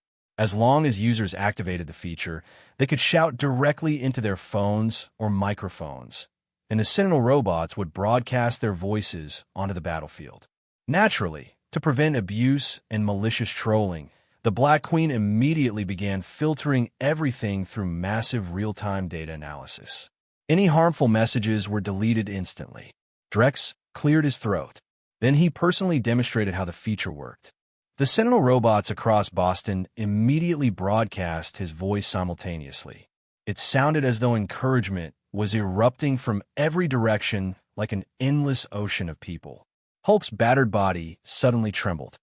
This time it was English. Hulk had not understood the earlier Japanese phrase. But this he understood. The overwhelming roar of countless voices cheering for him stirred something unfamiliar inside his chest. A feeling so intense it demanded release. Roaring furiously, Hulk forced himself upright while tanking another punch from Azura Kabuto. Hulk! Hulk! Destroy the insect's central nervous system. Drex Valen's two demonstrations ignited the crowd like sparks setting dry grass ablaze. Suddenly, support messages exploded everywhere. Some Hulk could understand, some he could not, but all of them carried the same thing. Recognition. For the first time in his existence, Hulk felt overwhelming strength flooding into his body from something other than rage. Because every time he appeared in the past, people only attacked him. Only recently had things begun changing. Hearing one particular suggestion from the cheering crowd, Hulk suddenly thrust both hands between Azura Kabuto's fists, forcibly prying apart his arms through sheer brute force before hammering a devastating blow directly into his chest. Then came the uppercut, then attacks specifically targeting the central nervous system. Azura Kabuto was completely stunned by the sudden transformation. Just moments ago, Hulk had been fighting like a beast relying entirely on brute force. Why had he suddenly become this ferocious? Then Azura Kabuto heard the endless cheering echoing around the battlefield. Instantly, he understood why Hulk had become stronger. But I'm the strongest. Boom! Boom! Boom! World-shaking explosions erupted nonstop. The already shattered plaza split apart even further under the horrifying tremors. Shockwaves tore through surrounding buildings. Even the clouds above seemed to churn and roar. Boom! A thunderous blast erupted as Azura Kabuto unleashed a full power punch directly into Hulk's chest. The deafening impact masked the sound of cracking bones as Hulk was hurled backward across exploding concrete debris. Yet Hulk roared again and clawed his way back to his feet. Boston's once beautiful green landscape had been flattened into ruins. Within the raging winds, afterimages of fists and kicks flashed constantly, each collision unleashing explosive bursts of compressed air. Hulk grabbed Azura Kabuto by the arm and violently slammed him into the ground. Then he stopped caring about anything else. His fists came crashing down wildly. Again, again, again. The barrage became a storm. His fists moved so quickly they left countless afterimages in the air. Every punch struck with the weight of a collapsing mountain, carrying terrifying sonic booms that pulverized the ground into dust. By this point in the battle, Hulk's physical strength had risen to a horrifying level equivalent to over 1,000 tons of force.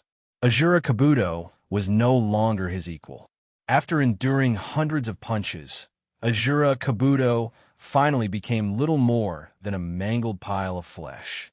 His hardened exoskeleton and bones had all been completely shattered by Hulk's assault. Hulk grabbed the broken corpse of Azura Kabuto and raised it high overhead. The strongest man in the world. The tone of the cheering crowd had completely changed now. Many viewers had become fans on the spot. After all, that savage hand-to-hand battle and the brutal, bone-crushing exchanges were unbelievably exhilarating to watch. After Hulk defeated Azura Kabuto, Drex Valen honored his promise and allowed Hulk to spend an entire day enjoying the amusement park. The park had been built on an isolated island at a cost exceeding $1 billion. Every employee there had been hired specifically to serve Hulk. In truth, calming Hulk had never been especially difficult.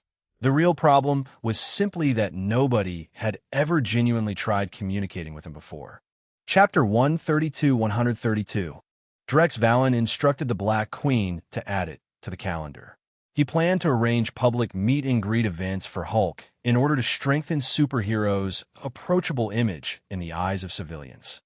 Drex asked, "Jessica Campbell is attending the Superhero Association entrance test today," the Black Queen replied. Jessica Campbell had officially decided to become a superhero. Considering she had somehow endured the hellish training program designed for superheroes, Drex Valen eventually approved the decision. Besides, her academic performance had been terrible anyway. Out of the dozen or so subjects Drex had personally arranged tutors for, Jessica had failed to show meaningful talent in any of them. At that point, becoming a superhero honestly seemed like the better career path. Open the live feed. Drex leaned back with interest. Soon, the testing grounds of the Superhero Association appeared on the screen before him.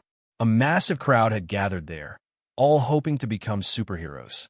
Inside the association headquarters was a gigantic testing arena covering more than 3,000 square meters. Viewed from the outside, the structure resembled an enormous monster egg. Even with over 500 applicants gathered inside for the entry-level F-class hero examination, the space still did not feel crowded at all.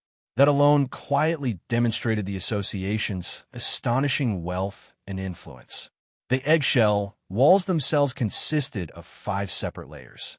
The outer shell was disguised as high-performance polymer material, beneath which sat a honeycomb reinforcement structure, impact absorption fluid layers, and various other protective systems. The entire facility had been publicly advertised as a shelter capable of resisting dragon-level monsters. In reality, of course, that was complete nonsense. Jessica Campbell stood prominently among the applicants. Attention! The broadcast system calmly explained the examination structure in detail. Drex asked the Black Queen curiously, "Sir, neural reaction speed is actually difficult to measure accurately," the Black Queen explained.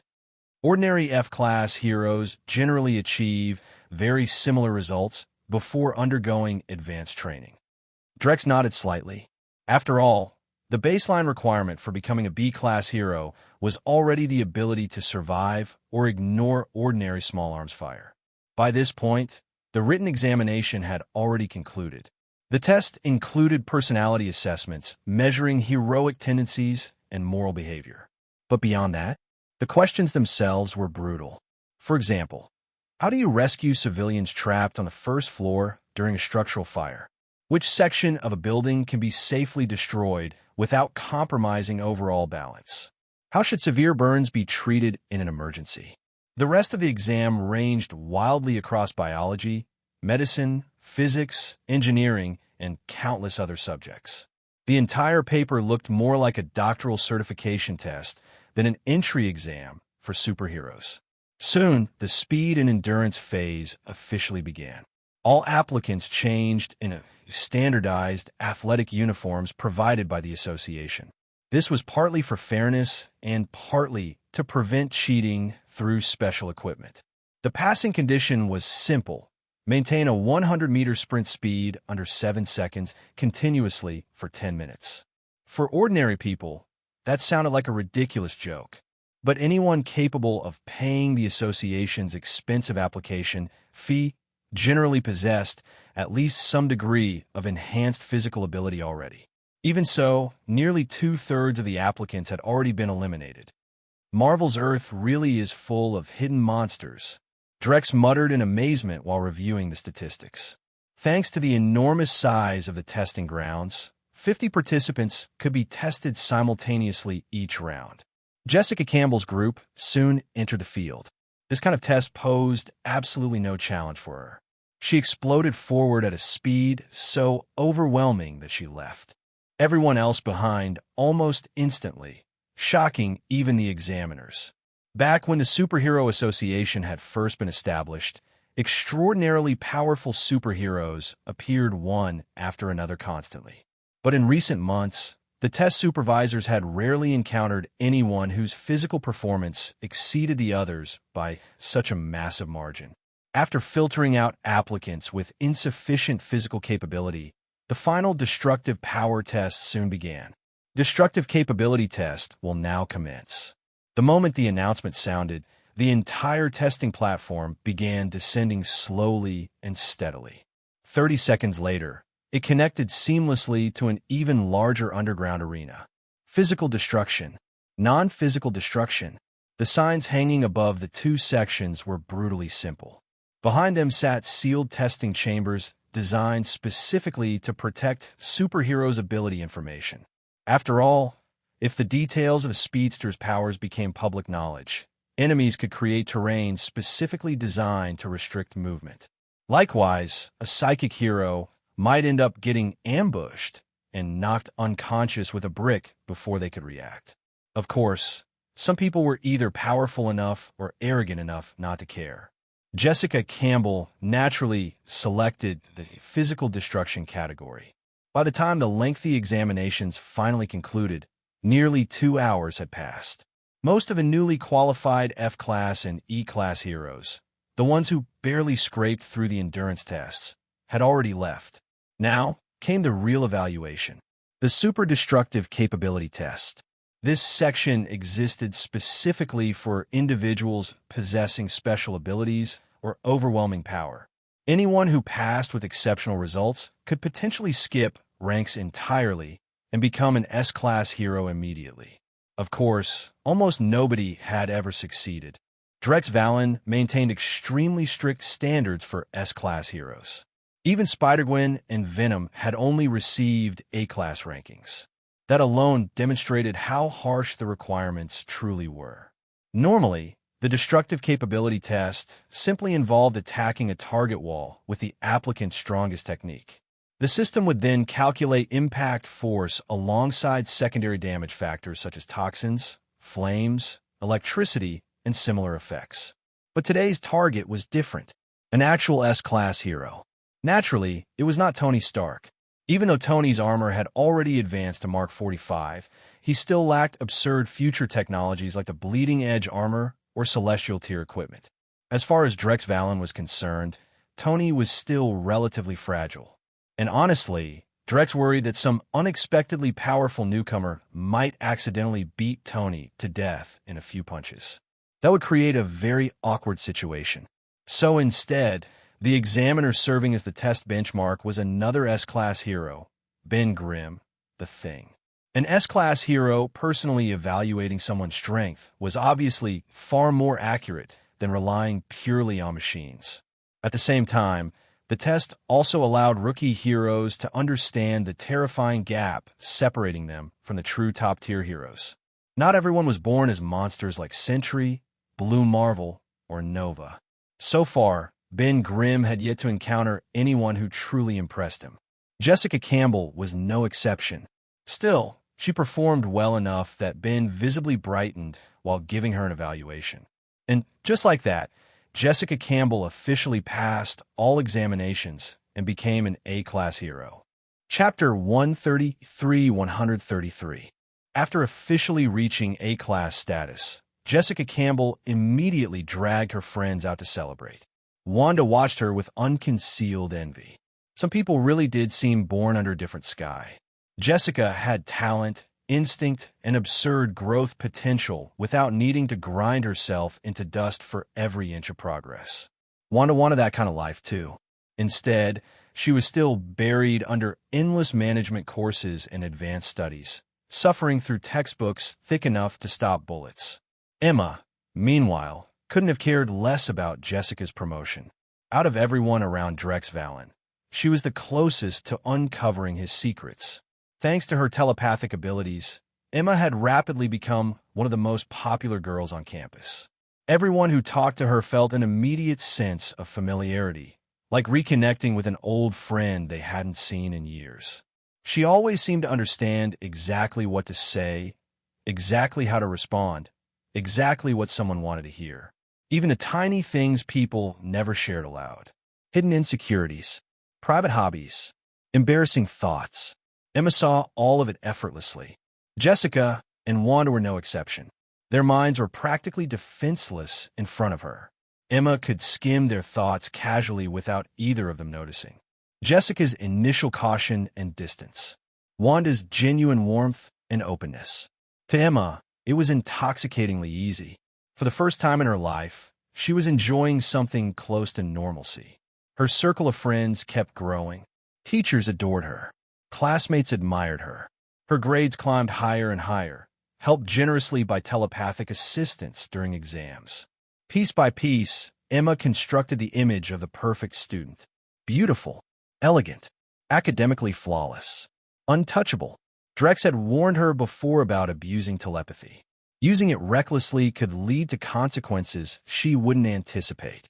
Even he rarely used mind reading casually unless absolutely necessary. Emma had obediently agreed to his face. Behind his back, she ignored the warning completely. As far as she knew, there was no way for Drex to detect when she used her abilities. And the only telepath vastly stronger than her, Isdeath, was almost never around anyway. What Emma didn't know was that Drex was already preparing something else entirely. A true telepathic master. Someone capable of monitoring the psychic activity across the United States itself. Combined with the Black Queen, that person would become one of World Serpent's greatest surveillance tools. It's all seeing eyes. It's all hearing ears. By the way, Emma, Wanda asked suddenly, isn't your family in Boston? A dragon-level disaster had just rampaged through the city. Emma's smile faded slightly. They evacuated early, she said. As one of World Serpent's core members, her family had naturally been moved out long before things escalated. Silver Fox Kara and the others were completely unharmed. Not that Emma particularly cared about her parents. Her father had been violent for most of her childhood. Her mother drifted between alcohol, drugs, and affairs. There had never been warmth in that house. Only Kara mattered to her. That's good, Wanda said, relieved. She didn't think any further about it. Dee had been under enormous pressure lately, especially Nick Fury. The endless emergence of monsters was making the organization look increasingly powerless. For all their talk about protecting world security and maintaining global stability, they were constantly one step behind. They couldn't detect monsters fast enough. The Superhero Association could. They couldn't evacuate civilians efficiently. The Superhero Association could. They couldn't eliminate threats quickly enough to minimize damage. The Superhero Association could. Boston alone had suffered hundreds of millions in direct losses and over $1 billion in indirect economic damage during the Azura Kabuto incident. And yet the public considered that outcome acceptable. Because everyone had seen the footage. If Azura Kabuto hadn't been stopped, the destruction of Boston would only have been a matter of time, probably less than a day. And once the disaster spread beyond the city, the consequences could have escalated catastrophically. Dragon-level threats were officially classified as crises capable of annihilating multiple cities. The Superhero Association had neutralized the threat with astonishing speed. Compared to what could have happened, even the devastation caused by the clash between Azura Kabuto and the Hulk was considered manageable. As a result, governments around the world were beginning to re-evaluate superheroes entirely. They had already tested conventional military responses against monsters. The results were humiliating. Standard weapons barely worked. Heavy military hardware wasn't practical inside populated cities. That reality made Drex's strategy brutally effective. Very few creatures could survive, sustain naval bombardment, or waves of missile strikes from fighter squadrons. But by keeping battlefields centered in urban zones and evacuating civilians beforehand, the conflict transformed into something else entirely. A stage. A stage where superheroes battled monsters under the gaze of countless Sentinel drone cameras broadcasting every angle live across the world. The image presented to the public was crystal clear. Governments failed. Superheroes saved people. Drex was even planning to elevate several especially attractive heroes into carefully crafted public icons. Men and women with the right charisma, appearance, and media appeal to become the faces of the organization. D looked increasingly obsolete. Their funding had already been slashed multiple times. Nick Fury had nearly started screaming matches with the Security Council over it, but it changed nothing. Even Alexander Pierce had recognized the truth. Compared to old projects like the Super Soldier Program or the Winter Soldier Initiative, superheroes represented a far greater investment opportunity. The Hulk, Ben Grieg, Tony Stark, Drex Valen, the Fantastic Four. Every one of them possessed enough firepower to dismantle a fully armed military division alone. And all of that power was effectively under Drex's control. Hydra wanted it badly. They had already sent numerous operatives to infiltrate the Superhero Association. Unfortunately for them, Emma and the Black Queen existed. Those infiltrators all ended up absorbed into World Serpent instead. Officially, they still appeared to be loyal Hydra agents. In reality, they fed Hydra false intelligence while quietly helping World Serpent track down and consume more of the organization from within. Alexander Pierce still hadn't realized how much of Hydra had already vanished beneath Drex's shadow. He remained lost in fantasies about eventually controlling superhero power for himself. And HYDRA wasn't alone. Governments worldwide had started competing for superhero resources. The weapons industry took another devastating hit because of it. Drex, however, was thriving. He had already pivoted his empire towards superhero-related technology and equipment. None of it was for sale. Every day, investors and corporate giants arrived waving blank checks and offering mountains of money, only to be rejected outright. There were no anti-monopoly laws stopping him. Drex had no intention of allowing outside interests to interfere in what he was building. He intended to monopolize superheroes completely. Publicly, though, the narrative sounded far nobler. Drex Valen was portrayed as the man standing between superheroes and exploitation by governments or corporations. Most heroes weren't particularly educated, and very few held favorable opinions about American billionaires or federal agencies to begin with. In their eyes, Drex was the one protecting them from becoming tools, and that loyalty only made his influence grow faster. Chapter 134-134. That was why so many heroes naturally gravitated toward Drex Valen. He hadn't been born into old money or political dynasties. He'd built everything from nothing, and in the eyes of countless entrepreneurs across America and beyond, he'd become a symbol of ruthless self-made success. Aside from a handful of heroes who'd sold themselves for money, influence, or government benefits and defected from the Superhero Association, most remained firmly aligned with the organization. America, meanwhile, was running out of manpower. With threats multiplying across the globe, the government had started turning its attention toward another resource pool: supervillains. Monsters still had to be exterminated on sight, but lately there had been an explosion of costumed criminals, terrorists, rogue mercenaries, and enhanced maniacs. Some possessed superpowers. Others relied on advanced weaponry. Any captured supervillain was implanted with explosive control devices. In practice, it was a bomb in the body. Still, the government understood that cornered people became desperate. If these villains believed they would remain disposable slaves forever, they'd eventually snap. So a reward system had been introduced. Merit points. Earn enough through successful missions, and a criminal could become a legitimate government operative, complete with legal protection, benefits, and staggering salaries. Most of them new politicians and corporate elites weren't exactly famous for honesty, but they didn't have many alternatives.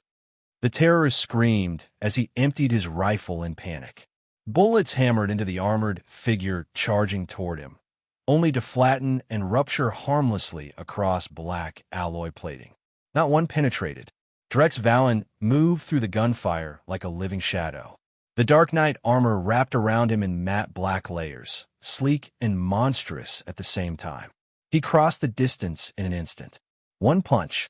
The terrorist's chest caved inward nearly an inch as the man collapsed like a marionette with its strings cut. Nearby, a Jeep-mounted heavy machine gun roared to life. The NSV heavy machine gun spat a stream of armor-piercing rounds with terrifying speed. Long belts of ammunition rattled violently as the weapon unleashed a storm capable of shredding bunkers and concrete fortifications from kilometers away. The cost of firing it was absurd. Armor-piercing incendiary ammunition burned through money almost as quickly as it burned through steel. But the effect was devastating. The area around Drex vanished in a cloud of pulverized stone and shredded debris as the metal storm consumed everything in sight. Everything except him.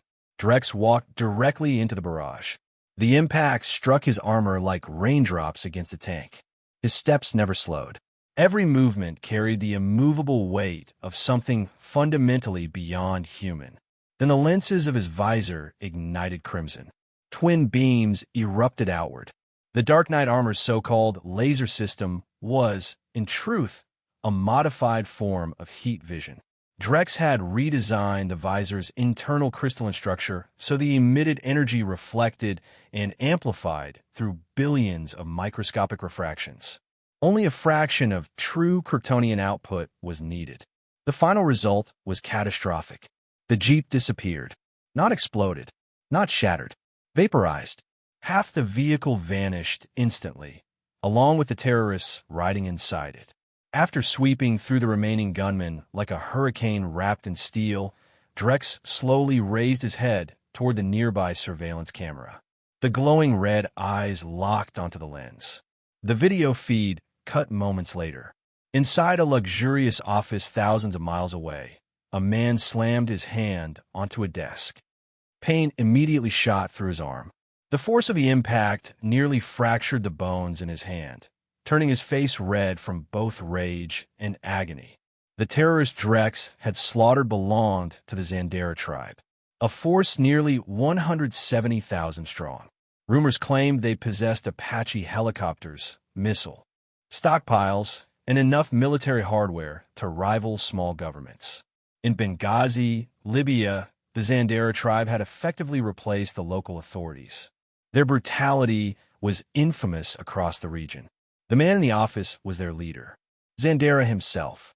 The Zandera Tower behind him covered tens of thousands of square meters, a gleaming monument to blood, money, and fear. Truthfully, he didn't even have much work left to do these days. The tribe had secretly controlled Benghazi for over a decade. Everything already operated like a machine. Whenever problems arose, his sons scrambled over one another to solve them in hopes of earning favor and succession rights. Recently, however, business had become difficult. Superheroes were no longer focused solely on monsters. They had started targeting criminal organizations. Of course, Drex Valen hadn't been reckless enough to direct heroes toward major political and corporate powers right away. Picking fights with entrenched elites too early was suicide, so he'd chosen a perfect public target instead. Terrorists. On the global stage, hunting terrorists was the cleanest justification imaginable. Even if some organizations were quietly backed by powerful nations, it didn't matter. Those governments would never publicly admit involvement. As for covert retaliation, Drex wasn't concerned about that either. The terrorist stronghold had been destroyed. Yet the local civilians showed no joy. No celebración. Only fear.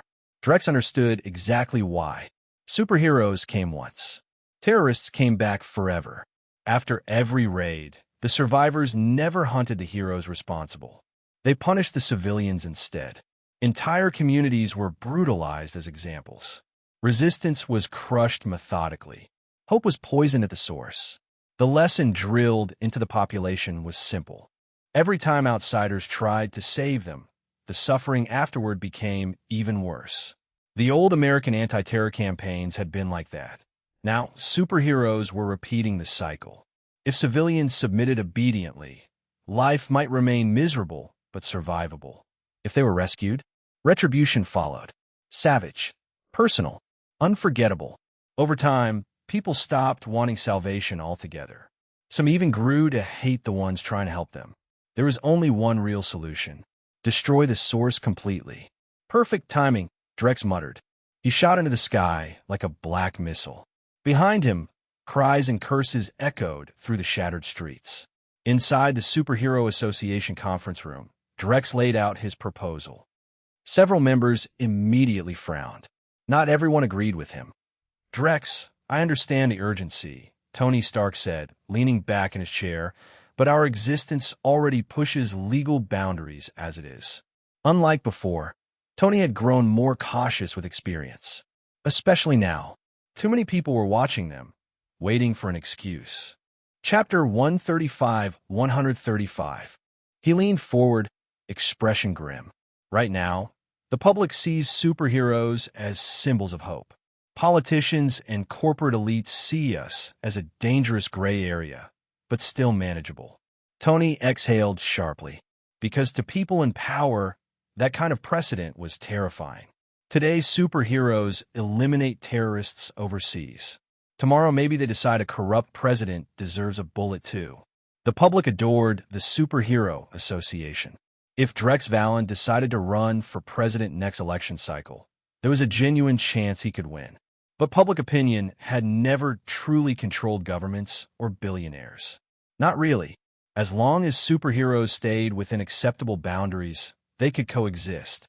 The moment they stepped beyond them, retaliation would come without mercy. Drex nodded once. Then he left the meeting room. In the end, it always came back to this path.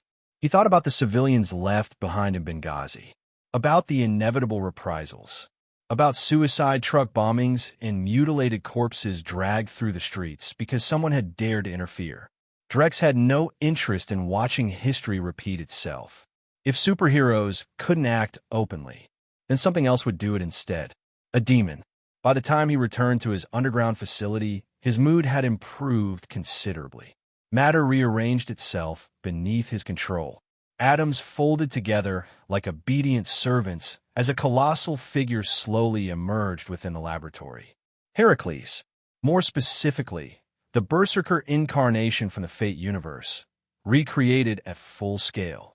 During the creation process, Drex incorporated samples of Savage Hulk blood alongside the mutant gene known as Gaia. Gaia was an unusual mutation discovered almost by accident. Its host could draw strength directly from the Earth itself, gaining superhuman strength, durability, and regenerative abilities as long as physical contact with the ground remained unbroken. The longer the connection lasted, the stronger the user became. It resembled the legend of Antaeus from Greek mythology, the son of Poseidon and Gaia, an unstoppable giant who could continuously absorb power from the earth beneath him and never tire, so long as he remained grounded. Even before the Gaia mutation had been added, the combination of Green Hulk and Red Hulk genetic material had already transformed Heracles into a living weapon of absurd physical power. Now the towering black giant looked like a war god made flesh. An engine of destruction built solely to crush everything in its path. Drex implanted memories into the creature's mind. The silent giant slowly rose to his feet. "Go wipe out the Zandera tribe," Drex said calmly. The next instant, space twisted. Drex teleported himself and Heracles directly into Benghazi, Libya. Zandera's chief was still considering how to retaliate against the Dark Knight. The previous suicide truck bombing had given him several promising ideas. He stood in front of the massive floor-to-ceiling windows of Zandera Tower, admiring the city skyline while savoring his own brilliance. Then a pickup truck came flying upward from the street below. It spun violently through the air before smashing directly into the glass beside him. The entire window exploded inward. Glass shards tore across his skin, leaving bloody cuts over his face and arms. But he barely noticed. He was dozens of stories above the ground. How had a truck been thrown that high? Then he heard it. Gunfire. Explosions. Screams. The sounds rolled upward from below like thunder. He rushed toward the shattered window and looked down. A gigantic black figure was tearing through the base of Zandera Tower. An Apache helicopter barely managed to lift off before the giant leapt upward and smashed it apart midair. The fireball reflected in the chief's widening eyes. His heartbeat spiked instantly. That helicopter had cost a fortune. Below, his soldiers deployed heavy weapons immediately. 50 BMG rounds powerful enough to shred vehicles and punch through reinforced cover. The sheer firepower was monstrous.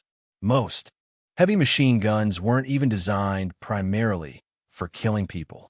They existed to destroy fortifications, suppress armored positions, and tear apart obstacles. Now 8 of them were firing simultaneously at a single target made of flesh and blood, and it accomplished absolutely nothing. The black giant walked through the barrage head-on. 50 caliber rounds struck his body and bounced away uselessly, unable to even break his skin.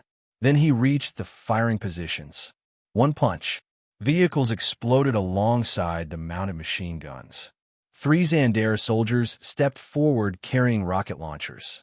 The rockets screamed toward the giant. Heracles moved with shocking agility for something so massive, weaving past the explosions before driving a kick into a nearby vehicle. The impact launched the truck like an artillery shell.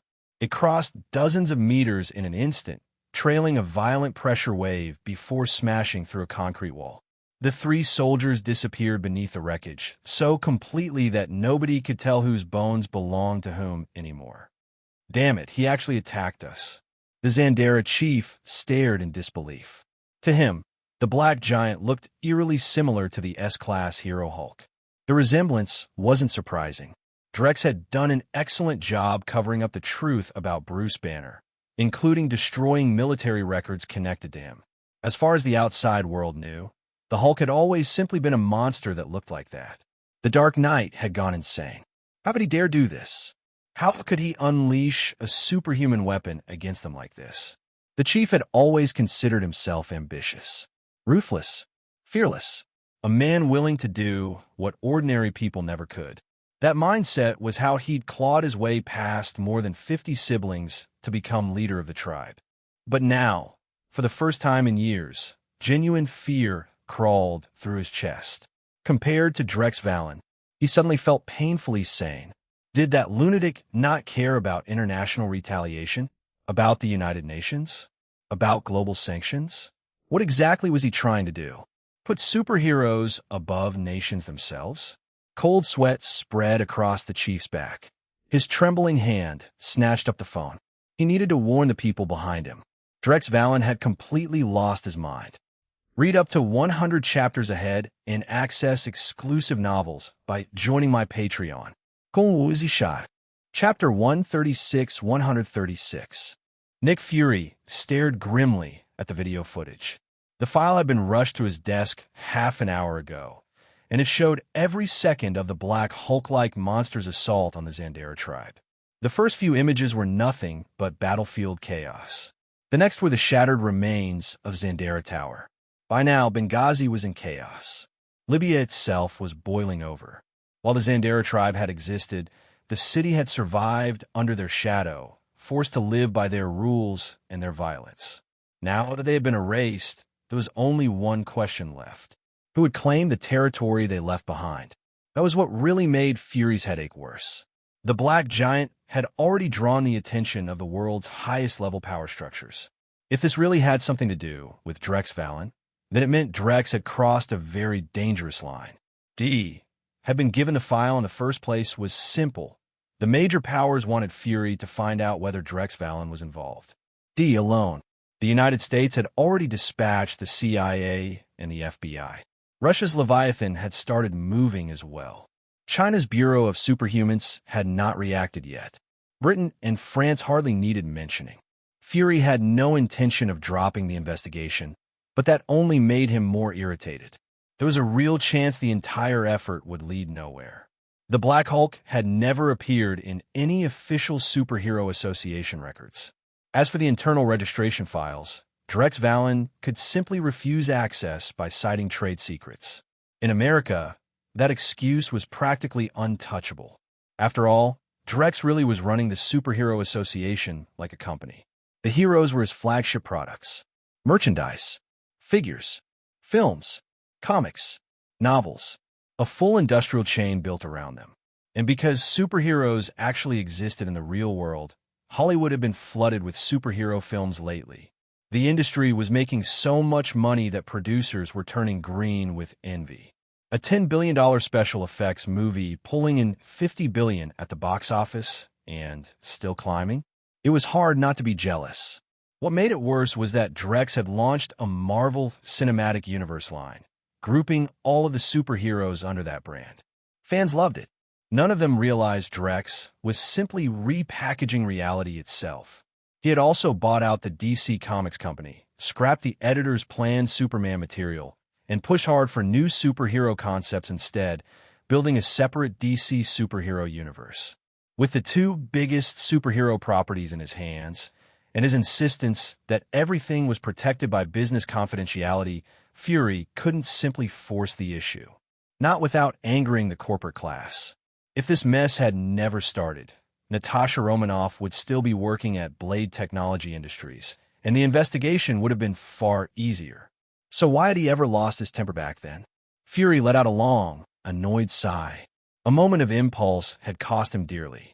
Drex Valen had dealt with the fallout cleanly, and Fury had even lost an agent he had worked hard to place. After Heracles had finished off the Zandera tribe, Drex teleported him back to the base beneath the Pacific Ocean. By then, World Serpent's land-based facilities had also been fully converted underground and underwater.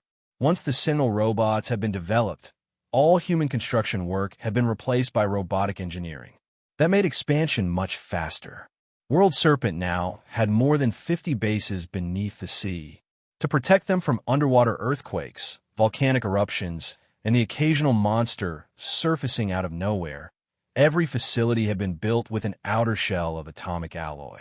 The structures could withstand immense water pressure, natural disasters, and direct attacks. Still, the Atlanteans had to be accounted for. Atlantis was an ancient civilization that had existed alongside Lemuria on Earth tens of thousands of years ago, before both were swallowed by catastrophic floods. The Atlanteans considered themselves the children of the sea god and held the ocean in deep reverence. They had not gone extinct. Instead, they had miraculously preserved a spark of civilization and carried their lineage forward in the depths of the Atlantic. The true history of Atlantis went back even further to the Celestials. Those cosmic giants had descended on Earth a second time. The first had been 4 billion years ago, when they altered primitive humans. The X-gene Drex had discovered ultimately evolved from that experiment. Those modified humans had split into 3 major groups: Eternals, Deviants, and Humanity. The Eternals were a new kind of godlike being, capable of studying, absorbing, and converting cosmic energy. Their lifespans were vast, and they were almost immortal. They had once established 3 great cities on Earth: the Arctic city in Siberia, the underwater city in the Pacific, and Olympia in Greece, where humans once worshipped them as gods. Over time, these people migrated and changed, and at one point conflict broke out among them. Their leader, Zuras, exiled his brother Allers into space. That exile would eventually become the father of Thanos, the Mad Titan. Using his extraordinary talent and powerful vitality, Allers rebuilt a home on Titan and formed what became known as the Eternals. Trace the bloodline far enough back, and Earth's humans and Thanos were still, in a distant sense, related. On the opposite side were the Deviants. They built cities on land, developed genetic engineering, and used Lemuria as their capital while attempting to dominate the entire planet. Their civilization existed at the same time as Atlantis. Deviant mutations occurred at a very high rate, so their children often bore no resemblance to their parents at all. The only thing they consistently shared was their differences from one another.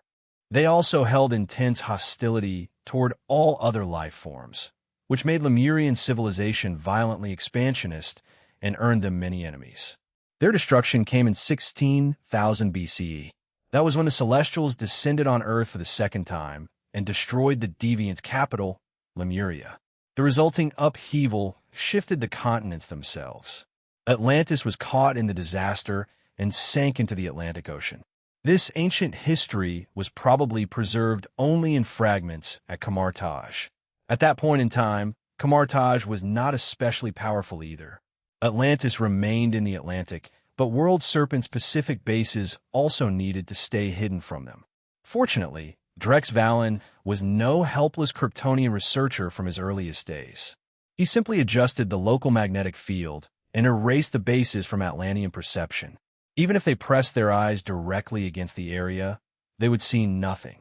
As for World Serpent's underground bases scattered across the world, their number had already reached 100. By 2003, World Serpent's membership had already broken through the 100,000 mark. Chapter 137, 137. Of course, those 100,000 people were not all symbiote-suited killers or beast forms. Most of the numbers came from the absorbed Hydra network. But Drex Valen had already begun digesting that portion of HYDRA. In North America alone, nearly 90% of it had already collapsed into World Serpent hands. D kept feeding Drex information.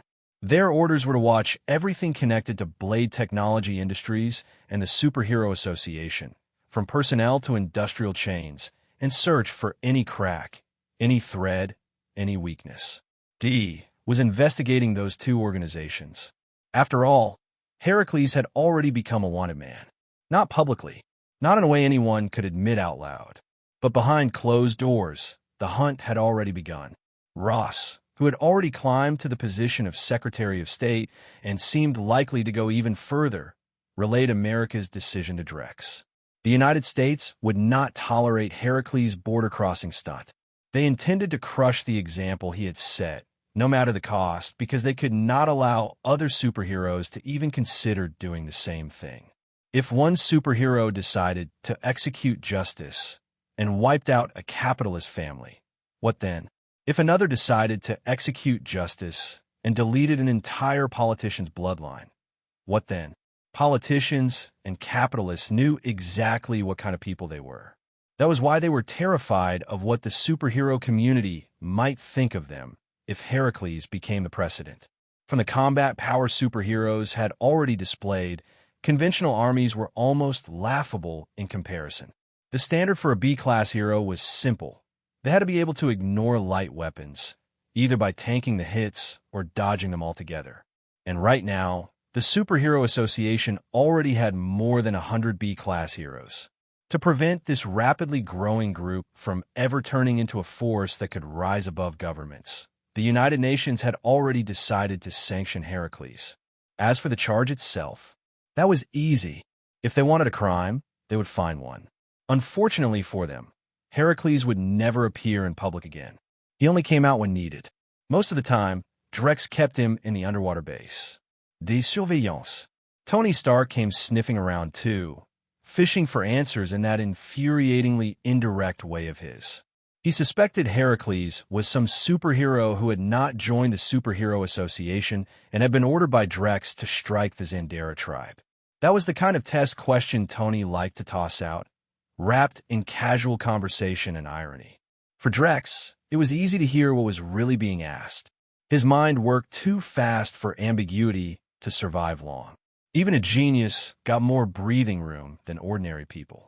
A superhuman brain had the luxury of multiple times that. So, naturally, Drex let not even a single crack show. Tony Stark had no choice but to assume Heracles was just some independent hero who happened to pass by and find the whole thing intolerable. Still, the world's attention did not leave the Superhero Association. After the Heracles incident, every major government began preparing psychological profiles on the heroes who had already been exposed. The Superhero Association had its own version of that system as well. With a dedicated psych team on staff, and with every hero insisting they did not need counseling, Drex still forced them through assessments and follow-up sessions under the logic of safety and redundancy.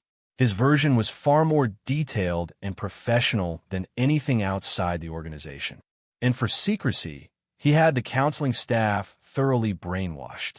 No amount of money, pressure, or threat would make them hand over a hero's psychological profile. Drex also had no intention of becoming Batman and drawing up contingency plans against every superhero he knew.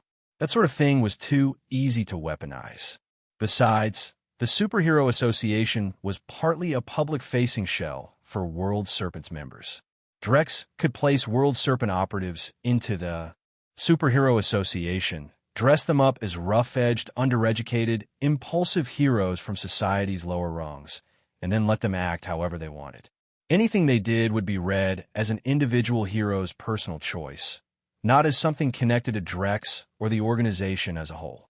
In America, that kind of lone wolf hero myth still sold extremely well. More than half of the existing 100-plus B-class heroes were already World Serpent operatives. Most of them were mutants created by Drex, though the term was more convenient than accurate. He had simply awakened their X genes. The catch was that these mutants were defective in a very specific way. They were sterile. Their DNA had also been constrained to prevent anyone from harvesting it and reverse engineering the process. Because if it were that easy, why would there still only be this many superheroes in 2003? The real flood of superhero activity would not come until 2008. That said, the fact that the Fantastic Four had appeared before Iron Man already left Drex with a headache. If this was a movie universe, then why were the Fantastic Four here? If it was a comic universe, then why was the Ancient One a bald woman? Drex still could not tell which universe he was standing in, and that meant he had no reliable map of what was coming next. He could only tighten every bolt before it loosened. That was also why World Serpent recruited so many mercenaries, retired soldiers, and disabled veterans. They were some of the most combat-capable humans available. Drex had lived on Krypton for years. Deep down, his instincts still followed Kryptonian patterns of occupational selection. As for scientists, the newest addition, the Blue Man, also known as the Leader, had not shown the kind of genius Drex wanted. He was competent, high-end even, but still only top-tier by ordinary standards. Ivan Vanko and Anton Vanko were another matter entirely. Father and son had done nothing but keep circling the same old tracks in weapons research and energy development. No innovation, no real leap forward. Everything they made was basically the same formula dressed in different metal. Big, hard, durable, and hard to kill. Kurt Connors, the Lizard Man doctor, had also failed to produce any meaningful advance in biological research. In other words, World Serpent still lacked the kind of scientist Drex really needed. And by that, he did not mean a Reed Richards type. With his absurd reality bending, I'll just think my way into a miracle nonsense. He did not mean Tony Stark either. What Drex wanted was an ordinary-looking researcher who could carry an entire organization on his back through sheer brilliance alone. Back on Krypton, people like that had been everywhere. Drex had once even considered bringing that entire sort of talent to Earth. Then reality had laughed in his face and shut the door. The more he thought about it, the more plausible it seemed that the world itself had rejected him and shoved him into the Marvel Universe because of that very ambition. He had almost dragged 1,000 Kryptonians along with him. If that had worked, half the DC villain roster would already be dead. Still, Drex's thoughts were shifting. World Serpent was growing too large to remain merely an earthbound power structure. Once the organization went beyond the planet, it would need a new name. Something louder. Something grander. A name fit to stand beside empires like Thanos' Dark Order. Chapter 138-138. Drex Valen hadn't expected the situation to take this kind of turn. The United Nations wanted to formalize the Superhero Association into an official international agency. That immediately made him suspicious. He sat silently, reviewing the proposal while considering what the UN was really trying to accomplish. The organization's full proposed name was absurdly long: Global International Strategic Attack and Defense Logistics Special Operations Bureau. A bureaucratic monster of a title, but the power hidden behind it was very real. Every participating nation would establish local branches of the organization. Its agents would operate worldwide, and bureau credentials would supersede nearly every local restriction during missions. The agency would maintain direct partnerships with superheroes, possess its own armed forces, and operate independently across national borders. For any government, an institution like that was terrifying. It would also possess an extremely rigid employee ranking structure, elite training systems, vast military resources, and effectively limitless funding.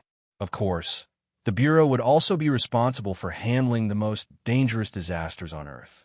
The proposal granted it authority to mobilize almost every department within any UN member state, except China. Its privileges would place it above organizations like the FBI, NSA, and CIA inside the United States itself. Congress, Russia's Red Palace, Britain, France, Germany, and numerous other UN member states. Wealthy private donors would also contribute industries and assets to support operations. The Bureau hadn't even officially formed yet, and already countless influential people were beginning to feel uneasy.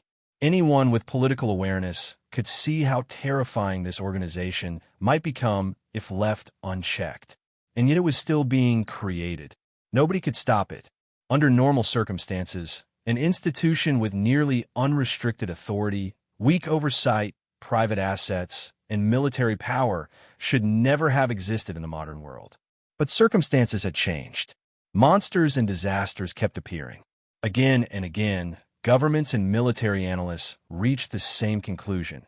Without deploying catastrophic weapons that would cause massive civilian casualties and destruction, only superpowered individuals could minimize losses effectively. And that realization had started terrifying the people who truly controlled nations behind the scenes, especially because that power currently rested in the hands of one man. The Bureau was, in essence, a negotiation offer. Drex Valen would become its director. The position came with staggering authority. But there were conditions. Nick Fury had to serve as deputy director, and a governing council would be established to limit Drex's power. The message underneath it all was obvious. Superheroes were no longer viewed as celebrities or vigilantes. They were strategic military assets, more valuable than conventional warfare itself. And regardless of whether Drex genuinely wanted justice or not, politicians and corporate elites saw an uncontrolled superhuman force as an existential threat. After all, if superheroes decided to target them personally, what exactly were governments supposed to do? Order airstrikes on their own cities? Launch thermobaric bombs at superhumans standing inside financial districts? Escalate to nuclear weapons? While secretly recruiting superheroes and building controlled supervillain programs in the background, world governments had simultaneously decided to negotiate with Drex directly. They also believed he was smart enough to understand the implications of the offer. And he did. That was precisely why he found it surprising. From the very beginning, Drex had never believed the Superhero Association could survive forever. This wasn't the world of one-punch-man organizations like the Hero Association didn't realistically function long-term in a world built around real politics, intelligence agencies, corporations, and competing national powers. Right now, monsters still existed. That was the only reason Drex and a massive collection of law-breaking superheroes were being tolerated. Without external threats, governments would have eventually moved to leash them or destroy them. But nations weren't stupid either. They were never going to sit quietly and watch superheroes remain completely outside their control forever. So after months of observation, this bureau had become their answer. What genuinely surprised Drex was the sheer scale of authority they were offering. D was already a colossal organization. This new bureau would be even larger, as core functions were being absorbed into it directly. The old intelligence giant had effectively been gutted. One of the Bureau's most absurd privileges was unrestricted multinational engagement authority. If a crisis emerged, its armed personnel could immediately enter another country, establish lockdowns, and begin combat operations without waiting for approval from the local government, provided that country hosted one of the Bureau's branches, of course. Even so, the authority involved was staggering. Drex finished reading the conditions with growing interest. Nick Fury becoming deputy director didn't surprise him in the slightest. D had suffered politically after the rise of superheroes and monsters, and Fury's reputation had taken collateral damage. But competent people still recognized his ability. The council, however, that had to go. After several intense online negotiations with representatives from multiple nations, the proposal was revised. The governing council was removed. Instead, The participating nations demanded a dedicated oversight division inside the Bureau itself. Every member of that department would come from international intelligence agencies, tasked specifically with monitoring abuse of power and internal corruption. Notably, nobody bothered specifying how long Drex Valen could remain director. Everyone understood the answer already. As long as he stayed powerful enough, the position was his. Drex leaned back slightly. "Step 2, he said calmly. A plan he had spent over a year constructing had finally succeeded. Because personnel selection for the Bureau required his direct approval, governments couldn't simply stuff it full of their own people. And that gave Drex the perfect opportunity to move World Serpent members into the open under entirely legitimate identities. That had been one of the biggest reasons he pushed the Superhero Association so aggressively in the first place. Chapter 139. Most of the superheroes still did not really understand why the Superhero Association was being folded into an official government organization. And honestly, Drex Valen could understand their hesitation. Politicians and corporate elites had the worst reputation imaginable. Most heroes had spent enough time seeing what those people did behind closed doors to develop a very simple instinctive response. Distrust first. Ask questions never. Drex, however, did not care what any of them decided. The Global International Strategic Attack and Defense Logistics Special Operations Bureau was just a title. A very useful title. It gave World Serpent a legal mask, a clean public face, and access to privileges that had previously been impossible. If every hero in the Bureau walked away tomorrow, Drex could recruit another batch by sunrise. Tony Stark and the others understood exactly how much the Bureau could benefit superheroes, which was why they helped persuade the others to stay. Still, a few heroes decided the road ahead simply was not theirs. Different ideals, different paths. Drex had no objection. And so, in the end, Drex Valen became the director of a new bureau.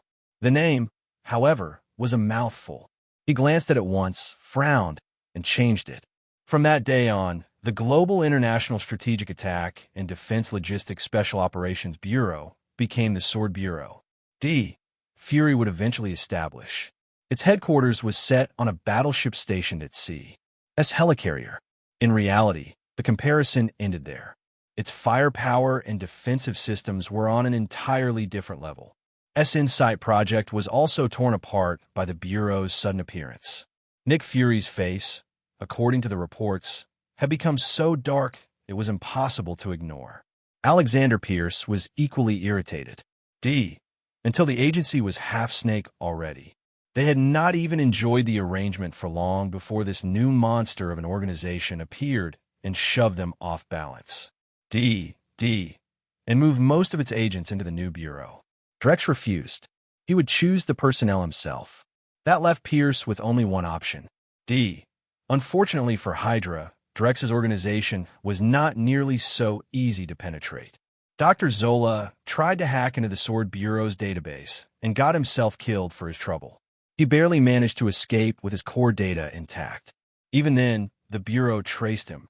If his main body had not been moved immediately, Zola would have already been in the Bureau's custody. And the Sword Bureau was brutal. Sword Bureau field agents were superheroes. They did not need to seize territory outright to make a difference. But against the scraps of manpower and weaponry Hydra had left in its bases, they were more than enough. Somewhere deep inside the Sword Bureau headquarters, Drex Valen sat in his director's office and looked at Natasha Romanoff. This Black Widow did not resemble Scarlett Johansson as closely as the versions people would have expected from films. She was sharper, more striking, and in Drex's opinion, even more dangerous to look at. Natasha studied him carefully. It was a fair question. Many of her former colleagues, including Hawkeye, had already retired after failing to secure a place in Sword Bureau. Drex was quiet for a moment. He could have told her the obvious truth, that in the original lineup, she was one of the few people who could actually carry that kind of burden. Raw power could be enhanced with X-gene modifications. Character could not. When the organization was filled with grown men who needed one woman's conscience to keep the whole thing from collapsing, The structure itself had a problem. Drex had no intention of building something that depended on a morality emergency every time things got ugly. By contrast, Fury was useful. He did not have Batman's abilities, but he carried Batman's paranoia around in his head, and that made him valuable in a different way. So Drex had kept him too. Even if Fury became suspicious, he would not be able to do much about it. The oversight division had already been filled with Drex's own people from day one. On his first day as acting executive deputy director, Nick Fury had walked straight into Drex's office, demanding access to the superhero database. Drex had refused. The superhero identity records existed only in Drex's head. That was not a mistake. It was a safeguard. Fury might be reliable most of the time, but when he made a bad call, he made a catastrophically bad one. Something as sensitive as superhero identities could not be left in his hands. Besides, almost all the major heroes wanted to keep their true identities hidden. The nation's funding Sword Bureau wanted that information, of course, but Drex's secrecy measures made the entire thing impossible to pry apart. He had simply memorized everything himself. Unless Reed Richards managed to dig through Drex's mind, nobody was getting those files. That secrecy also made World Serpent's infiltration possible. There was no need to register real names. Only Bureau personnel data had to be recorded. Under that system, Drex could slot in a World Serpent operative and present him as a legitimate Sword Bureau agent. At that point, even Red Skull could probably pass through the front door on paper. The governments involved would be forced to rely on their own intelligence networks to uncover the real identities of the heroes. Unfortunately for them, most of those heroes were rootless by design. They were never going to find most of them. Natasha frowned slightly. Drex gave her a measured look. You're capable. If I didn't take you in, what would you do instead? Natasha blinked. Then she smiled, a small amused curve of the mouth. She stepped closer, studying him with open interest. Drex Valen was talented, dangerous, powerful, a man with real authority, not the kind that came from inherited money or a pretty title. Natasha had known impressive men before. Brilliant men, handsome men, rich men who thought wealth was the same thing as gravity. None of them compared to the man sitting in front of her now. His answer had also hit close to home.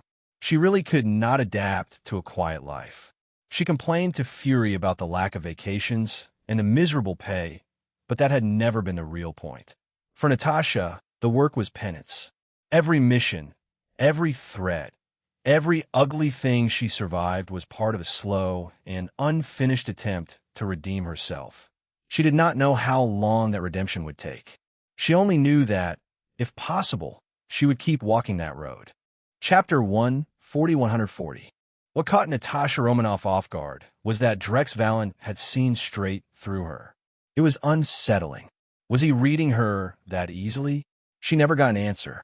Drex simply told her to get back to work, as if the entire meeting had already served its purpose, which was ridiculous, considering he was the one who had summoned her in the first place. Natasha left with a frustrated tug at her zipper. With the Sword Bureau now standing behind him as a legal, government-backed giant, Drex could finally begin pushing the next stage of his plan. One of those next steps was Egypt. The other was Antarctica. Digging up Apocalypse was one task. Pulling Captain America out of the ice was another. The two could almost be treated as the same kind of job, but Antarctica was not something he was going to trust to Nick Fury. Fury was too slippery for that. He had never even mentioned the Cosmic Cube to Drex, and that alone was enough to make Drex suspicious. Maybe the United States simply did not want to hand over something that dangerous. Either way, there was no way a genius like Drex would be allowed to study the cube freely. If Hydra's leftover energy weapons were still ahead of the rest of the world, then giving Drex the cube would have been like handing a match to a supernova. After considering it, Drex decided to send Tony Stark to Antarctica instead.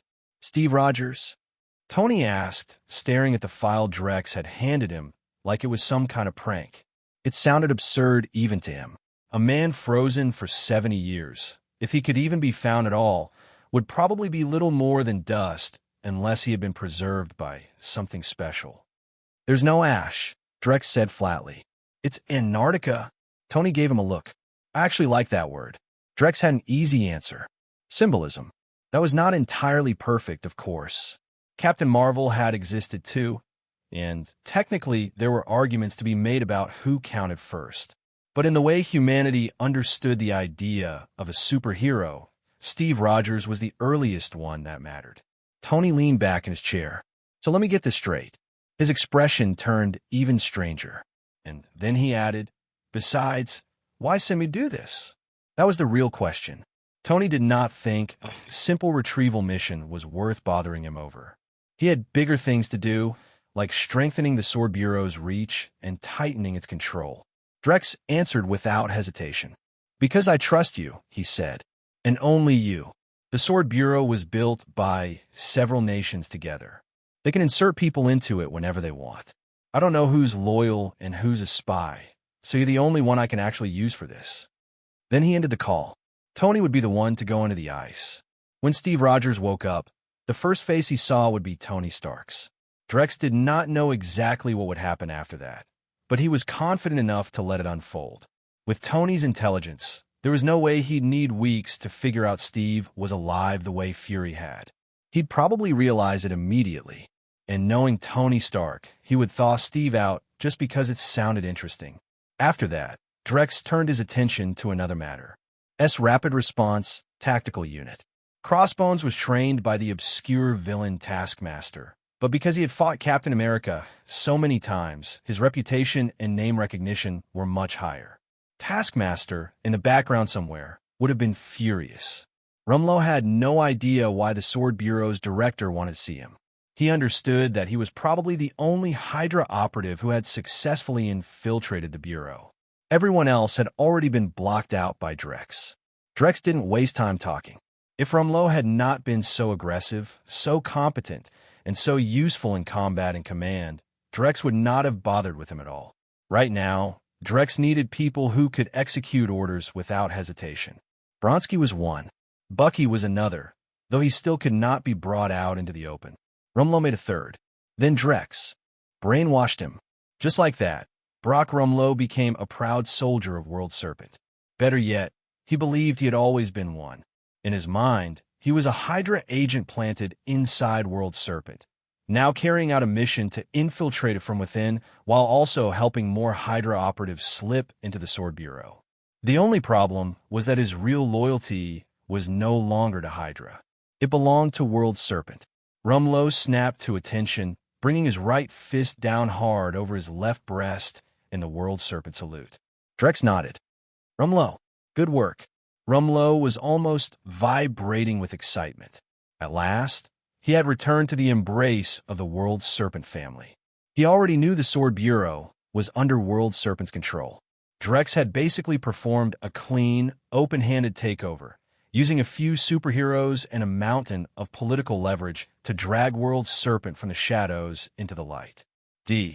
Only for the agency to collapse anyway, Drex's method was cleaner, faster, and far more terrifying. Following a leader like this was much more promising than following Alexander Pierce. Rumlow blinked, then frowned slightly. Drex gestured toward the equipment waiting behind him. I developed a biological armor system. The symbiote armor was far more practical than the Beast Soldier project. Once bonded, a user could survive wounds that would normally be fatal, including getting their head blown apart by heavy sniper fire. The symbiote had a recovery system much like the one in Guyver, except far faster than the 24 hours a Guyver cell might need to fully restore a host. And unlike Guyver's central metal weakness, this armor did not have that kind of vulnerability. Standard light weapons could not even break through it. It could also reshape itself into cold weapons on the fly. Tentacles like Dr. Octopus, claws, blades, whips, shields, or any other close combat form Drex wanted. All of it was already viable because he had refined the design into a mature biological battle suit. The Beast soldiers were stronger overall, but their appearance was wrong for Earth. They looked like villains out of a nightmare, the kind of thing that would terrify children and send civilians screaming in the wrong direction. The symbiote armor, on the other hand, had been tuned to resemble a sleek Guyver-style exosuit. It looked futuristic, clean, dangerous. Exactly the kind of thing people on Earth would accept as a superhero weapon instead of a monster.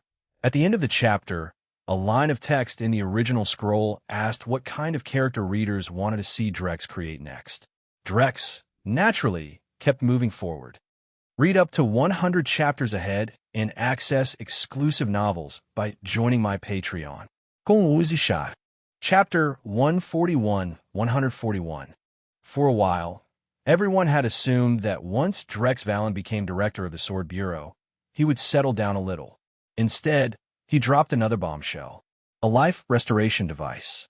The announcement stunned not just America, but the entire world. "Gentlemen," Drex said during the broadcast, his tone calm and direct, "some children are born without the ability to see this world. Others never hear the voices around them, and many more lose those abilities because of accidents. I have visited disabled orphanages before. I have seen children abandoned by their own parents simply because they were born with defects." Drex's promotions were never especially sentimental. That only made them hit harder. "So, I spent a long time developing this life restoration device. It can treat most congenital sensory defects, as well as many disabilities caused by accidents later in life." His eyes remained steady on the cameras. Let them see light again. People with disabilities had always been pushed to the margins of society. Ignored, overlooked, forgotten. But once reporters from the Global Daily, acting under Drex's direction, tore away the world's fake compassion and exposed the ugly reality beneath it, people finally understood just how many lives were quietly harder than their own. The effect was immediate. The global suicide rate dropped by 5%. That happened because some people who had been standing at the edge of the abyss looked back and saw others enduring far worse, yet still struggling to live. It moved them. Human beings were intensely social creatures. Pain spread easily. So did hope. A lot of them decided they did not want to die after all. Instead, they found a new reason to keep going, to spend their lives fighting for those who had never had a voice. "Drex, you're a genius," Natasha Romanoff said seriously. Compared to Tony Stark, who had recently become more and more reckless and indulgent, Drex's genius seemed to serve something larger than himself. More useful, more meaningful. Natasha meant it sincerely. At this point, Drex seemed almost inhumanly brilliant. Drex gave a small shrug. To him, this was little more than a side project. But to disabled children, it was a future. He did not mind giving people hope. The world was better with more of that and less despair. He had come to the Marvel world. He might as well actually do something with it. Otherwise, what was the point of his being here at all? If Tony Stark and Reed Richards were not going to use their genius for anything truly worthwhile in the original story, then Drex would simply do it himself. Natasha looked at him for a moment, then shook her head slightly. "No." Drex nodded. Natasha sighed, but she was smiling. Arrogant as he was, Drex Valen was still strangely irresistible. And now, more than ever, he had the kind of presence people associated with great men. The kind that left a room feeling smaller after he left it. Tony Stark had seen the actual condition of the world's vulnerable populations after Drex exposed them. All those global charities over the years. What exactly had they been doing? Tony had always assumed superheroes were just about fighting crime and saving the world. But Drex had just shown him that the role was bigger than that. Much bigger. "Damn it," Tony muttered, staring at the footage. Then something hot and sharp lit up behind his ribs. If Drex could do it, then Tony had no excuse not to. "Drex can pull this off," Tony said under his breath. He had already started thinking about designing his own life restoration device. Nick Fury watched the same broadcast in silence. He was beginning to have trouble reading Drex Valen at all. At first, Fury had believed Drex was a businessman who only cared about profit. That had seemed obvious enough when Drex agreed so quickly to transform the Superhero Association into the Sword Bureau. Once Fury had taken the role of executive deputy director, his orders had been clear: slowly erode Drex's influence from within and eventually replace him. He had been working on that too. After all, he had the authority to do it. And yet Drex had just made another move Fury could not easily categorize. Why? Fury narrowed his eyes. He had never been shy about assuming the worst about people, including men he trusted, like Coulson. But if he really thought about it, without Drex, most of the world would never even have noticed this vulnerable group of people in the first place. Most people were too busy surviving, too busy working, too busy entertaining themselves, too busy drowning in their own pain. They barely had time to think about anyone else. If Fury had Drex's intelligence and power, would he have thought about disabled children? He had to admit the answer was no, all in service of global balance. Compared to that, disabled children and other vulnerable groups were tiny concerns. Yet Drex had chosen the one thing that truly cut through people's defenses. Not abstract peace, not politics, not some hollow slogan about global stability. The capitalists did not understand why Drex was willing to lose money just to make noise. The head of the conglomerate that had once given Drex an oil field certainly did not understand it. He called Drex directly and demanded to know why he was wasting his time on a life restoration device instead of developing a real cancer cure. The man, Stave, spat the threat through clenched teeth before hanging up. Half an hour later, Stave was arrested in his own home. The charge? Threatening the director of the Sword Bureau. That was the world they lived in now. Drex Valen was at the height of his power, and a mere conglomerate head thought he could threaten him? Did he think they were still living in the outdated age of old capitalism? This was the age of superheroes. The Stave conglomerate was immediately seized by Drex. Officially, it was confiscation. In practice, it simply became World Serpent funding. The Oversight Division objected. Drex responded by presenting abundant evidence that Stave had threatened him, the director of the Sword Bureau. What more did he need? It was only a verbal threat, yes. But did someone with more authority than Hoover himself really need stronger proof? No. Even without evidence, Drex could have destroyed Stave whenever he pleased. Chapter 142. There was no need to argue further once the evidence had been secured. Stave kept cursing all the way until the Sword Bureau locked him away in its prison. Then Drex Valen came to see him personally. I don't like being threatened, Drex said evenly. Even a verbal threat counts. I treat it like the real thing. Still, don't worry. I promised you cancer treatment, and I'll make sure you get it before the disease kills you. Stave stared at him. Hope flickered in his eyes. He had assumed Drex was planning to bury him alive through legal means and throw away the key. Drex glanced at the projected display beside him. Let's see. The agents searched your home, your vacation properties, and every other place tied to you. They found enough criminal evidence to keep every police department in the United States warm through winter if it were all printed out on paper. Your case was already judged by the Sword Bureau's internal court. Stave let out a breath of relief. No death penalty. That was wonderful. Then Drex continued, just as calmly as before. Stave went rigid. There are no lawyers here to defend you, Drex said. Stave snapped. The Sword Bureau does not belong to America, Drex replied. American law does not apply here. Stave's face changed at once. No, you can't do this. Drex Valen, I'm rich. I own a lot of assets.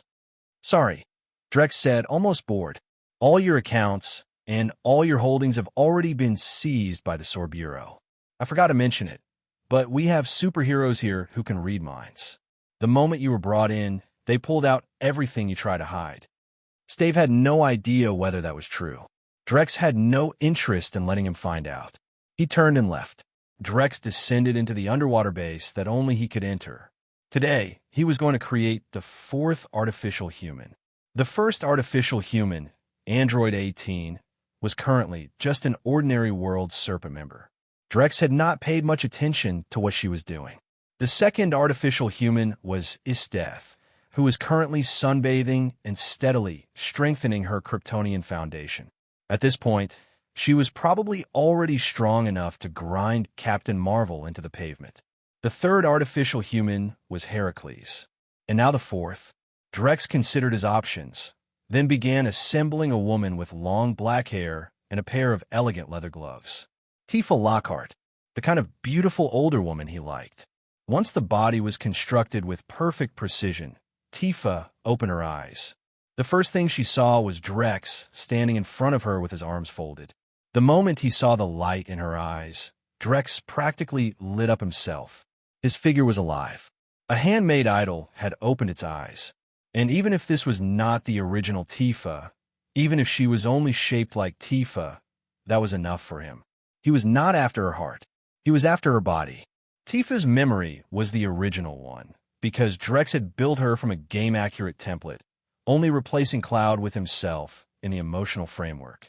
So she did not seem distant or confused. Drex asked, "I feel great," Tifa said after testing the strange new strength inside her body. It was stronger than before, even without materia. He held out a hand. Tifa blinked, then placed her own hand in his. Drex pulled her up. She now had Kryptonian soldier genes as well, and he had just finished exposing her to intense sunlight, so she was already born with considerable combat power. Tifa looked at him, a little confused. The old Drex, the one from her memory, had never done anything like this. He had always been blank, stiff, almost wooden. This Drex had actually reached out and helped her down. That made it hard for her to let go of his hand. For once, this block of wood had learned how to move. She was not about to let the moment slip away. "I strengthened and modified you," Drex said simply. Tifa could feel how strong her body was, but she did not yet have a clear sense of what that really meant. For now, she probably was not the type suited to serving World Serpent directly. Better to send her out as a superhero instead. A star, an icon. And later, when she had millions of fans, she would still only belong to him. That thought alone made the arrangement feel even better. Tifa said after reading the files he had shown her. Drex tilted his head. "What, Tifa?" "Of course I do," she said at once. He raised both hands, and atomic reconstruction flowed through his fingers. Atomic alloy fibers wove themselves into a pair of leather gloves. Tifa took them carefully, as if they were something precious. Drex knew she was slipping into the memory of her old life, the version that belonged to Cloud. Still, Cloud had apparently never given her a gift before. That was honestly kind of pathetic. Chapter 143. There was not much left to say after that. As long as Drex Valen was interested in Tifa's body, everything else followed naturally. He made her into a superstar almost overnight, the kind of superhero whose face alone could stop traffic. With Tifa's looks, charisma, and combat ability, it was no surprise she became a cultural icon more popular than most top-tier celebrities. Tifa, on the other hand, was shocked by just how intense this world's people could be. Every day, messages poured in by the thousands. "I love you. I die for you." That sort of thing, non-stop. She stared at Drex, bewildered. "Mostly yes," Drex said, "but ignore them. The Sword Bureau is an official organization." He looked at her with clear appreciation. A few days ago, she had still felt a little like a doll, beautiful but unfinished. Now she was fully alive, fully real. If the original Tifa stood next to this one, Cloud probably would not have been able to tell the difference. Drex did not stop. He pulled her into his arms. She pushed at him lightly, but the motion was so weak he barely even noticed. Their breathing mixed together. Drex's body was hot, like a furnace, and Tifa's resistance softened under the pressure of that warmth. "Drex!" "Tifa." He answered her with a nod. After that, the scene could only be described with a single line of poetry. A shared cup of wine in public, soft jade held beneath lantern light, a turn of the head and a full embrace, all tenderness and ache. The rest was pain, then surrender, then more pain. When it was over, Tifa slept peacefully in Drex's arms, her expression utterly content. Drex stroked her hair with unhurried fingers. Its death had walked in without warning, as if this were completely normal, and glanced at Tifa. Drex said. His eyes shifted to his death. She was wearing black tights that hugged her figure tightly. This woman was becoming more and more human by the day. Then his death, without a word of hesitation, came straight over and pounced on him like a troublemaker looking for a fight. Drex took the counterattack in stride. The two Kryptonians went at it with ferocious intensity, the room filling with heat and motion. In the end, Drex came out on top. Even for him, handling 2 Kryptonian women in one night was exhausting. His reserves were drained. For the moment, refilling that vault was going to take time. "My strength is still too weak," he muttered afterward. If he could not bring down 50 Kryptonians at once, what was the point of building a harem in the first place? Unfortunately, Drex had entered a long growth phase. The sun had already stopped giving him those explosive early gains. Now it took time for his strength to rise, unless he went the golden Superman route and slept inside a sun for centuries. Since that was not happening, he would have to wait. Isteth probably kept coming back for the same reason. She had also begun noticing that sunlight was no longer making her stronger as quickly as before. Still, that did not matter much. Drex Valen was not an ordinary Kryptonian anyway. He was an abnormal one, an electromagnetic Kryptonian. More than that, something in the Marvel sun seemed to have triggered a mutation in him. By his current standards, it was still a minor change, but he had noticed it. On the surface, Drex looked like someone who never did anything useful with his time. In truth, he was constantly studying himself. He had explored everything. The possibility of implanting X genes, injecting Hulk serum, none of it had satisfied him. X genes were unstable, and if the wrong person got involved, they could be completely ruined by a leech-type mutant. Drex's free public health screenings had already let him collect the gene sample of that very leech. That was also why he had no hesitation about letting selected people awaken or receive X genes. He had safeguards in place. During years of long, methodical self-research, Drex finally found a path that worked. The Super Scion path. No, not that. The Super Kryptonian path. Everyone knew Superman had a solar flare mode. When pushed into despair, he could release the stored yellow sunlight inside his body in one catastrophic burst, turning himself into a living sun. In that state, he became almost unstoppable. The downside was brutal. After using solar flare mode, Superman would lose all power for the next 24 hours. Drex had that too, but the suicidal, burn-yourself-out approach was too crude for his taste. Over nearly 3 years of self-experimentation, he had finally perfected a super Kryptonian state. Instead of detonating all the yellow solar energy at once, he learned how to distribute it in an organized way through every cell in his body, creating a stable and sustained transformation.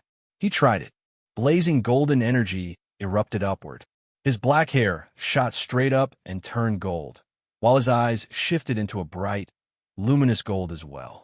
Unlike the usual green glow associated with some transformations, his gaze burned with pure golden light. Energy surged across his entire body. Drex frowned. Even so, the transformation itself was incredible.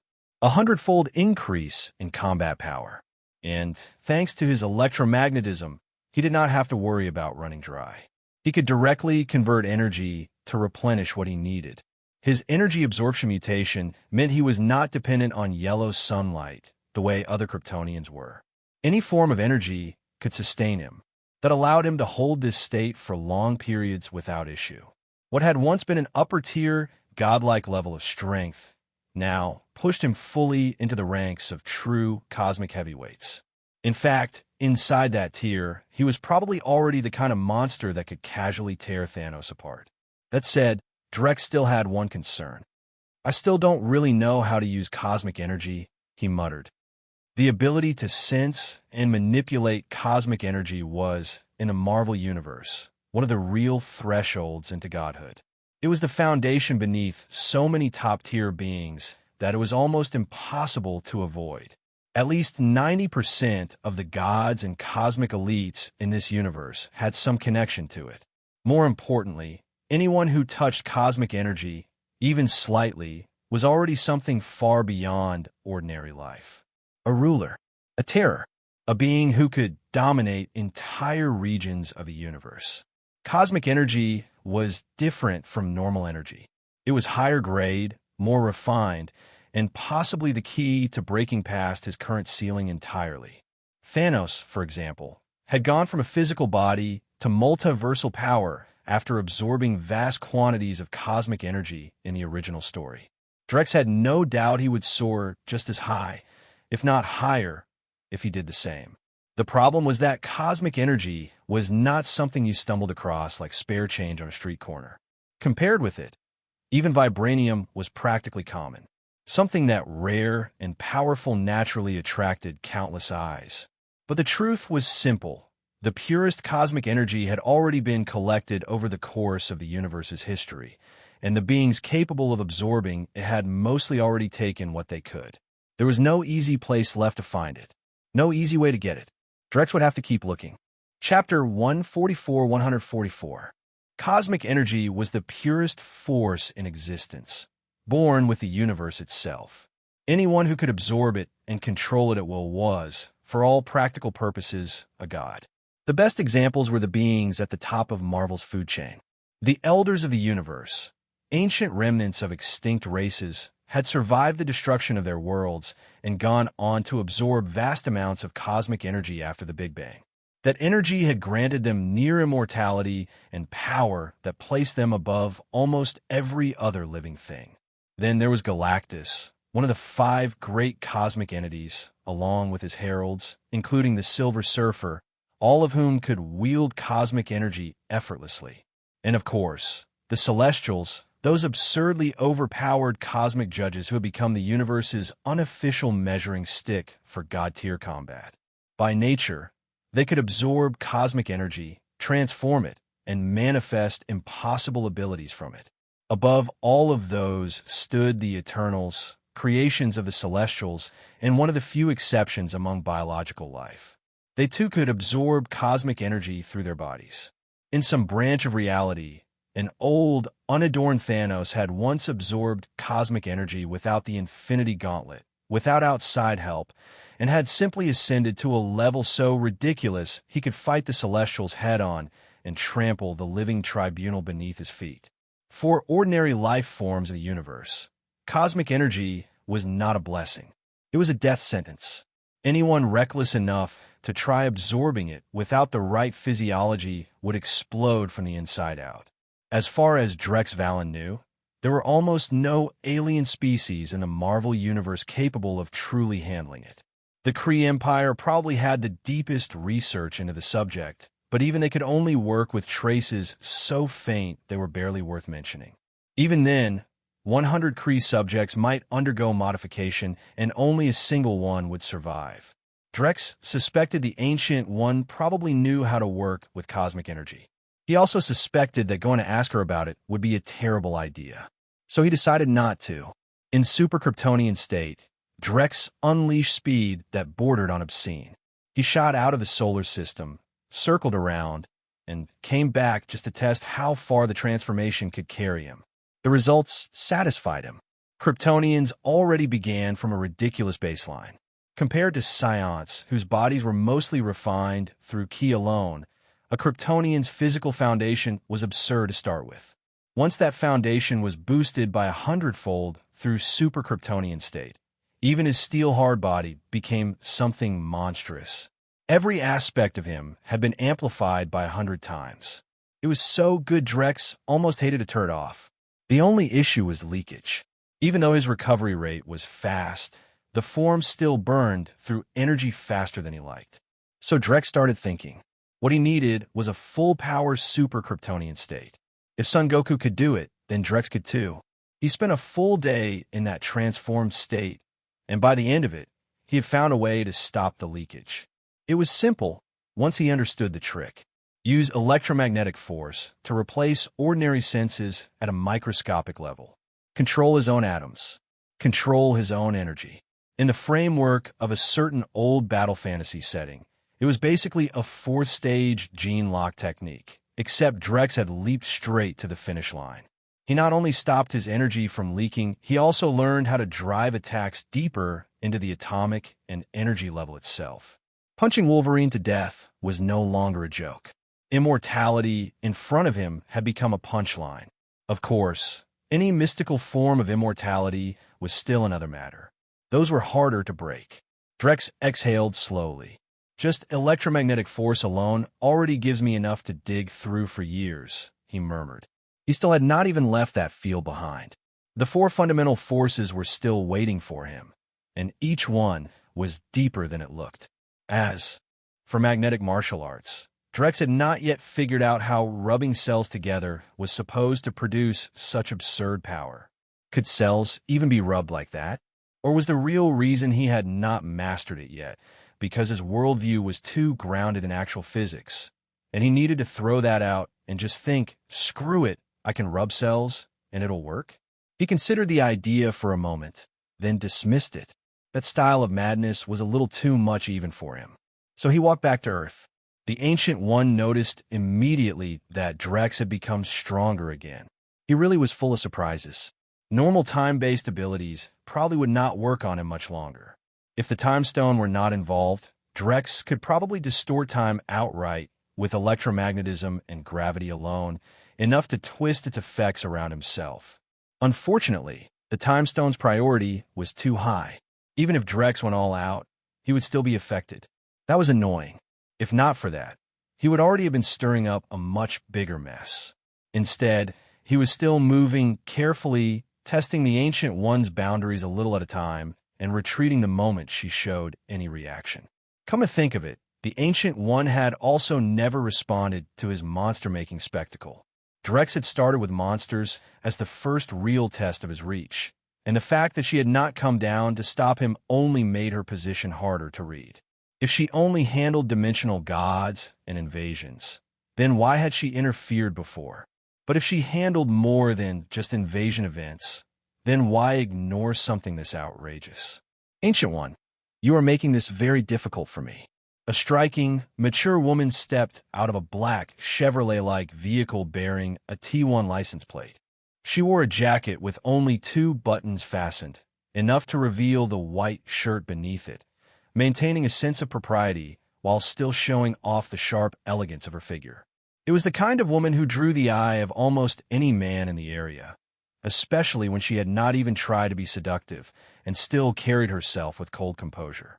The Sword Bureau agents on lockdown duty, dressed in black protective gear rather than suits, straightened instinctively. One of them saluted sharply.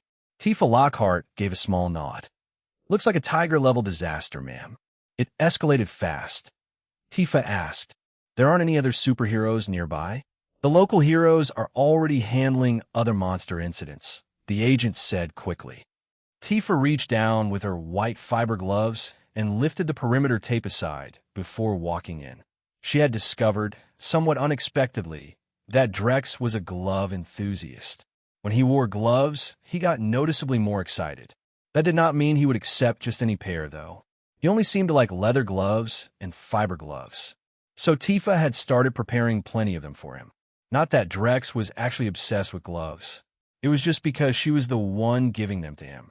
Chapter 145, 145. I'm a crab man. The creature that appeared in front of Tifa was grotesque and absurd all at once.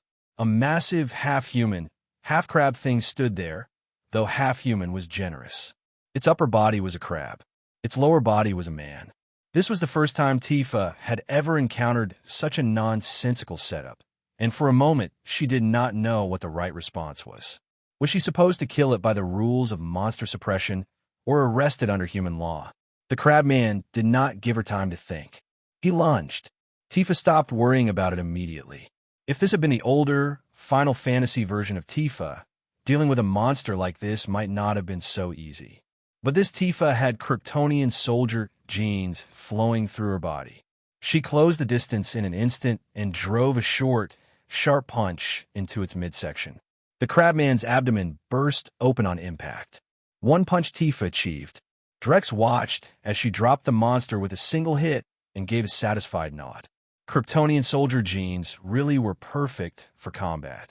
Tifa had only been exposed to sunlight for a few days, and she was already hitting with a force of 500 tons.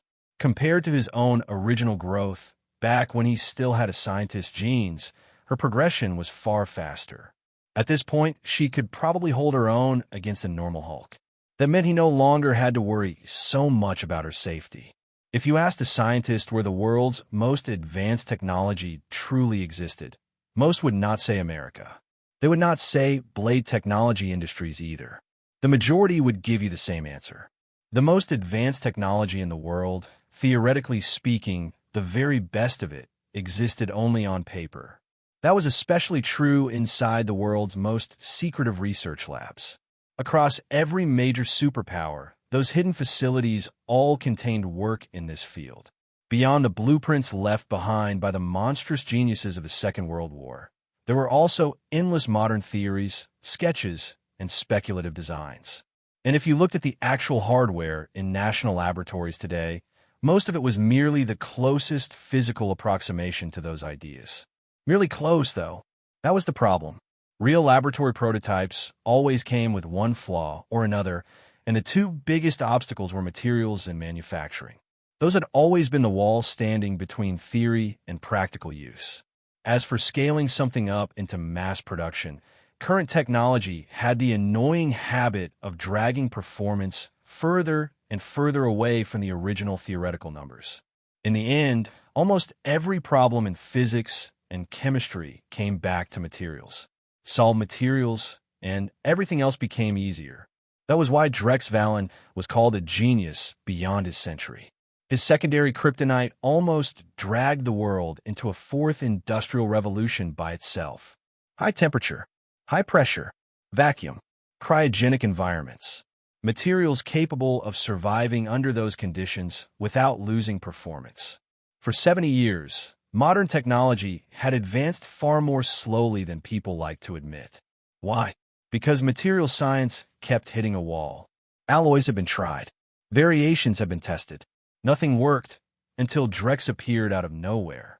The recent breakthroughs in dozens of major scientific projects across the world were proof enough. Even if the full details had not been made public, most researchers and elite circles already understood that secondary kryptonite had played a major catalytic role. The clearest example was the sudden surge in production efficiency in China's aerospace and rocket programs. Word had already spread that the reason came down to a batch of specialized tools made from secondary kryptonite. Those tools were the reason the country had suddenly been able to accelerate production and improve output. The effect was massive. Those tools dramatically increased the efficiency of top-level technicians, and other countries could only watch with jealousy and frustration. Everyone knew exactly how impossible it was to match the hands of China's best craftsmen and technicians, the kind of people who could make miracles with their bare hands. This was strategic national hardware, a true treasure of the state, and yet it had been hidden away, known only to a tiny handful of major figures and top experts in the relevant fields. The effects of secondary kryptonite did not stop there. As a new alloy and new material family that far exceeded the current limits of material science, its existence meant humanity could finally begin manufacturing genuinely era-defining technology. Not moonlight on water, not a reflection in a well. Something real, something tangible, something that could finally be built. That alone was enough to make every major nation willing to use every means at their disposal to acquire it. Unfortunately for them, the only known source of that alloy was Drex Valen's blade technology industries, and that left them with nowhere to strike.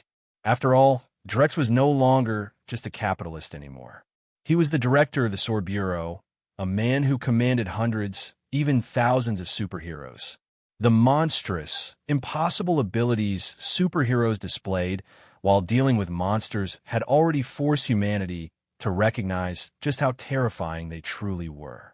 Inside one of the research buildings at the Chinese Academy of Sciences, a cheer erupted from the lower floor.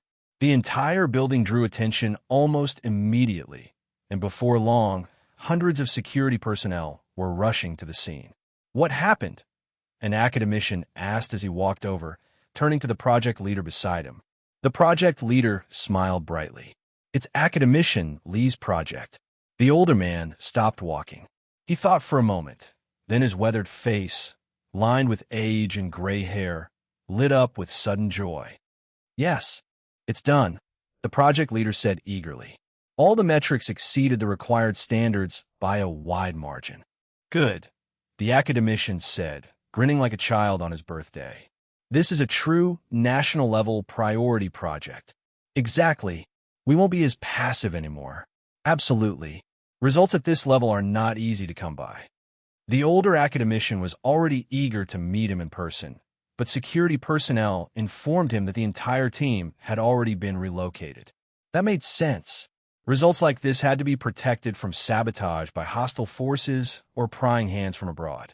What they did not know was that the Shadow Spear Bureau had done an excellent job in that regard.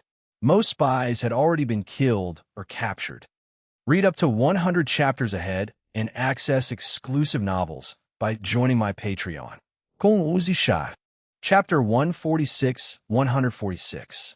R. Officially known as the Special People's Enforcement and Advanced Response Division. Its director was Marcus Cross. The organization already had more than 150,000 personnel, 16 airborne carriers, and a dedicated scientific research division. S main fortress was built as a hollow, circular mobile citadel. Internationally, it was simply called the Circle. There was one major difference, though. D. Operated as an international organization rather than an American exclusive agency like its film counterpart. Meanwhile, was entirely China's own independent superhuman authority. And there was another discrepancy. R. was supposed to emerge after the events of Infinity War. Yet Drex Valen already knew the organization existed now. At the moment, though, it was still relatively small scale. China simply hadn't encountered enough superhumans to justify expanding it further. Ironically, the organization's existence was tied directly to Drex himself. The wave of monsters and catastrophic incidents he had unleashed across the globe forced governments to reconsider their defenses. China responded by establishing its own superhuman security force, a butterfly effect born from chaos. For a long time, Drex had wondered whether he had landed in some distorted version of the Marvel Universe. Still, he never targeted China directly. Some remnants of his old life lingered in the back of his mind, stubborn as ghosts. Black Widow handed over a stack of photographs. Drex studied the blurry images. A streak of fire, distorted asphalt, a speed readout beside the image. 600 kilometers per hour. It looked less like a motorcycle and more like a fighter jet skimming across the street. The traffic officers on site reported seeing a flaming skeleton riding a motorcycle. Natasha continued. A few years ago, people would have assumed the witnesses were drunk, high, or both. Now, with superhumans and monsters appearing almost daily, nobody laughed at reports like that anymore. The local authorities feared the incident could qualify as a demon-level disaster, maybe even dragon-level, so the case had been escalated immediately to the Hero Bureau. The moment Natasha finished speaking, Drex already knew who it was. The Ghost Rider, most likely Johnny Blaze. So Mephisto had moved earlier than expected, which also meant this was probably retaliation aimed directly at him. And for once, Drex's instincts were correct. Although Drex had destroyed Mephisto's projection using the Dragon Force, the Demon Lord had still recovered fragments of information before the Avatar was erased. Incomplete fragments. But enough. Enough to sense the aura of a hell dimension. A foreign hell dimension. An ownerless fragment. That alone was enough to make Mephisto greedy. Unfortunately, the information recovered was limited. So Mephisto advanced his plans and sought out Johnny Blaze ahead of schedule, awakening the hellfire within him and using the Ghost Rider's supernatural instincts to track down the individual connected to that hell dimension energy. Once Drex pieced together the possibility, he decided on the only sensible approach: strike first. Fortunately, locating someone was absurdly easy for him. With his supervision, super hearing, and the assistance of the Black Queen's information network, finding Johnny Blaze took almost no effort at all. Johnny Blaze was a motorcycle stunt performer who made a living performing impossible jumps. Though technically still considered an independent rider within the industry, his feats had already elevated him to near-mythic status among motorcycle enthusiasts. Money, fame, recognition. Johnny had earned all of it. He'd long since escaped the carnival circuit and established his own studio, traveling constantly for invited performances and exhibitions. The true source of the Ghost Rider's power actually came from heaven. At its core, the spirit of vengeance had been personally created by God himself. After the Great Flood and the story of Noah's Ark, God realized humanity's sinful nature remained unchanged. But having already promised never again to purge humanity through catastrophe, he instead created the spirits of vengeance to monitor mankind's corruption. Those spirits descended upon earth in the form of flame, merging with mortal hosts to become Ghost Riders, beings meant to cleanse sin from the world. Their purpose was simple: punish evil, avenge the innocent, destroy the wicked. In truth, Ghost Rider was only a title.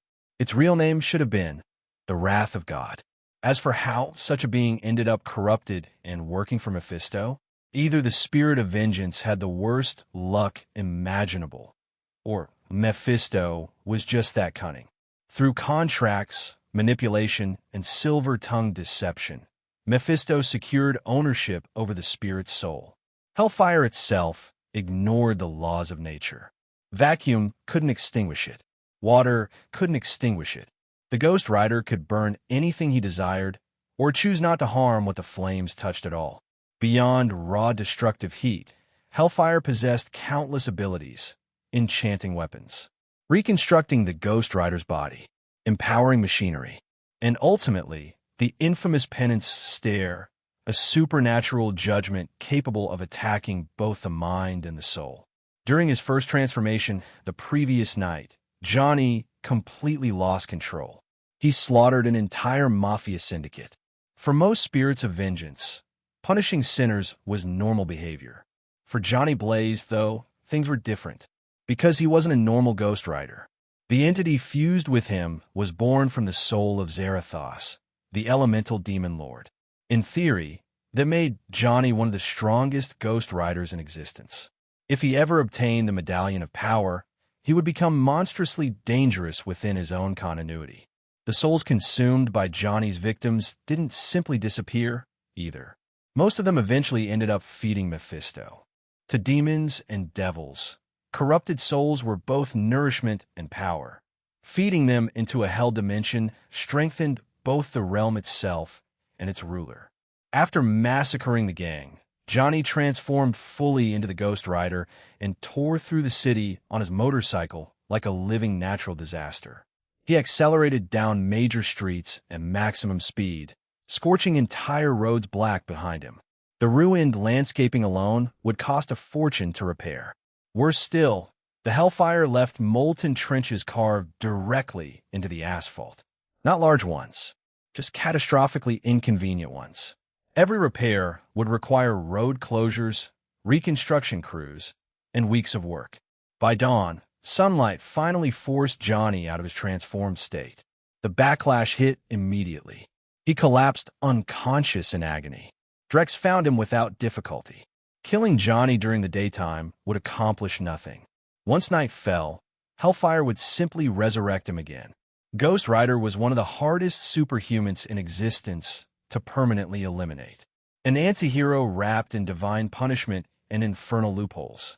But none of that mattered to Drex right now, because inside Johnny Blaze was something far more interesting: the soul of Zarathos. Drex brought Johnny back with him. The fire of scientific curiosity was already blazing in his mind. Chapter 147, 147. Drex Valen had considered extracting Zarathos' soul from Johnny Blaze. Mephisto certainly didn't seem interested in protecting it, but Drex had always treated mystical forces with caution. Fear was a natural response to the unknown, and no matter how powerful he'd become, the supernatural remained one of the few territories he still approached carefully.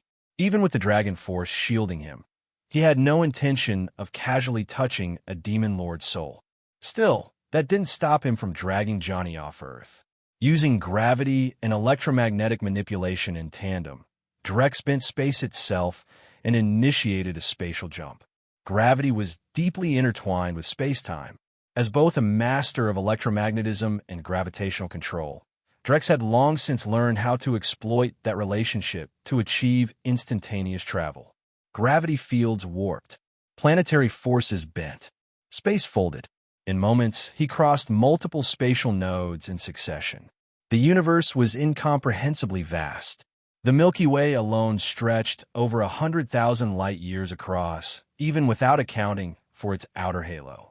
Conventional faster-than-light travel could never realistically bridge distances like that in any reasonable time frame. Shortcuts were essential. According to several advanced cosmological models, the universe possessed a repeating lattice-like structure filled with naturally occurring spatial junctions. By traversing those nodes, it became possible to leap enormous distances instantly. The problem was surviving it. Repeatedly crossing spatial nodes subjected the body to terrifying compressive and stretching forces as gravity distorted space-time around the traveler. Fortunately, Drex compensated for most of the strain using his own gravitational and electromagnetic control. Even Johnny Blaze's human body remained mostly intact through the process. Mostly. The sensation of entering and exiting a spatial node felt like being simultaneously crushed, pulled apart, and suffocated. For normal beings, it was probably the closest thing imaginable to brushing against death itself. Drex barely noticed it. Johnny, on the other hand, looked like he'd been fed through an industrial blender. The abuse finally shocked him awake.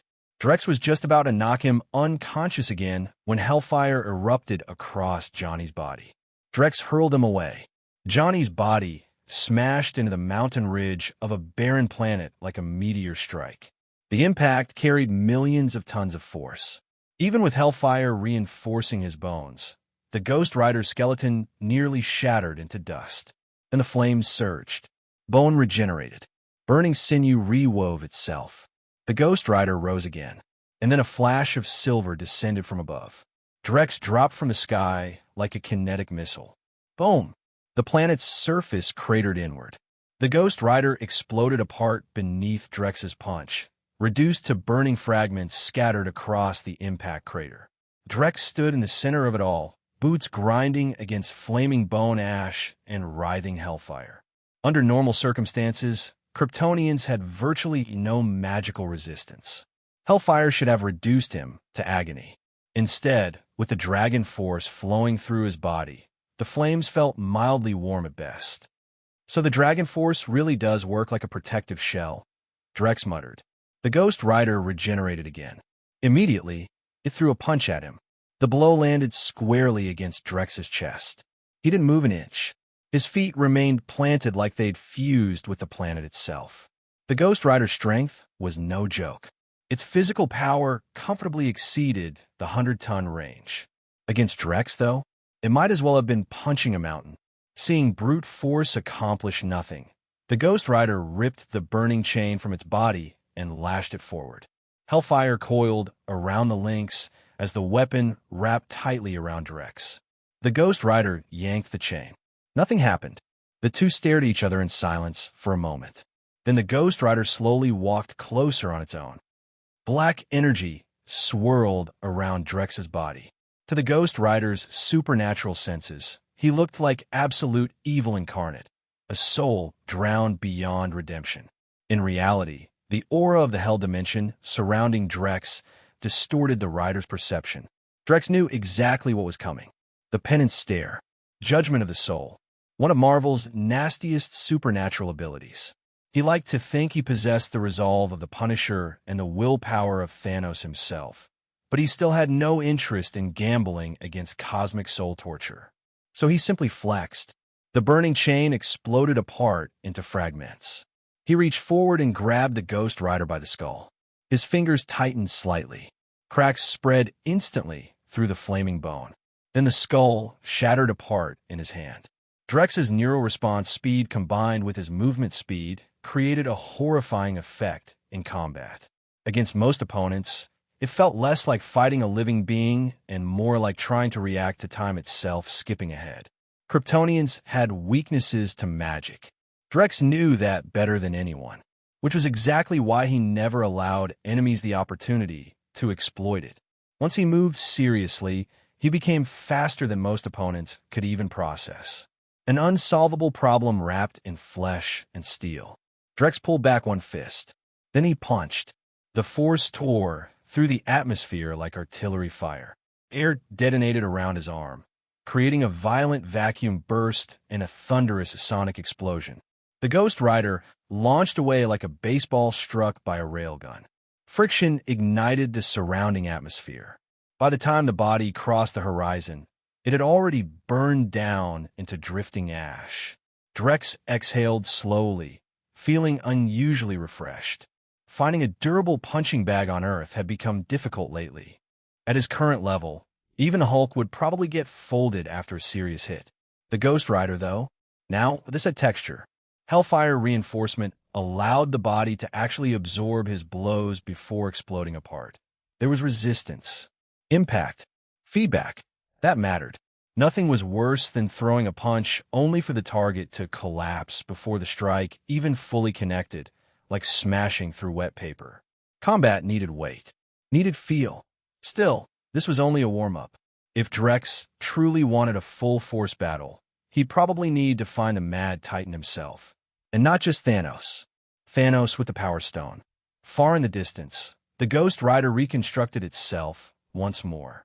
But waiting for it was a blast of crimson heat that illuminated half the sky like a blood-red sunset. Drex's heat vision erupted across the planet. The beam engulfed the Ghost Rider instantly. No resistance. No struggle. The rider disintegrated inside a pillar of scarlet energy more than 10 meters wide. The planet's surface split apart beneath the blast. Hundreds of tons of rock vaporized as the beam carved a massive trench across the pale world. The Ghost Rider roared and rose again. It saw Drex raise one hand. Atomic reconstruction activated. Matter condensed overhead. Within seconds, a colossal meteor more than 50 kilometers wide formed in orbit above them. The Ghost Rider stared upward. Even without facial muscles, the emotion radiating from the flaming skull was unmistakable. Pure horror. Too late. Chapter 148-148. The massive meteor pinned the Ghost Rider beneath it completely. Then Drex Valen altered the planet's magnetic field. Invisible planetary forces converged onto the Ghost Rider's body, locking him in place under overwhelming gravitational and magnetic pressure. A physical seal. Unless the Rider somehow overpowered the force of an entire planet, escape was impossible.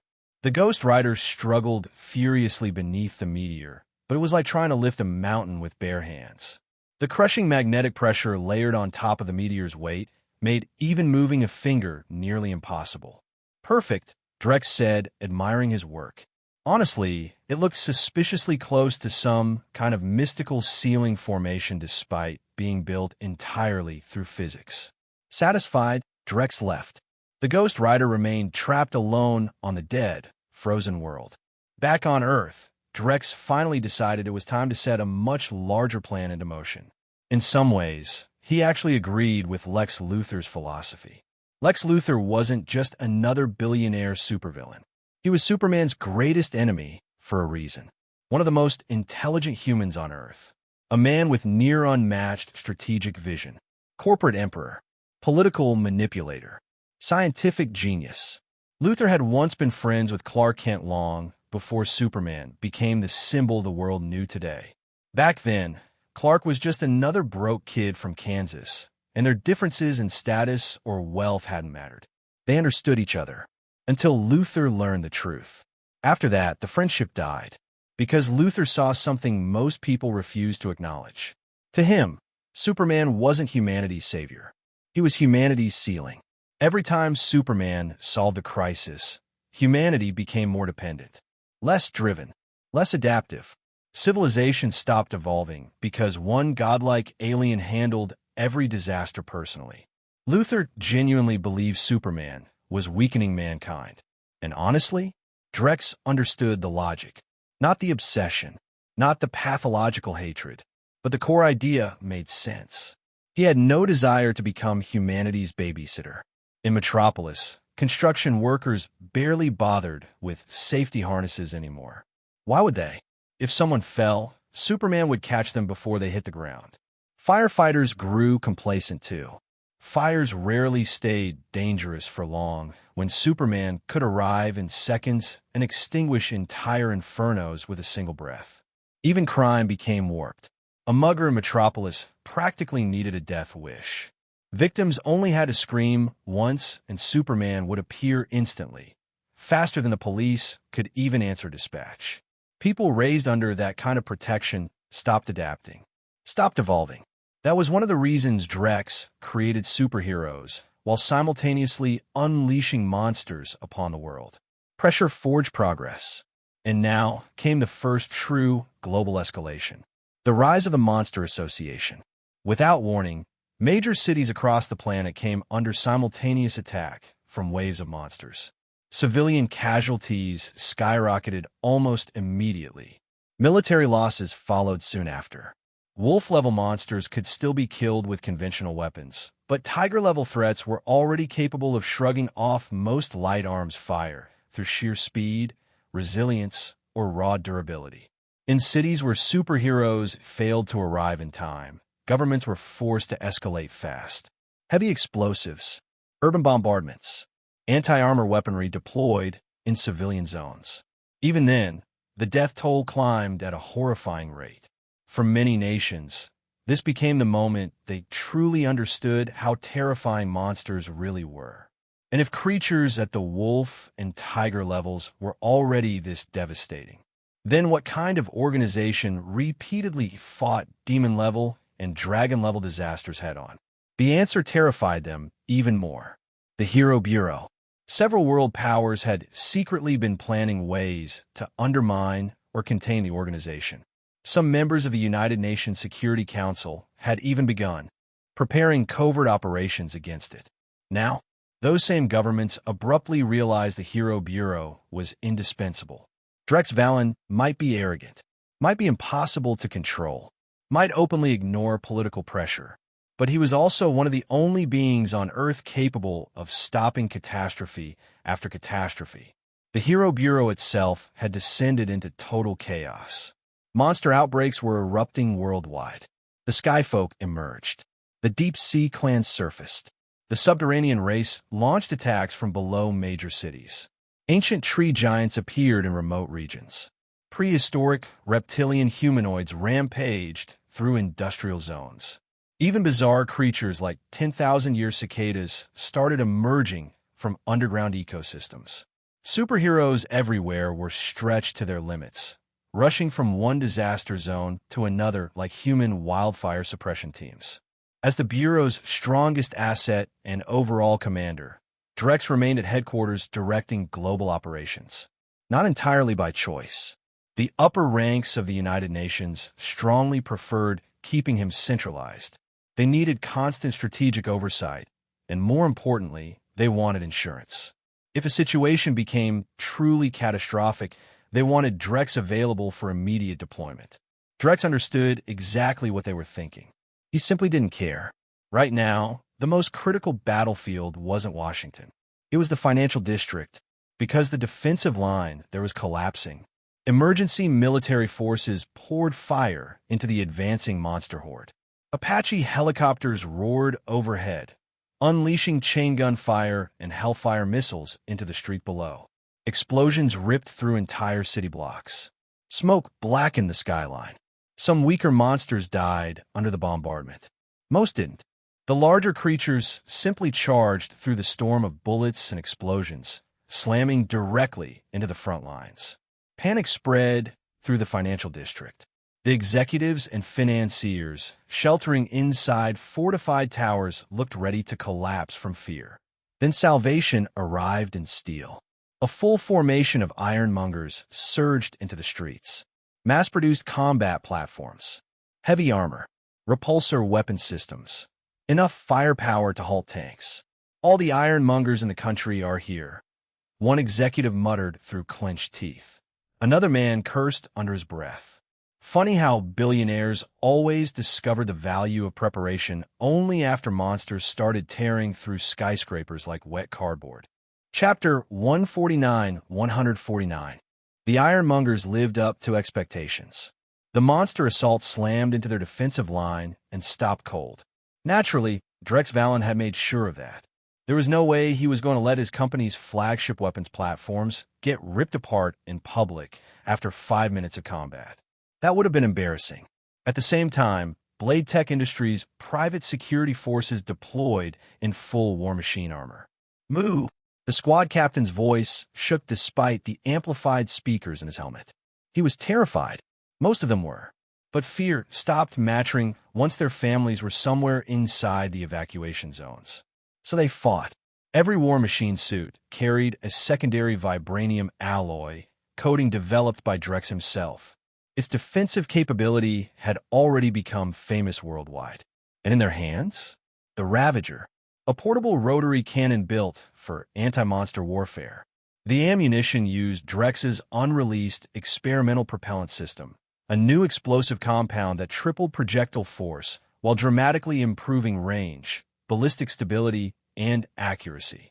Combined with vibranium-tipped rounds, the Ravager became a monster in its own right. BRRRTT. The streets erupted in streams of tracer fire. Rounds tore into the charging monsters like industrial shredders. Bodies exploded apart instantly under the overwhelming hail of firepower. The upgraded rotary cannons hit with force comparable to close-range anti-aircraft systems. Against flesh and bone, the effect was grotesque. Limbs spiraled through the air. Blood mist painted the streets. Chunks of meat splattered across shattered storefronts. Many monsters died so quickly they never even had time to scream. A tiger-level creature lunged toward one of the War Machine troopers, only for dozens of rounds to rip through its torso mid-charge. The projectiles corkscrewed through its insides, blasting open fist-sized cavities through muscle and organs. The monster collapsed half-paralyzed before it could even swing. Blade Tech's drone division entered the battlefield moments later. Each drone carried 100 micromissiles loaded with Drex's experimental explosives. Traditional explosives didn't scale efficiently. Increasing explosive mass mostly expanded the blast radius, rather than proportionally multiplying destructive force. Drex's formula ignored those limitations entirely. 1 kilogram of his compound generated explosive pressure and thermal output nearly 10 times greater than standard TNT. The battlefield became hell almost immediately. Boom! Boom! Boom! Missiles rained into monster clusters. Shockwaves rolled through the streets alongside walls of fire and pulverized debris. Several monsters were blasted off their feet instantly. Then came the secondary detonations. The creatures trying to stand back up vanished under expanding fireballs, torn apart like rag dolls caught in turbine engines. Blade Tech personnel rapidly established defensive corridors for civilians. Meanwhile, the towering ironmongers unleashed even heavier versions of the Ravager platform. Larger caliber, larger payloads, catastrophically larger damage output. Tum! Tum! 2 precision bursts detonated across the battlefield. A gigantic deep-sea clan brute lost its upper body entirely in a cloud of shredded flesh and atomized bone. The remains of its massive tail spun across the street and smashed into several black insectoid monsters nearby. The lead beetle creature shrieked as cracks spread across its glossy, armored shell. These insect-type monsters have been designed by Drex personally. Fast, aggressive, durable. They zigzagged through streams of gunfire at terrifying speeds, many bullets ricocheting harmlessly off their armored exoskeletons in showers of sparks. But the monsters themselves knew the truth. The impacts hurt, badly, and too many direct hits would absolutely kill them. One ironmonger tracked the insect swarm and rotated its rotary cannon downward. BRRRT. The stream of fire saturated the entire block. Concrete exploded apart.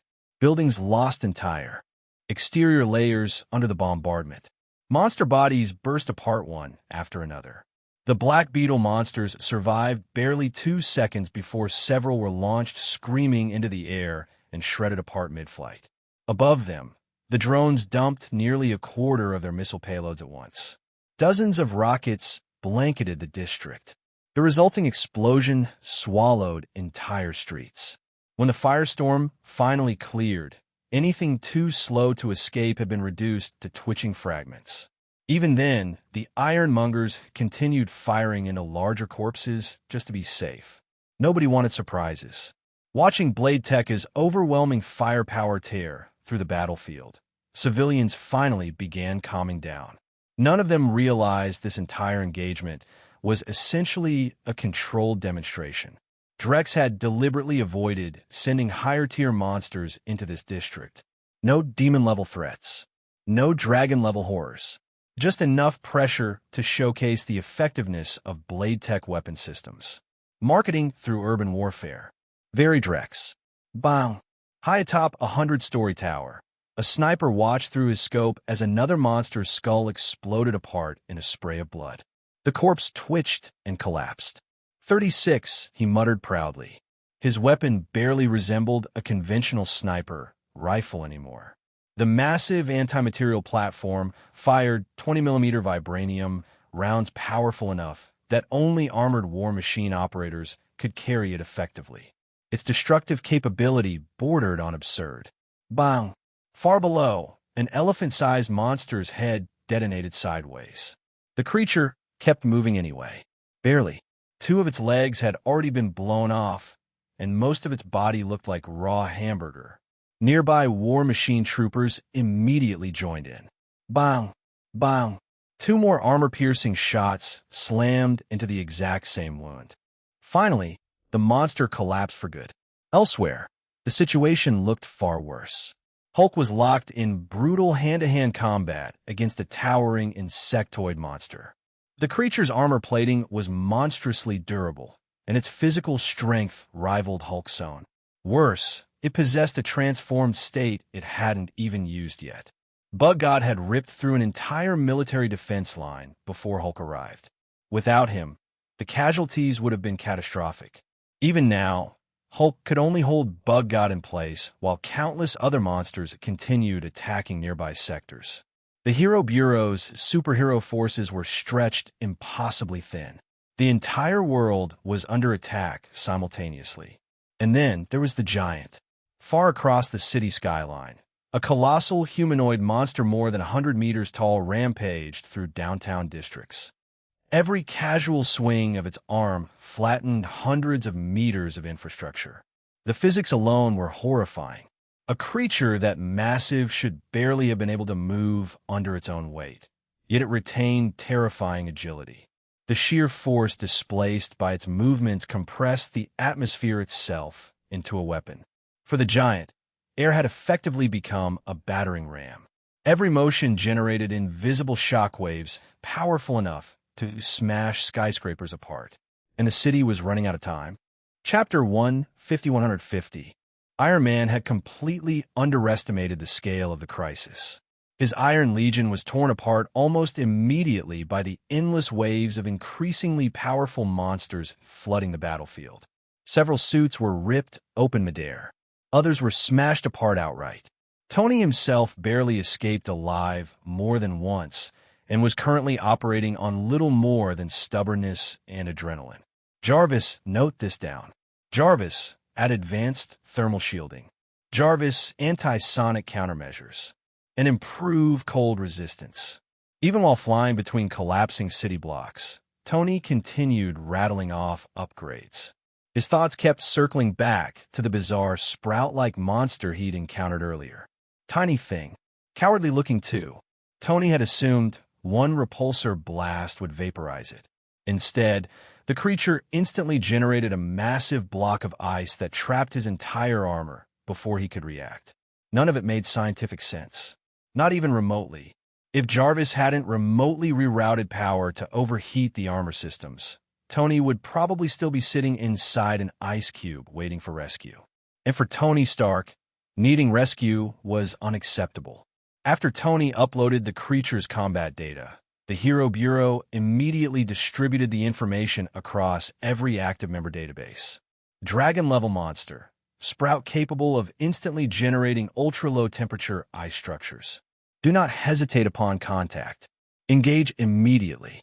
Attached beneath the warning was a combat image showing Iron Man frozen solid inside a giant crystalline mass. The reaction across the network was immediate. A dragon-level monster? Director Valen thinks the ice might not even be natural ice. Every active hero and tactical unit immediately became more cautious. Everyone except Tony, because Drex had included his name in the report. Tony stared at the combat file in disbelief. Sure, he understood the reasoning. If an S-class hero got instantly neutralized, people needed to know. But seriously? Couldn't Drex have anonymized it? An S-class hero was frozen would have been enough. There were multiple S-class heroes. Now everyone knew it was him. Tony spent a solid minute internally cursing Drex's complete lack of mercy before deciding not to call him. Not now. Every hero understood the pressure currently sitting on Drex's shoulders. The entire world was on fire, and countless operations depended on his coordination. Complaining about personal embarrassment during a global extinction event felt idiotic. That conversation could wait. Ironically, the man everyone imagined drowning under impossible pressure was currently sitting comfortably inside the director's office watching battlefield feeds. Drex looked almost relaxed, mostly because nobody actually needed him to micromanage anything. The Sentinel units stationed worldwide had already entered active combat deployment, while the Black Queen's artificial intelligence systems handled strategic coordination with terrifying efficiency. At first, the AI had shown minor instability under the overwhelming volume of simultaneous global conflicts. Then it adapted rapidly. The Black Queen's learning capability began refining tactical flaws almost in real time, evolving into an increasingly precise and flawless command system. Superheroes repositioned perfectly. Military units received near-instant tactical updates. Evacuation routes shifted dynamically around battle zones. Entire cities survived because of split-second decisions made faster than human minds could process. And because the Black Queen issued all commands using Drex's voice, the world's political leadership assumed the impossible was happening. They watched in stunned silence as Drex Valen simultaneously coordinated battlefields across the entire planet without a single visible mistake. Some of the greatest military strategists in modern history suddenly looked primitive by comparison. The gap felt absurd. Another gave a grim smile. The military brilliance Drex appeared to display ignited both admiration and fear among global leadership. Meanwhile, frontline heroes and soldiers became increasingly awed by the calm, precise battlefield coordination guiding them through disaster after disaster. Eventually, most wolf-level and tiger-level monsters were eliminated. What remained were the true nightmares. Demon-level, dragon-level. In the world of One Punch Man, most demon-level monsters were already comparable to the Hulk in raw destructive capability. Dragon-level threats were even worse. Try to eliminate large numbers of creatures like that quickly was nearly impossible unless someone on the level of Tatsumaki or Saitama entered the battlefield. Otherwise, it became a brutal war of attrition. Hulk stepped forward, preparing to finish him off with another punch. Then a powerful kick slammed into Hulk's side and launched him backward through multiple ruined buildings. A new monster stood where Bug God had fallen. Massive, arms folded calmly across its chest. Its face twisted with multiple grotesque eyes staring in different directions at once. The creature grabbed Bug God and lifted him effortlessly. Then it addressed the battlefield. The monsters belonged to an organization known as the Monster Association. And within that organization existed countless powerful monsters beyond anything humanity had seen today. This attack? Only a warning. A reconnaissance operation. The next time they attacked, humanity would be exterminated completely. Across the globe, other surviving demon-level and dragon-level monsters delivered the same message before retreating. The name spread worldwide within hours. The Monster Association. And suddenly, fear settled over humanity like a suffocating fog. An organization containing that many demon-level and dragon-level monsters was almost unimaginable. How were humans supposed to fight something like that? In the end, the world's governments could only place their hopes in two things: Drex Valen and the Hero Bureau. Shortly afterward, the leaders of the world's major powers requested a direct meeting with Drex. After the Monster Association incident, even governments that had secretly tried undermining the Hero Bureau were forced to re-evaluate their priorities. For now, sabotaging Drex Valen no longer seemed like a smart idea. Inside a secured international conference chamber attended only by the world's strongest nations, the President of the United States spoke first. Drex casually rotated an obscenely expensive fountain pen between his fingers. "No complicated assessment," he answered calmly. He leaned back slightly. So they organized. Several world leaders visibly relaxed. When he phrased it like that, the situation almost sounded manageable. Almost. "But there's one important issue," Drex continued. The room went quiet again. They now understand the Hero Bureau's approximate combat capabilities.